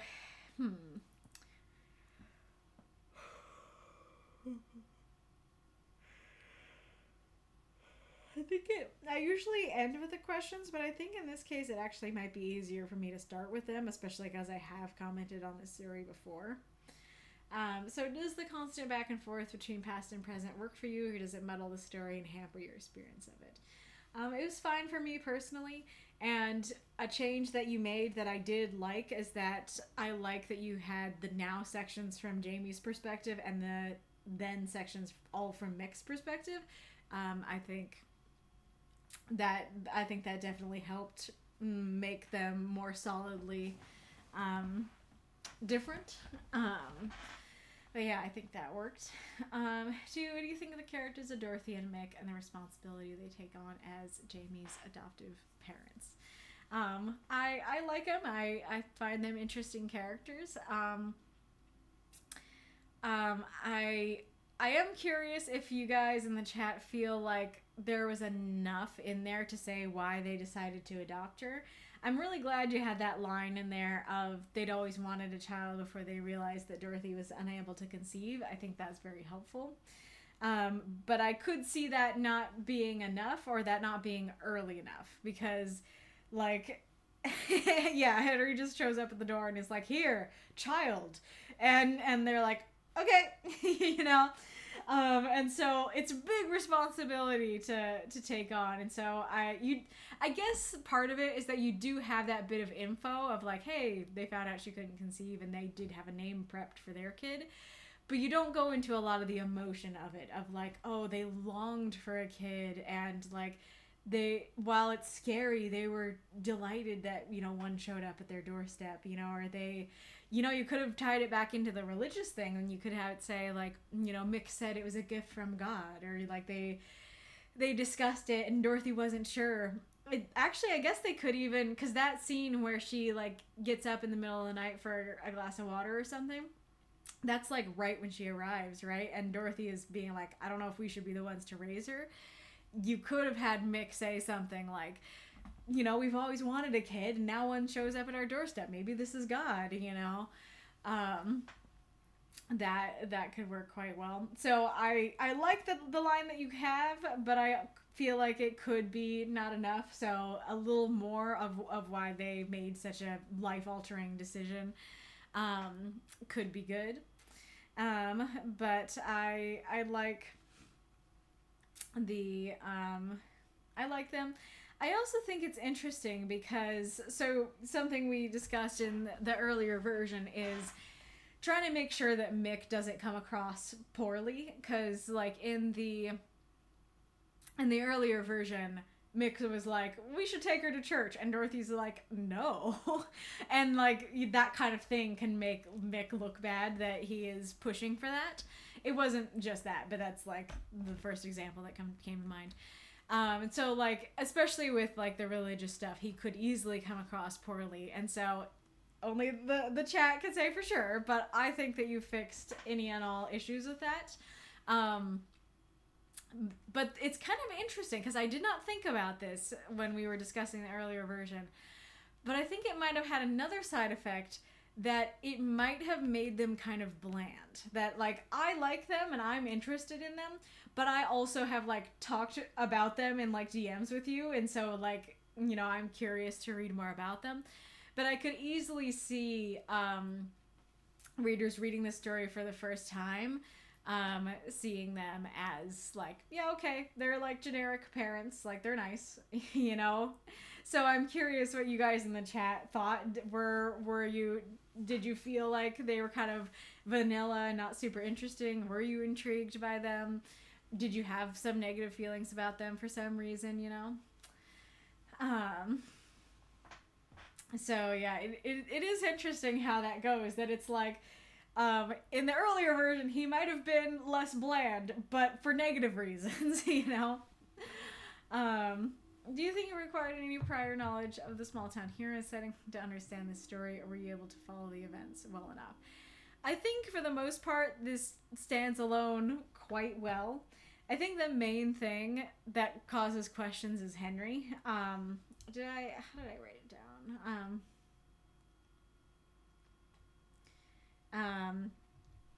Yeah, so like the gaps in knowledge of like the small town heroes universe is they're small and not super significant.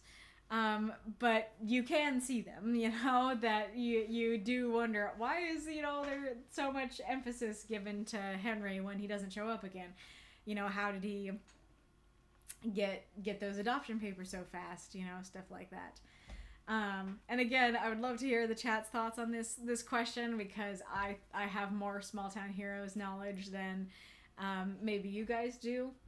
I could also see the lightning hands being something that's a big question for newcomers, that she does like, I think, so I guess I'll say that I think you did a really good job of introducing that better in this version, that having the end of that first then section be Henry being like, I need to tell you about something special about her. And then the next time it says, oh yeah, it wasn't the day after. It was like a couple days after. But the special had like manifested a few days ago. And so I think you do a good job of being like, hey, something's up here.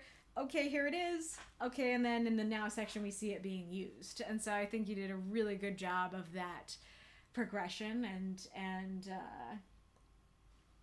yeah, how that worked.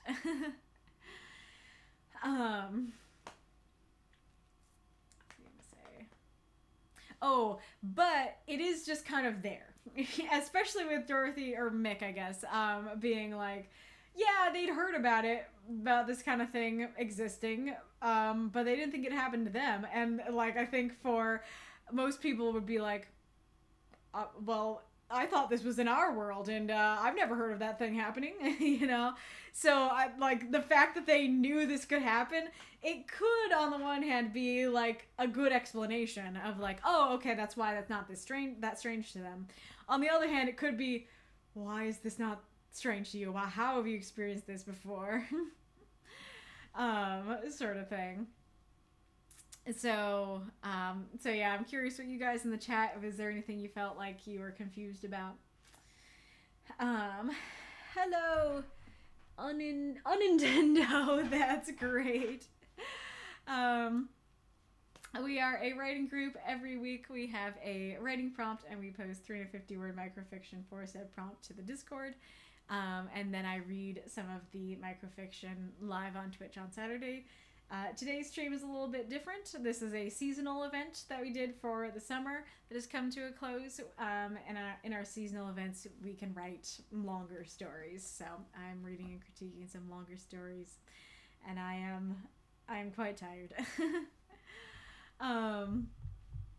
Okay, question 4. The story was written to be a tragedy with some hope for a better future. Did any of the emotions in the story feel tacked on, or too much for tragedy's sake? So it's interesting, because I felt like this story was tragic, but not that the story was a tragedy, or at least that the now part wasn't a tragedy. The then part definitely, like, especially like the wiping out of her people, that's definitely a tragedy. But like the story today, it doesn't feel like, the main thing that happens in the now section is that she kills Zombie Man, and I think we're happy to see him go, and he was happy to see him go. So that didn't seem like that was a tragedy. But it is there is a very much an undertone of melancholy throughout the story. Like, I definitely started tearing up multiple times as I read it. And so, yeah, it's definitely tragic. It's definitely melancholy. The then is a tragedy, but I don't know if I'd say the now is a tragedy. And then I'm pretty sure that Spectre is asking this question because I made that comment on my first go through on the story, and I am curious what you guys in the chat would have thought if Spectre had kept this. But when she learns when her birthday is, originally it was July 4th, and hopefully Spectre's okay with me saying this, but originally it was July 4th, and I made the comment that I was like, it kind of feels like that's tacked on for tragedy's sake, that it's like, of course her birthday is July 4th, because everything is July 4th, and so like everything else I was totally fine with and I was really into, and I felt the melancholy of it, but when I got to like July 4th is also her birthday, it kind of took me out of the story, because I kind of felt like, okay, the author really wants this to be tragic, you know, wants to tack on more angst, you know, and like to the point where I think part of it is that it didn't feel realistic to me, that it's like out of 365 days, it was really the same day that everything else is happening, you know, so part of it is like, that doesn't feel very realistic. Like, of course that could happen, but it didn't feel so much like, yeah, I believe that. It felt more like this is there because the author wanted it to be there, and so Spectre changed it, and I will say, you know, for my opinions, it worked a lot better for me to have it be in March. That made much more sense to me. That felt more realistic. And it took away that feeling of like, okay, that's there, so it can be more tragic, you know. And so I think that to answer your actual question, I think you eradicated the one part that was the part I felt was tacked on for tragedy's sake. As it is now, it feels like it works. The story deals with some very heavy themes and involves groups of people that live in the real world. Do you at any point think I mishandled the themes and topics of the story?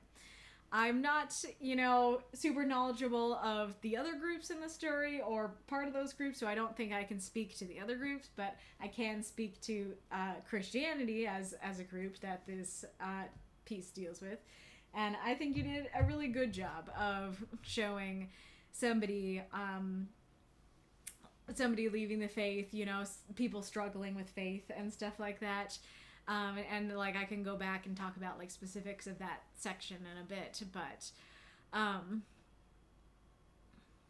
but yeah, like I was not offended by how you portrayed it. It made sense as a struggle that someone would have, and like both of their sides made sense to me. That one side is like, you know, this is too much, like she'd already been questioning her faith, and that this is the last straw.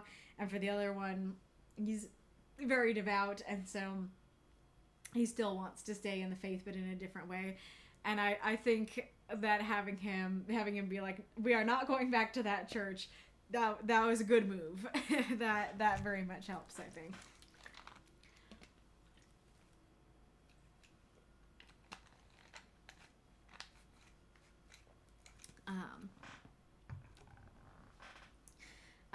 So like I think that the earlier version was not offensive, and there was like only a couple maybe iffy lines, and like this version is even less offensive. So I think you did a good job with that, and I liked the changes that you made to that section. Anything else to add there?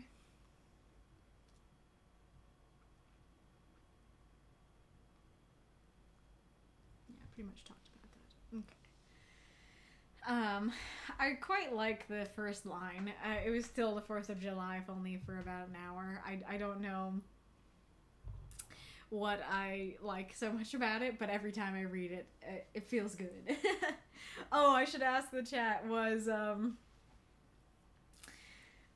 do you feel like I warned you correctly that like all these things are present in the story, but it's maybe not as intense as that list of content warnings would imply? Or were you like, no, it was just as intense as all those content warnings imply?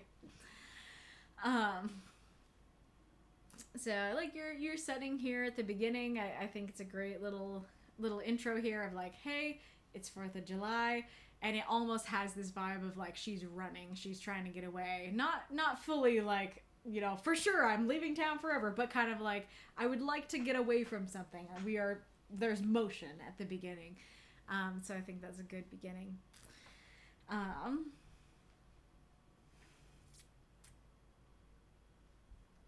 I like your change to the description of the forest. So this was one of the things where I do think you did try to add. So one of the critiques that I had is that originally is that Henry, it's kind of confusing on who's Mick, who's Henry, and one of the critiques I had is that I was saying that I thought Spectre should describe Mick more, because Henry is described so well and he's so striking that, like, even though a character description is not necessary, like, most of the time, it would be very helpful in this particular case. And I think this was not there before, and so I do think that Spectre did attempt to do that. Unfortunately, I feel like it wasn't quite enough, because, like, at least for me, like, when you say, yeah, he's an unassuming man in his mid-30s, that doesn't give my brain anything to latch on to. He's unassuming. And so it's just like, okay, there's a man, and then here's high definition man. You know, here's a man who's 7 feet and he looks like a bear and he blocks out the sun, and he's like, he has this strangely comforting voice though. You know, so like, here's this guy who's like, it's kind of, it's a little bit, I feel like this might be too strong of an image, but it's a little bit like that meme that's like, somebody draws half of a horse and it's beautiful and super shaded and detailed, and then it's just like a pencil back of the horse. It's a little bit like that, where Henry is like the high definition, like super detailed half of the horse, and then Mick is just like the pencil line, you know? But especially because Mick is our main male character, not Henry. Mick is the one who needs to be the well-defined part of the horse. The horse. And so, so yeah, I do still feel like I needed more and or different description of Mick than unassuming. And part of the problem is also the pronouns, though, because so when Mick Starling, an unassuming man in his mid-30s, opened the door to a knock, he looked up at Henry Harris, the bearer of Brunswick. His 7-foot-tall frame was so massive. You have the pronoun problem there, where this his, it could refer to the last man mentioned, Henry Harris. Or it could refer to the subject or the actor of the previous sentence. That's Mick. So who's the his? And then we have somebody, so Henry, he said, like, and then we kind of have to take a second to go, who's he? Mick, okay. His eyes widened. Whose eyes widened? The person who was speaking or the person who was addressed? You know, so I think some names could also have helped that there. But I do quite like your description of Henry. Like I said, it is very evocative. I do like your description of Dorothy. I think that was what I had requested there.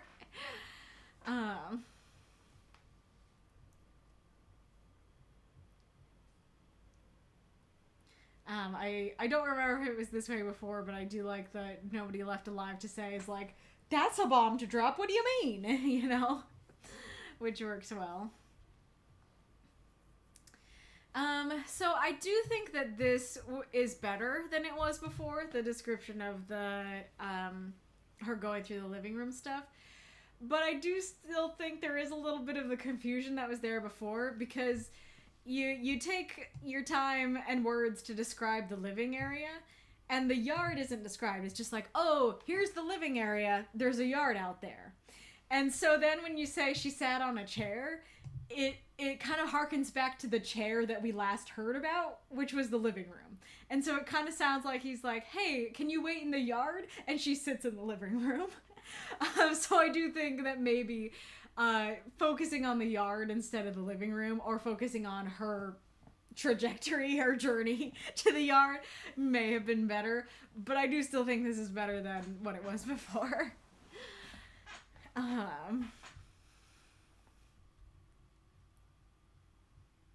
Hello, Kitty. I don't think you had the specific numbers here before. I think that's good and helpful. this is horrifying. I did not think about this before, but I am curious if it's not just that she has powers, but also that she's durable, because Wilbur smacked her, and he was like, I knew you'd survive as long as you were the right person. And so that kind of implies that, like, she literally has a thick skin, that she's literally more durable than other people. Not just the lightning fingies. I do like that's why you didn't know. I do like this was another thing I added to, like, the adoption thing, is that he's growling at them, and part of what he's growling at them is she needs a family, and so he's kind of like coercing them into wanting to accept her by yelling at them. So I think that worked pretty well. Like I said, I like the special mention here.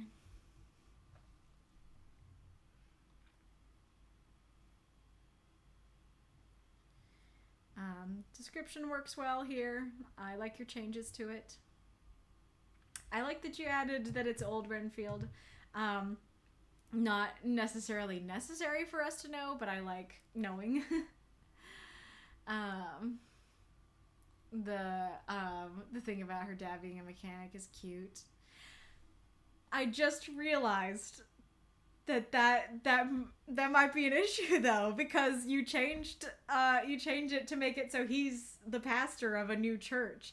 So maybe that means he was just a mechanic before he was a pastor. Maybe it does work, but yeah, presumably that's his full-time job now, is running the church. I like that you had her not use her lightning yet, that it's just a whisper of energy. I like that you fixed the critiques we had for it earlier. I think that that works very, very well. But I also think it had the positive side effect of, like, making us even more excited to see the lightning, because there's something special about her. Oh, her fingers are crackly lightning-y. She's about to, but she doesn't get the chance to. Okay, and finally we get that release. Finally we get to see the full lightning strike. And so I think that worked very well.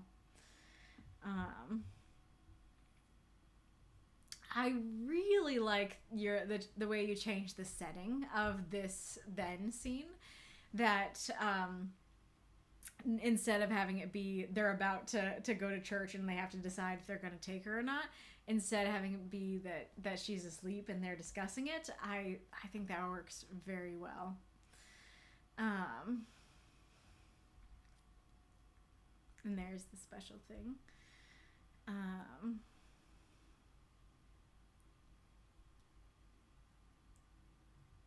I do like that you had Mick say, like, you know, she's been orphaned by our church. People from our church. I think that, I personally like that change. I don't know if it sounds awkward to others, but I appreciated it. I still find this line very powerful. I don't know if it, like, if there's anywhere to dedicate your words to, I don't think it was here. But it might have been good if you could have, to go more into, like, the stuff about the pastor, because I think the thing is that it's like, how do I talk about it? I think I had a comment on it later. Oh yeah, so, like, part of the reason why, like, it's inoffensive, you know, to potentially to Christians, is because you don't really go in depth as to why she leaves the faith, nor do you go into depth of, like, how she originally came to the faith. And so there is kind of an element of, it almost reads like it didn't mean much to her, that her faith was not that important to her.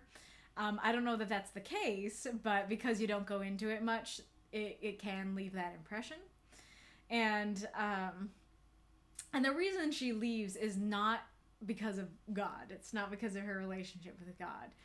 And so I think it's a really interesting conundrum, because there's a sense that it's like, as you had Mick say, well, God didn't tell them to do this, and even if they said that they were doing it in the name of God, that doesn't mean that God wanted it. And so, you know, you can still believe in God and not believe in those a-holes, you know?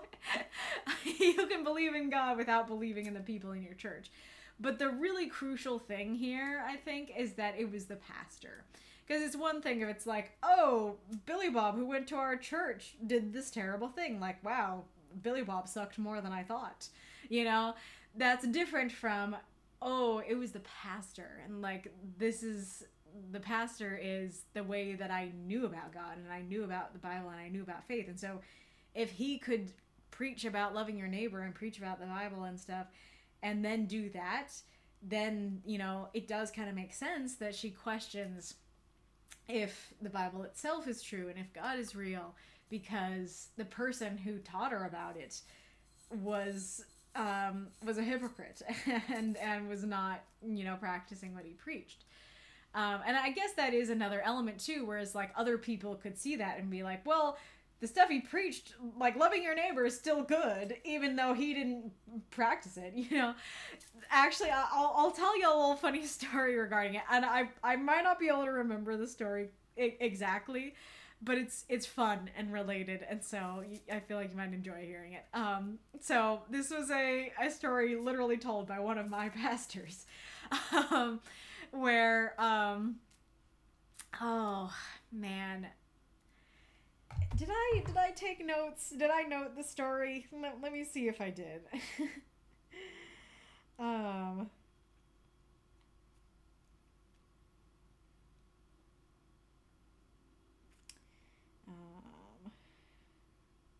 here.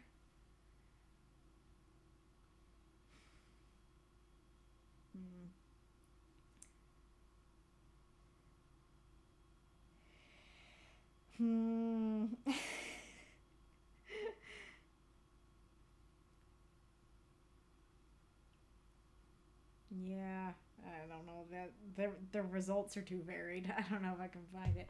So I might be wrong on some of these details, but I'll still try and tell the story. But basically, one of my pastors had this neighbor that, like, when fall comes around, there would be, like, leaves that would fall in the different yards and stuff.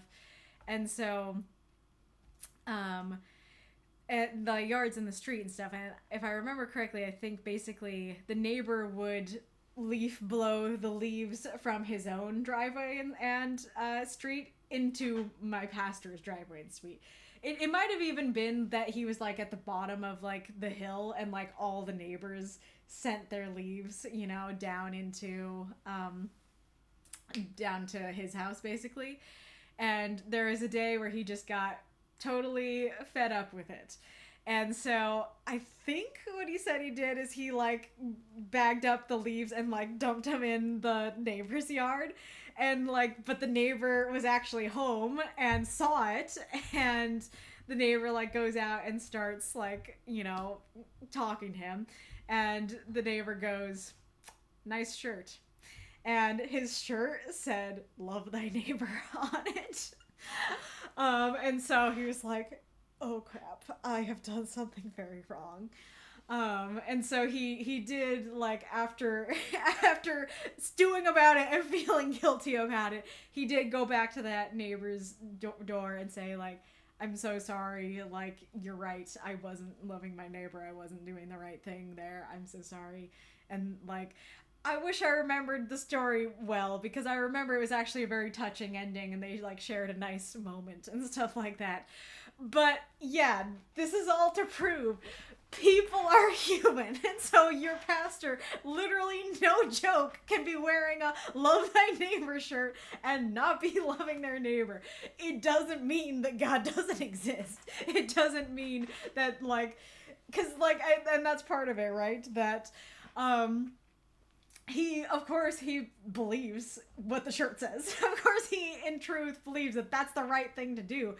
But he's human, and he messed up, and you know, he made a mistake, and he let his own anger get the better of him, you know. And so but that doesn't mean that what he preaches is wrong, because he is like him preaching "love your neighbor."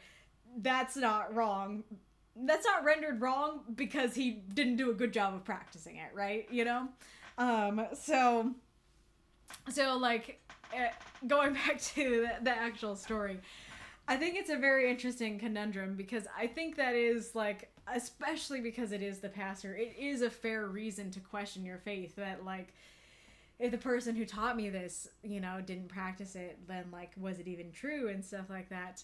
But also like, as a Christian, when I arrive at the scene, then to me, I'm kind of going, well, like, just because people at your church sucked, even the pastor, doesn't necessarily mean that God doesn't exist.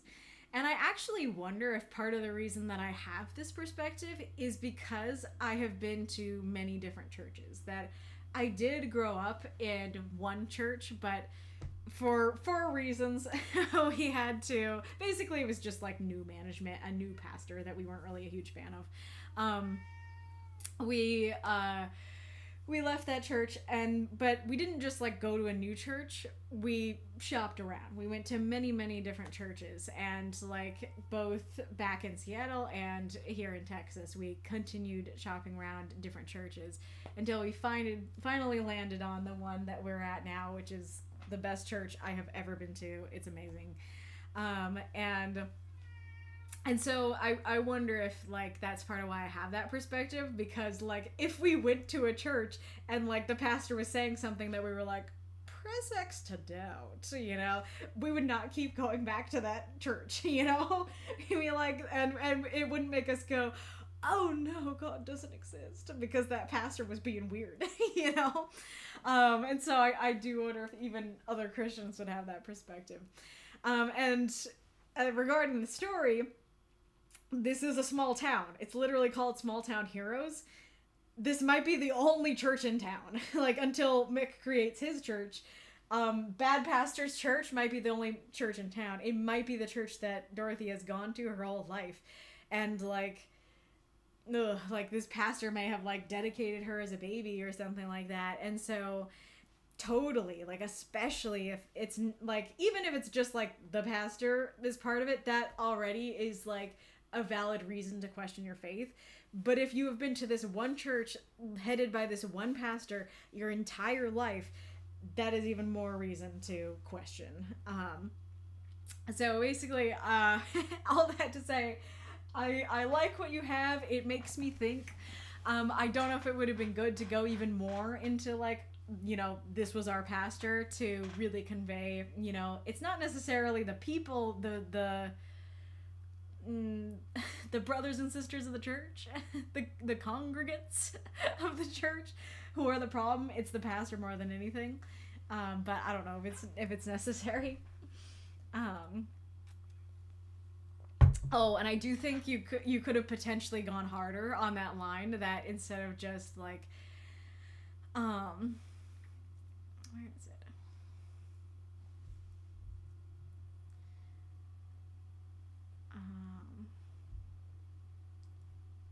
Oh, I don't know if I can find it. Basically, I was just saying that you could have said that the same person who taught us to love our neighbor just murdered or massacred his neighbors. You know, you could even make it an even stronger connection. Oh, I sneeze.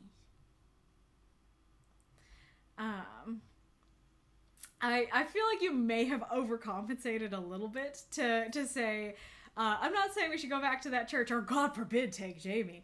You know, I don't know if you needed the God forbid on that one. I feel like I'm not saying we should go back or take Jamie or anything like that. But I did like the change you made there.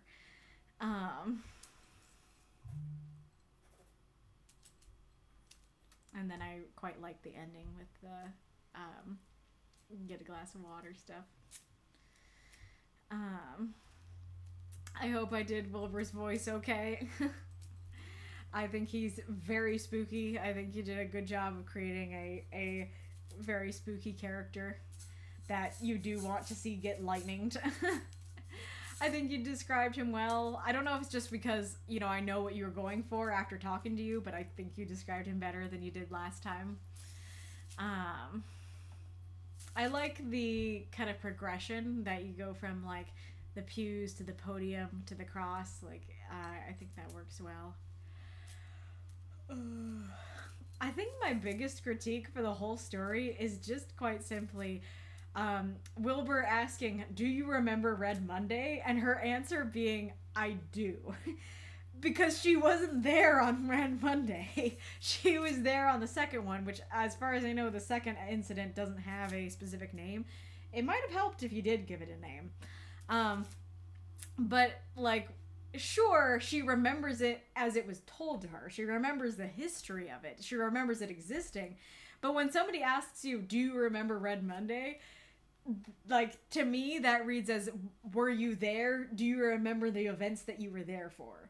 And so she shouldn't be answering, "I do." And, like, I it's kind of hard to figure out how she would answer. I guess just, like, "Do you remember Red Monday? I know of it," or "I've been told of it," might work a little bit better. But I think it can already get easily confusing because there's two very similar events that you're talking about in the story. And I think that this muddies it further. And I think it's fair for Wilbur to not know if she was there on the actual Red Monday or not. Though that can confuse the audience. But, you know, she knows that she wasn't there on the Red Monday.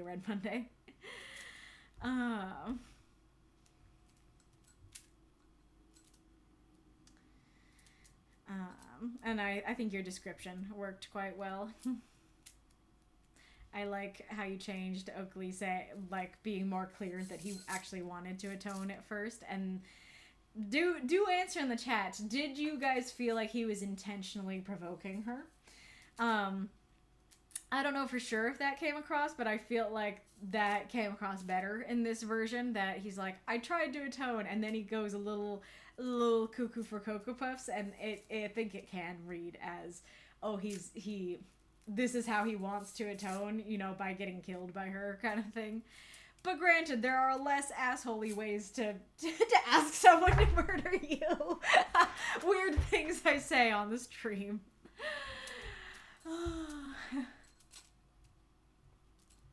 And I think the, like, smiles and laughter are especially creepy. And I think that her rage really builds up well. That was one of the parts where I was tearing up this time. That I think that was very well done. And I think the thank you works.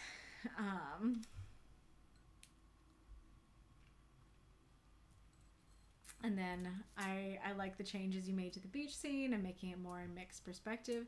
There was one bit that could read like it's from Jamie's perspective. Yeah, like Jamie had been too young to learn a native language and stuff. I think it can work as mixed perspective, that he's just thinking this about Jamie and stuff, but it can very easily read as Jamie's perspective. So that one, you could have maybe added a little more Mickness to it. But other than that, I think you did a good job of making it in Mick's head. I'm also curious, so tomorrow is the 10th anniversary of her adoption. Didn't you say that, like, Henry got the paper? The number 4 is coming to my mind. I don't know that if I could find it if I look back for it, but he, like, got it in, like, 4 days or 4 weeks or something like that. So even if they were able to, like, adopt her very fast, like, it was not the next day, and it was not a year later the next day. So that feels a little odd to say it was her adoption anniversary, but I do think it's fair to just be like, oh, it was the day that she arrived. But then again, I feel like that's, if it was just meant to be, like, the day that she arrived, that feels like kind of an odd choice to be like, yes, the day after horrible tragedy will be your birthday. It's like, maybe give it a buffer, you know? Maybe do it on the actual day you adopted her, presuming it was not truly today. But then again, maybe she appreciates, after the horrors, having something to celebrate, being, you know, showered with gifts and stuff.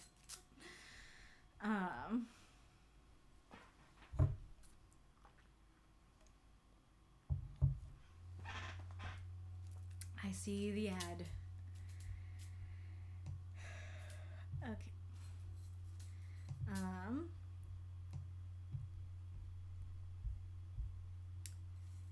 All right. So do you want me to start at the top or the bottom of your list?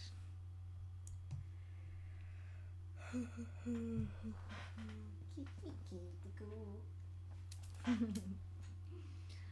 know if I can show her if I move the camera down. She's behind the chair, being adorable.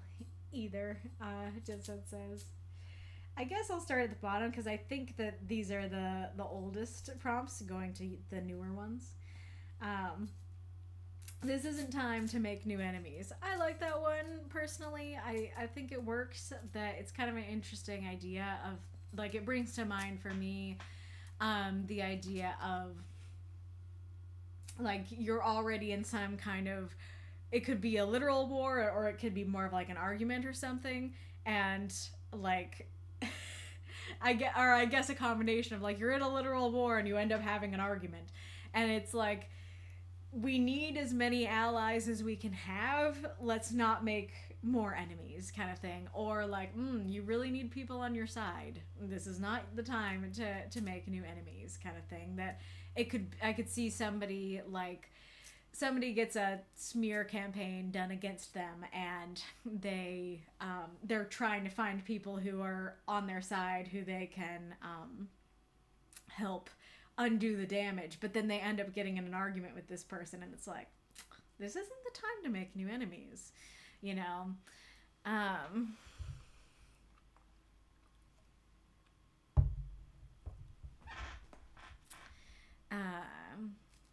But yeah, like, it just conjures to me, like, the idea of, this is a time where we all need more allies, or this is a time when you particularly need allies. Don't make more enemies, you know? It's almost certainly an apocryphal Voltaire quote. Ah, gotcha. Interesting. So yeah, I think that it would create some pretty unique stories and scenarios and stuff, and so I think it works pretty well for me personally. As always, you can say in the chat if you're seeing problems with it that I don't see. Tell me, which side are you on? I like this one as well. It's kind of similar in the sense of, like, enemies and allies and stuff like that, but it's a different idea of, like, yeah, it's just like, whatever it is, be it a war, be it a sports game, be it just like two friends are having an argument and the third friend walks up and they're like, which side are you on, third friend? You know? I think you can apply it to a ton of different scenarios, and, you know, things that you could even do it for something like so like, yeah, like pineapple on pizza, or pineapple on pizza is great, or pineapple on pizza is an abomination. Tell me, which side are you on? You know? Yeah, I guess that could be the problem with it. So I would say if you use that story to get political with it, as the rules say, yeah, we're not going to be reading super political stories on stream. But I think you can definitely use the story for non, like, real life political things. You can do it for fantasy, you know, fictional political things, or non-political things, and it works no problem. That one is a song about the Harlan County Coal War and the Battle of Blair Mountain. I have not heard of either of those. Interesting. And there's 20 seconds, so I don't know that I have time to do the next one, but the next one I have I was gonna say I have interesting thoughts on, but, like, that feels self-aggrandizing to call my own thoughts interesting. I guess I have an interesting connection to it. I have a connection to that prompt that other people may not have. Okay. Back to Spectre's story.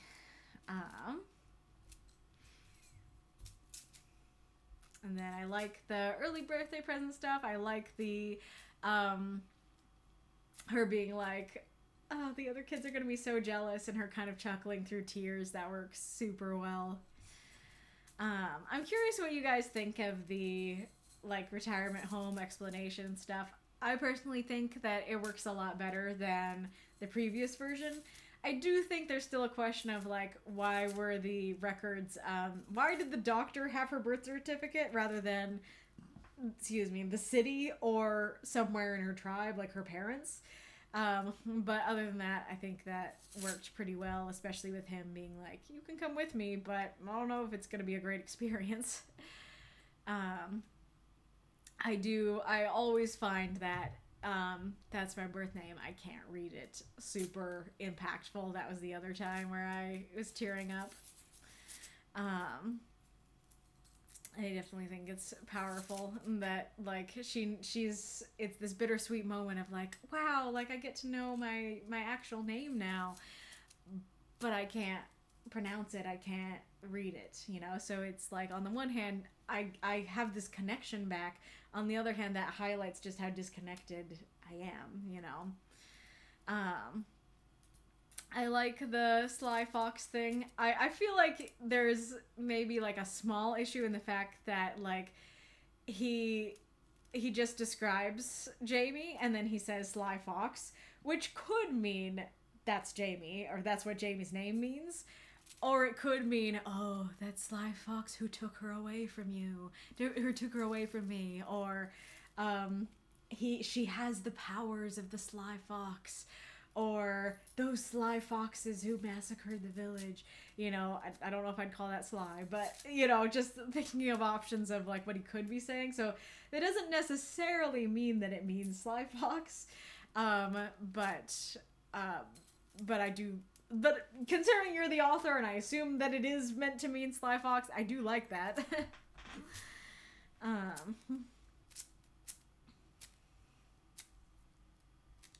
And then I like that they hug at the end there.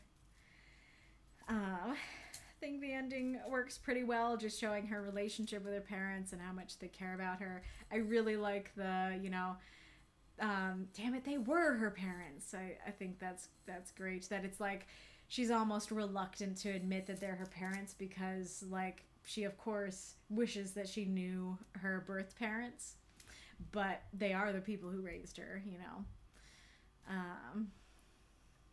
Anger thrashed is a great verb. I think her internal monologue and stuff works quite well. And then I like that she hugs them at the end. My only like complaint at the end is I think that Dorothy should have hugged her too. That it feels a little odd, like incomplete, I guess, that Mick is hugging her tightly and she's just squeezing Dorothy's hand. Like, I feel like this should be like a group hug situation. But I do like that you're clarifying that she does, like making sure that we know that she cares about Mick and she's not resentful towards him for still believing in God and stuff like that. I am curious because I feel like, presuming that you did not intend her to be religious, let's see if I can find it. You had like a God expression that it's like, this could just be an expression or people could read it like she does believe in God, so you might want to not use the God expression. Where is it? Hi, kitty. Meow. Adorable cat.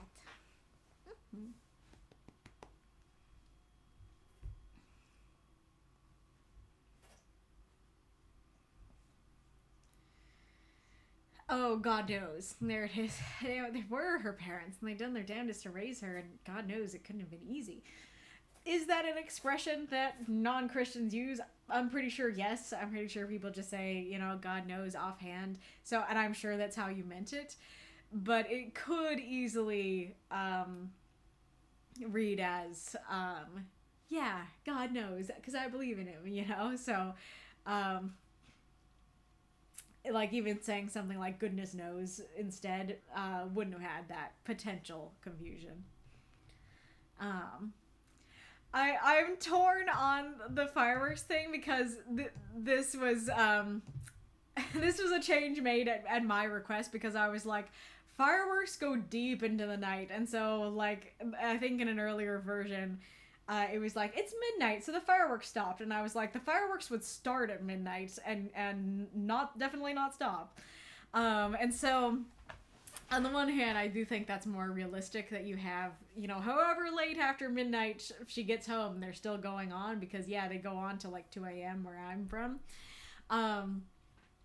However, on the other hand, for the sake of the story, I think having them end at the end, like still having them ongoing throughout the rest of the story, but maybe at least having it so that she couldn't hear them maybe at the end.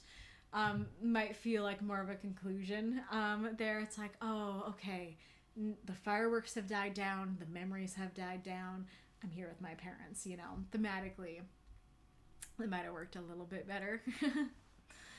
And then yeah, I it's interesting because like it's such a small thing to just like it could have worked to end on this, but for some reason this works so much better for me, and I don't know if I can describe exactly why, but just harkening back to that very first den scene, the only thing that she really has from her past, that kind of tying the present and the past together maybe really works well as an ending.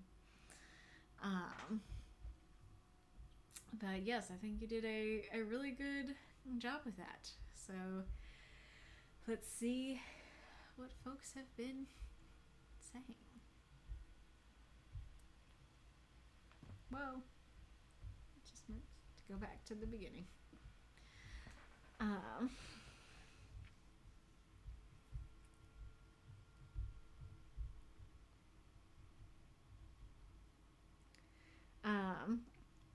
Ragnar, I have a heavy point of criticism, but it might be a bit difficult to convey. I am very conflicted on Wilbur's scene. On one hand, I like the horror overtones of cruelty returning, but as a character, I find his depiction problematic. The main issue with those that engage in that kind of cruelty is precisely that they are people, just like anyone would find on the street, not monsters. Anyone might be friends with people who are okay with engaging in violence against those they feel are beneath them, or might disrupt their life without even realizing. And that's where the scary part lies. Making the attacker maniacal in its attack, even though at that point he is a literal monster, feels like it cheapens the impact a little and makes it all a bit more abstract. That's a really good point. That like part of the power of this story is that it is people from her church who did, at least the later massacre. And like that's part of the horror of this story is that it's like, what? It was people from our church. And so in that sense, like I almost wonder if like Jamie meeting someone from the church, who actually did it but wasn't arrested or something like that. I mean, granted, then she would be murdering an actual living human being, and that's more of a problem than murdering someone who's already dead. But that could have potentially added to the themes more. That like, yeah, he is a interesting and horrifying character in that regard, but that is a good point that for the themes of the story, it might cheapen the power because it's very powerful that you had to be people from the church and that you had people from the church noting that, and so indeed going for somebody who's very maniacal about it could be could cheapen it. And like I totally understand he's the zombie and he has wanted to atone and has struggled to, and so it's like those things have driven him mad, and like that makes sense and stuff like that. But for the themes though, and there is also another element of like, granted you wanted it to be tragic and melancholic, and this would add more hope than maybe you want it to, but it also would have been maybe more thematically impactful if it was a nice person from her tribe that was raised from the dead. Granted, I don't know why he was raised from the dead, and if that would even be possible for one of them to be raised, if they would meet the criteria or anything. And granted, they burned the bodies. That's why you said that, isn't it? Because they could have come back if they hadn't. Oh, that makes that even more horrifying. Okay, so it ultimately wouldn't work, but just to finish talking about the idea that could have been powerful if someone from her tribe had been able to come back and she had been able to like sit around the campfire with them and, hear how to pronounce her name and her story and stuff like that. But anyways, Arachnar, on the one hand, the finding of the name she couldn't pronounce, that was very, very powerful. Incredible as a message, and a very strong element that condensates the main point into a moment. Amazing. What is the other hand? Oh, I guess that is the other hand. That it's like the one hand is the Wilbur thing, the other hand is that. On the matter of the questions, question 1, it works amazingly. Question 2, I love how they seem complex and how they bring a lot of interesting questions to the table. It's not an easy responsibility to take, and I really like how they need to think if they are not necessarily certain it is the right thing, or if they truly can do the right thing, considering the circumstances and the hand they were dealt. But they do choose to go through it and be there for her. And they are great characters. Aw, that's really sweet. And that is an interesting element, because there's kind of a question of what is the right thing in this scenario. We're people from that church. That feels wrong for her to live with us. But on the other hand, she needs someone to raise her, and we know that we will be kind and compassionate and will raise her well. And we can't say that necessarily for other people, especially other people at our church. And so, what's the right thing, to adopt her or not? Which is also a question to have for the chat, is were you sitting there strongly questioning, yeah, why doesn't she go and live with other First Nation peoples, you know? That was a big question in the earlier draft, and I feel like Spectre did a good job of just, like, not asking that question so much, so the reader asked the question left. But it was in there once, and that might have still been enough for readers to be like, yeah, why isn't she? 3, Arachno says, maybe there are elements I might enjoy or understand more if I knew the setting, but I definitively don't feel like I need any prior knowledge to enjoy and be impacted by the story. Indeed, I don't know anything about the setting. All that is necessary for it is the story itself. Oh, nice. 4, nope, I like the tone of it overall, and I think it accomplishes what it sets out to do. They elicit the feelings they should. My only but is what I've pointed out about making the monstrous element a bit too monstrous in the end. 5, well, there is the point I noted before, but besides that, I think things were dealt amazingly and respectfully. Even my point of criticism is not something I'd say was not caring or was disrespectful, just not the best choice, and maybe it lessens something that should be taken in all its tragedy, horror, and unfortunately, normalcy. Really good point. Yeah, that your critique, as critiques can sometimes be, was not this was done poorly, but rather, like, this could have been better. That this was, you took away some of the amazing impact that you had, you know. And number 6, Arachnar says, nope, amazing and powerful story. Arachnar, for me, the point is precisely that there is no easy right thing. Some decisions are necessarily difficult, which make them the ones that are crucial and important. Exactly. Oh, that does remind me, for some reason, of, another thing I was going to say about, like, the Christianity stuff is I think one of the other reasons why it could come across like she wasn't really that strong in the faith to begin with, or, like, her reasons could read shallow feels like too strong of a word, but it's the only word I can think of, that her reasons for leaving could potentially seem shallow, is that when she says, you know, that Henry would make a great pastor, Mick would make a great pastor. Let me find the phrasing.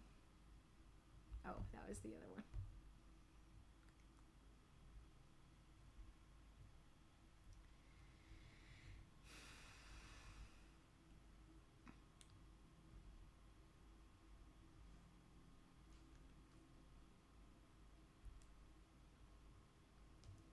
Dorothy didn't respond immediately. She knew her husband and knew that if anyone could inspire people to be the best version of themselves, it was him.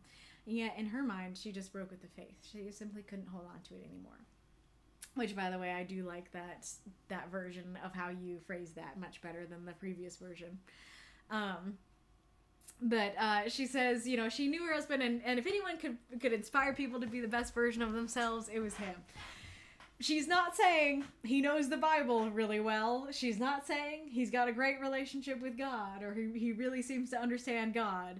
And so, like, unfortunately, I do believe a lot of pastors are just kind of inspiring people to be the best version of themselves, and they don't really know God that well, and they're not really preaching God that well. But that also kind of contributes to the feeling of like, she didn't really understand what the faith was about in the first place, you know, that it's just like, well, like, and granted, that's a very complicated subject, but it's like, if when your husband is like, yeah, maybe I could be a pastor, you'd be like, yeah, awesome, you can inspire people to be the best version of themselves. It's like, yeah, sure, that is what some pastors are about, but like that's not really what being a pastor should be about, in my opinion. It should be more about God than that. And so it reads a little bit like she never really had that much of a relationship with God in the first place, if that makes sense. That it seemed like every week at church was just like an inspiring speech, not like teaching her about God or furthering her relationship with God, you know? Hello, and that bear. Welcome, welcome. We are a writing group. Every week we write 350 word microfiction, and every week we have a prompt and we write 350 word microfiction for that prompt, and then on Saturday I read some of the stories live on Twitch. This stream is a little bit different. We just completed our summer seasonal event where you can write longer stories, and I'm reading a couple of those stories, so I'm just discussing the final one.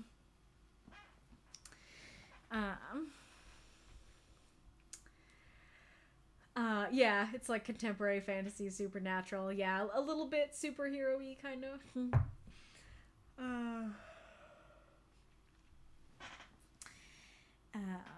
But yes.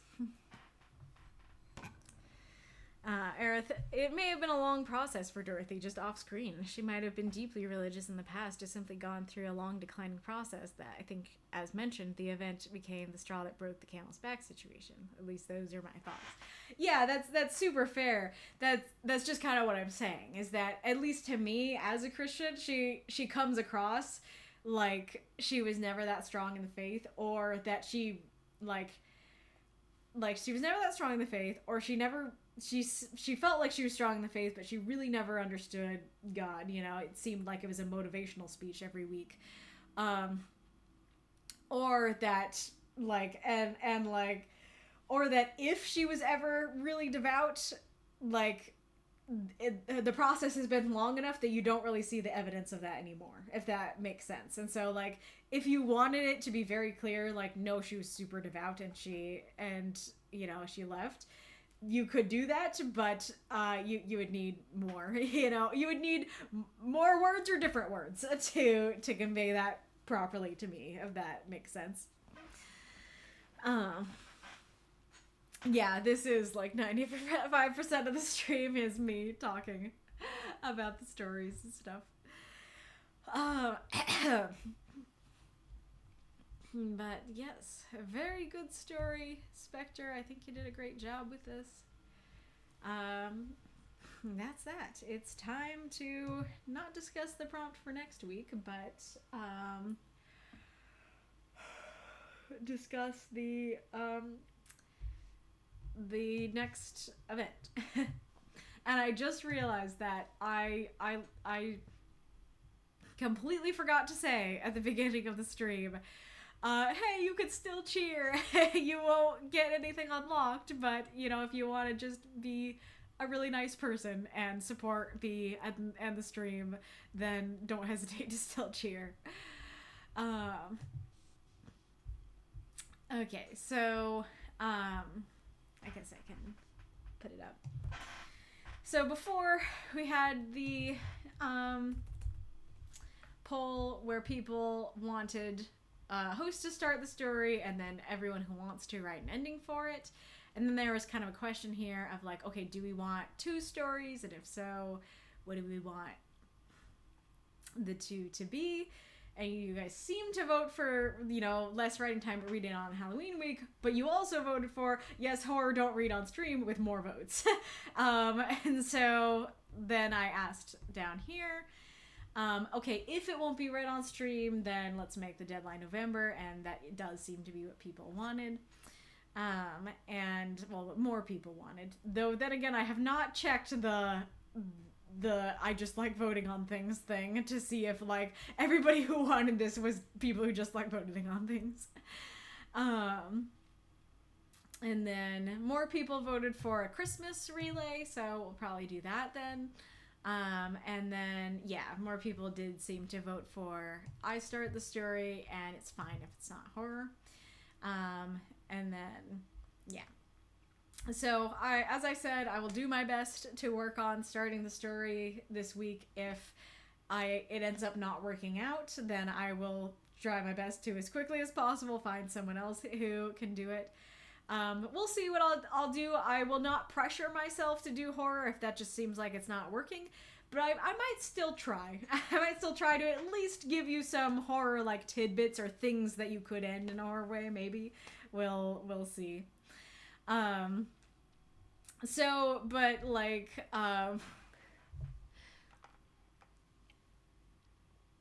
the one, like concrete seems like too strong of a word.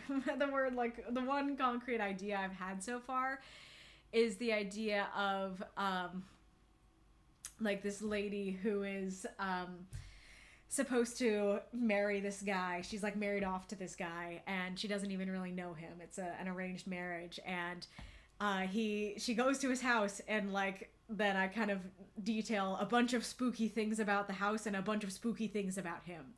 And I do wonder if I could even like make it ambiguous what Halloween creature he is. I don't know if I could, because like I could say something that seems like his skin is rotting for a zombie thing, but then that would not really fit with like vampires, you know?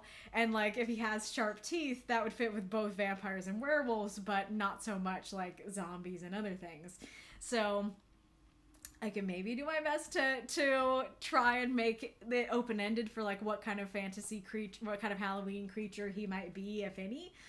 But yeah, I could also do something similar, but instead of like a betrothal situation, it could be like, I gotta go live with my uncle because my parents died, you know, kind of thing. That I don't know if I want to do that, because I don't really want to put a kid in something that's going to turn into a horror, and like that kid might be brutally murdered. So I like, granted, the betrothal thing is still like more painful potentially than like, oh, some random teenagers were throwing rocks at the haunted house, you know? They can be a little more red shirty.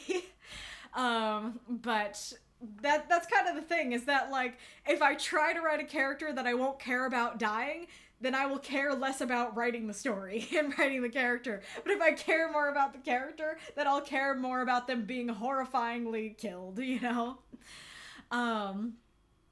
So, like, but I feel like that could really potentially give you guys a lot to work with in terms of like, ooh, ooky spooky house, ooky spooky man, and decide, you know, where you want to go with that, and like what is the spookiness due to, and like, you know, if you want to go to the depths of the spookiness, you know, where's the basement, what's in there, kind of thing, are his previous wives in there, sort of situation. Oh,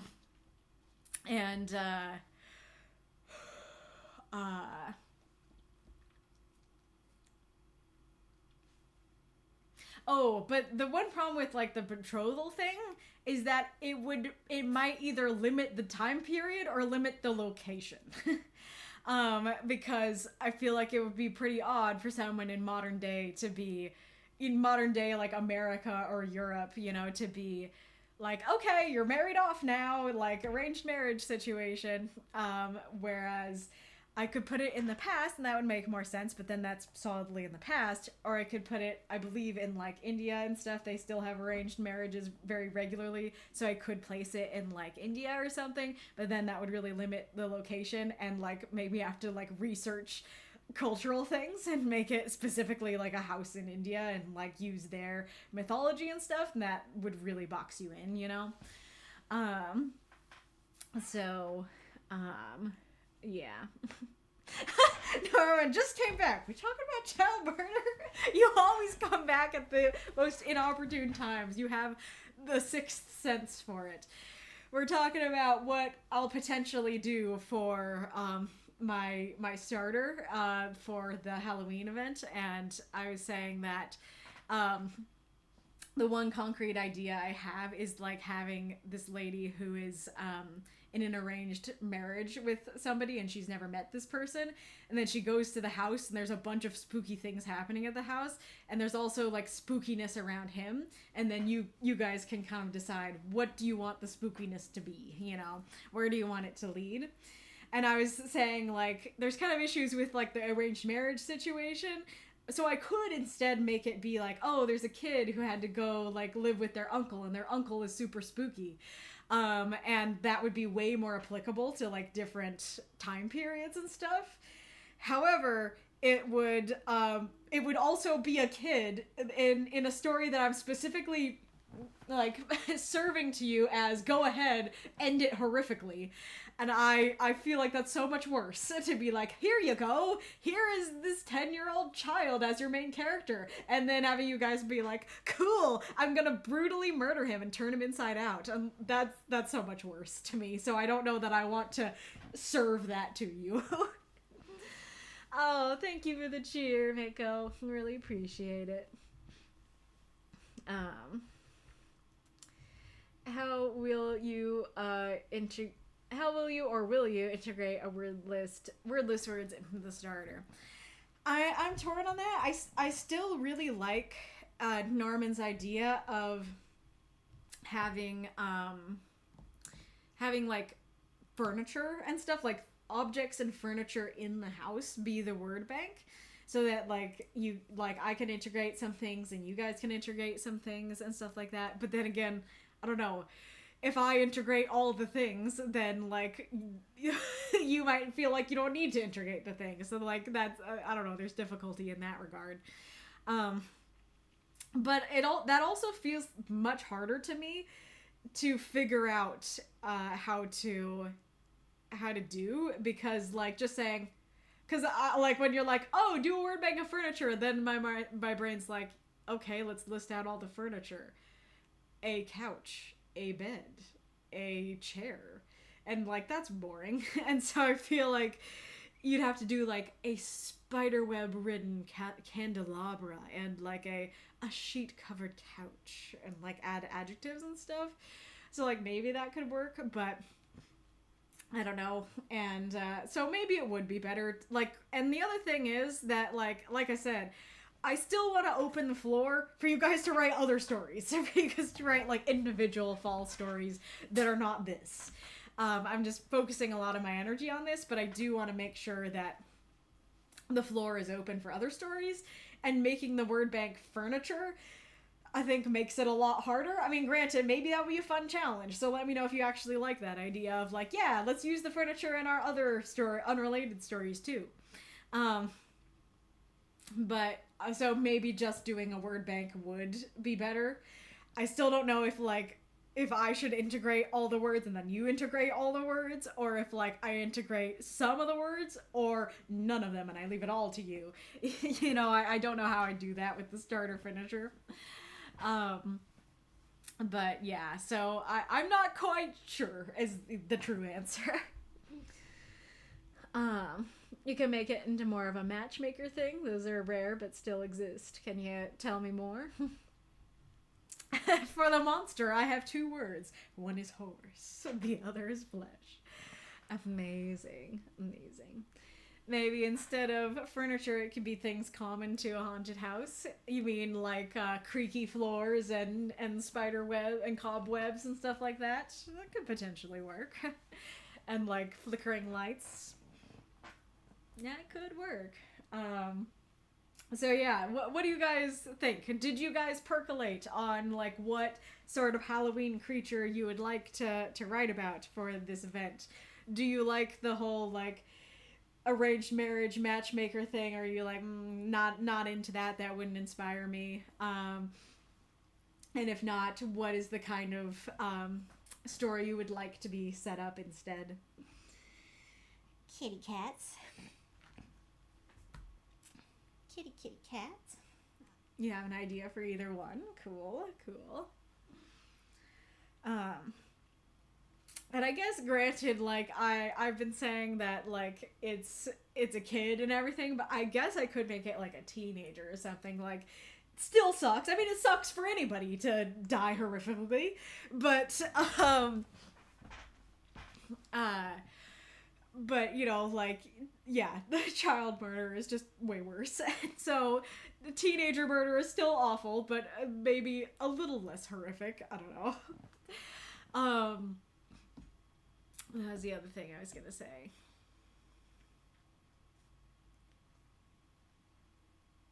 Oh, the other thing is that, like, basically, like, how I'm thinking of it in terms of, like, the horror stuff, I don't think you have to write horror, but the question was basically, like, do you guys want to be allowed to write horror? And, like, in order to be allowed to write horror, I need to basically say, I'm not reading it, because if I'm reading it, then there's a lot of things that could be upsetting to me in the horror genre that I would not want to read on stream, and I would not want to practice over and over. And so you have to decide, are you more interested in having it read on stream, or are you more interested in being allowed to write horror? And you guys seem more interested in being allowed to write horror, which is totally fine. But I unless you guys disagree, I would say I don't think that means you are required to write horror. It's just you're allowed to if you're into that. And it sounds like a lot of folks are into that and want to do that. Oh no, I'm not giving you guys a dog to kill. I just said pesky teenagers, maybe with a dog. Not giving you a pet to murder. You might add one yourselves, but that's on you. I'm not serving you that. Matchmakers would pick out a spouse for people. They could be the old lady who knows everybody and can tell who would make a good marriage, or a service like a dating app. Or more personal, where a person interviews their clients and then sets them up. Gotcha. Well, I guess the problem is that could run into a different problem, which is that the whole point is that I want to leave the time period ambiguous. And so if I'm like, yes, my betrothed from the arranged marriage, that might sound very, like, not modern. But if I'm like, oh yeah, hey, matchmakers still exist. I met him on a dating app. Then that will make it firmly modern. And so then that goes the other way. There's, like, so many different kinds of horror, from Lovecraft, splatterpunk to slashers. Super fair. Optional horror would be interesting. Would be neat to see people do different genres off the same starter story. And granted, like, we could revisit the idea of me reading it on stream once, you know, the deadline is up, and I could be like, oh, actually, this didn't bother me. Like, yeah, you wrote horror, but I'm fine with it. Or if it's like, oh, hey, a bunch of you didn't write horror, and I'm totally cool with reading that. You still want me to read it? You know, that could be something to revisit. But, yeah. Right, cute kitties? Adorable. Okie dokie. Well, I think it's time to get going. So let me know who you want me to raid, and in the meantime, if you're not read here on stream, you're not out of luck, because our Discord is awesome, and they do backup readings. They happen in the writing group chat, the writing group voice chat, and the backup queue. It's first come, first serve, so those who submit earliest will get read soonest and fastest. You can submit your story to read it to everyone. You can have somebody else read it for you. You can just lurk, whatever you want to do.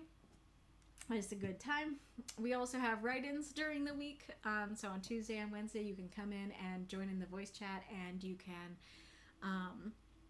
hang out and write your story for the weekly prompt together, or get help with your story for the weekly prompt, or you can help other people with their story for their weekly prompt.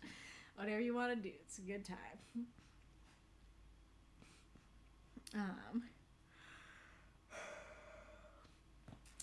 Thank you for the link, Ghoulish.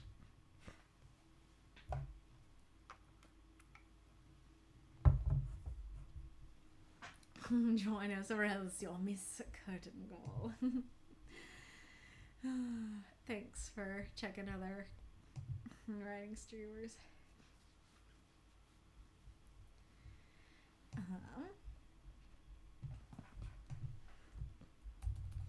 Oops.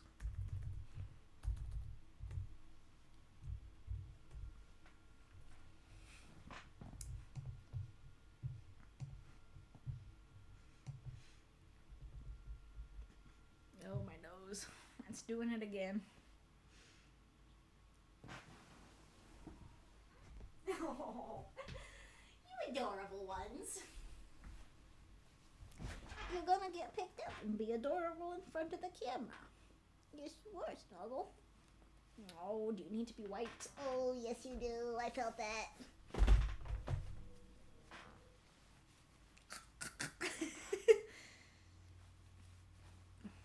I'm sorry. You needed your nose wiped. It was gross.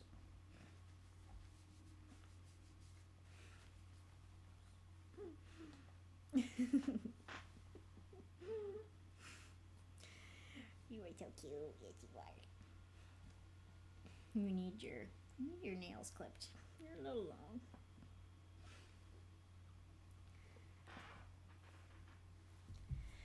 How about this one? How about the other one?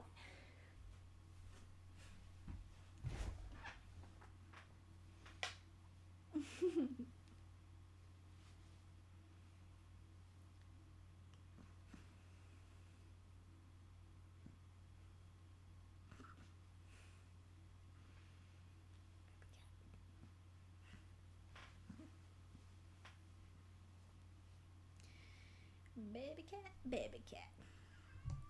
Oh, did you hear that? Crying baby. Crying baby.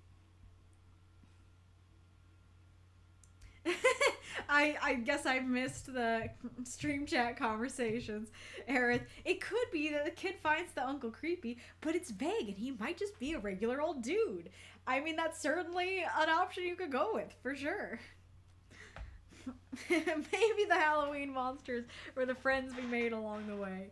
Specifically if you're Dr. Frankenstein or Dr. Moreau. I am surprised to hear you say doctor in front of Frankenstein. Oh boy. The old guy is pale and gaunt and kind of hairy. Kid thinks maybe he's a vampire or a ghoul or a werewolf. He's just an old dude with an old dude health problems. And a kid there with an overactive imagination. Amazing. Time to meet your cousin, kiddo. Chainsaw murderer. Seldom has he been seen these past couple of years. Aerith, matchmaking thing is a bit harder for me, but don't base decisions on me, given I may be out of the running due to health reasons shortly. Fair. Relatives might work easier. And so I thought, ordinary old man with young person with overactive imagination could be played for comedy rather than horror. Just a thought. I mean, that's kind of the thing, is that, like, absolutely you could, but the whole point is that people want to write horror. And so I'm basically not, I may be stepping out of my comfort zone and trying to challenge myself, but it kind of goes back to the not wanting to step too far out of the comfort zone. And so, like, here you guys, here's a dog to murder. Please don't murder him. You know, I am not gonna do that, you know, because sure, people might not murder the dog, but they may murder him brutally, and I just don't want to give you that ammunition.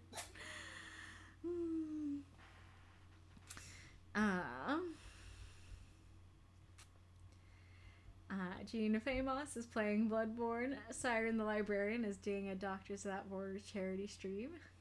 Nice. Down with the dog murder, up with the flesh horse. Yes. I wonder if there's any way to serve you a potential flesh horse cameo slot, and then have you guys either take me up on it or be like, no, this is Timothy, our beautiful prize thoroughbred. He is very much alive.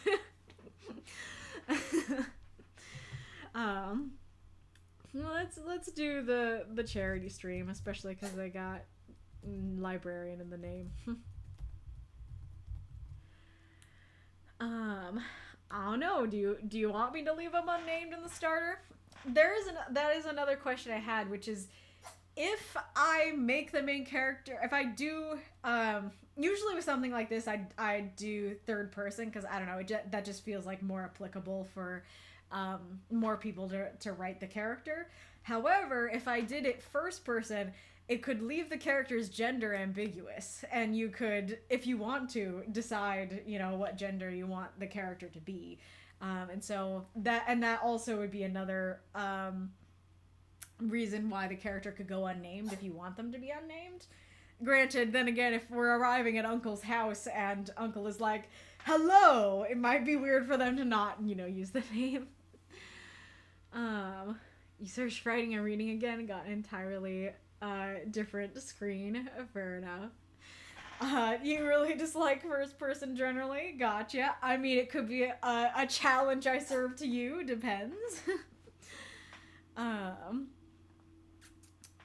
So I don't know what that means about you getting a new screen. Are you going to offer new raid targets, or are we still doing the other person? Kitty sneezer. So cute. Poor baby. I don't know. I guess I'd still just do the librarian. I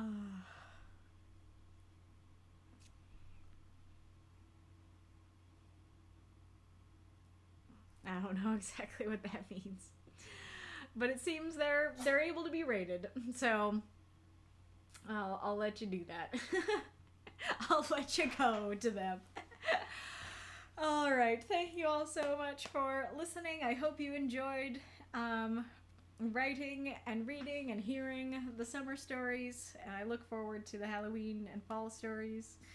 So yeah, I will see you all next time. Don't miss Curtain Call. Bye.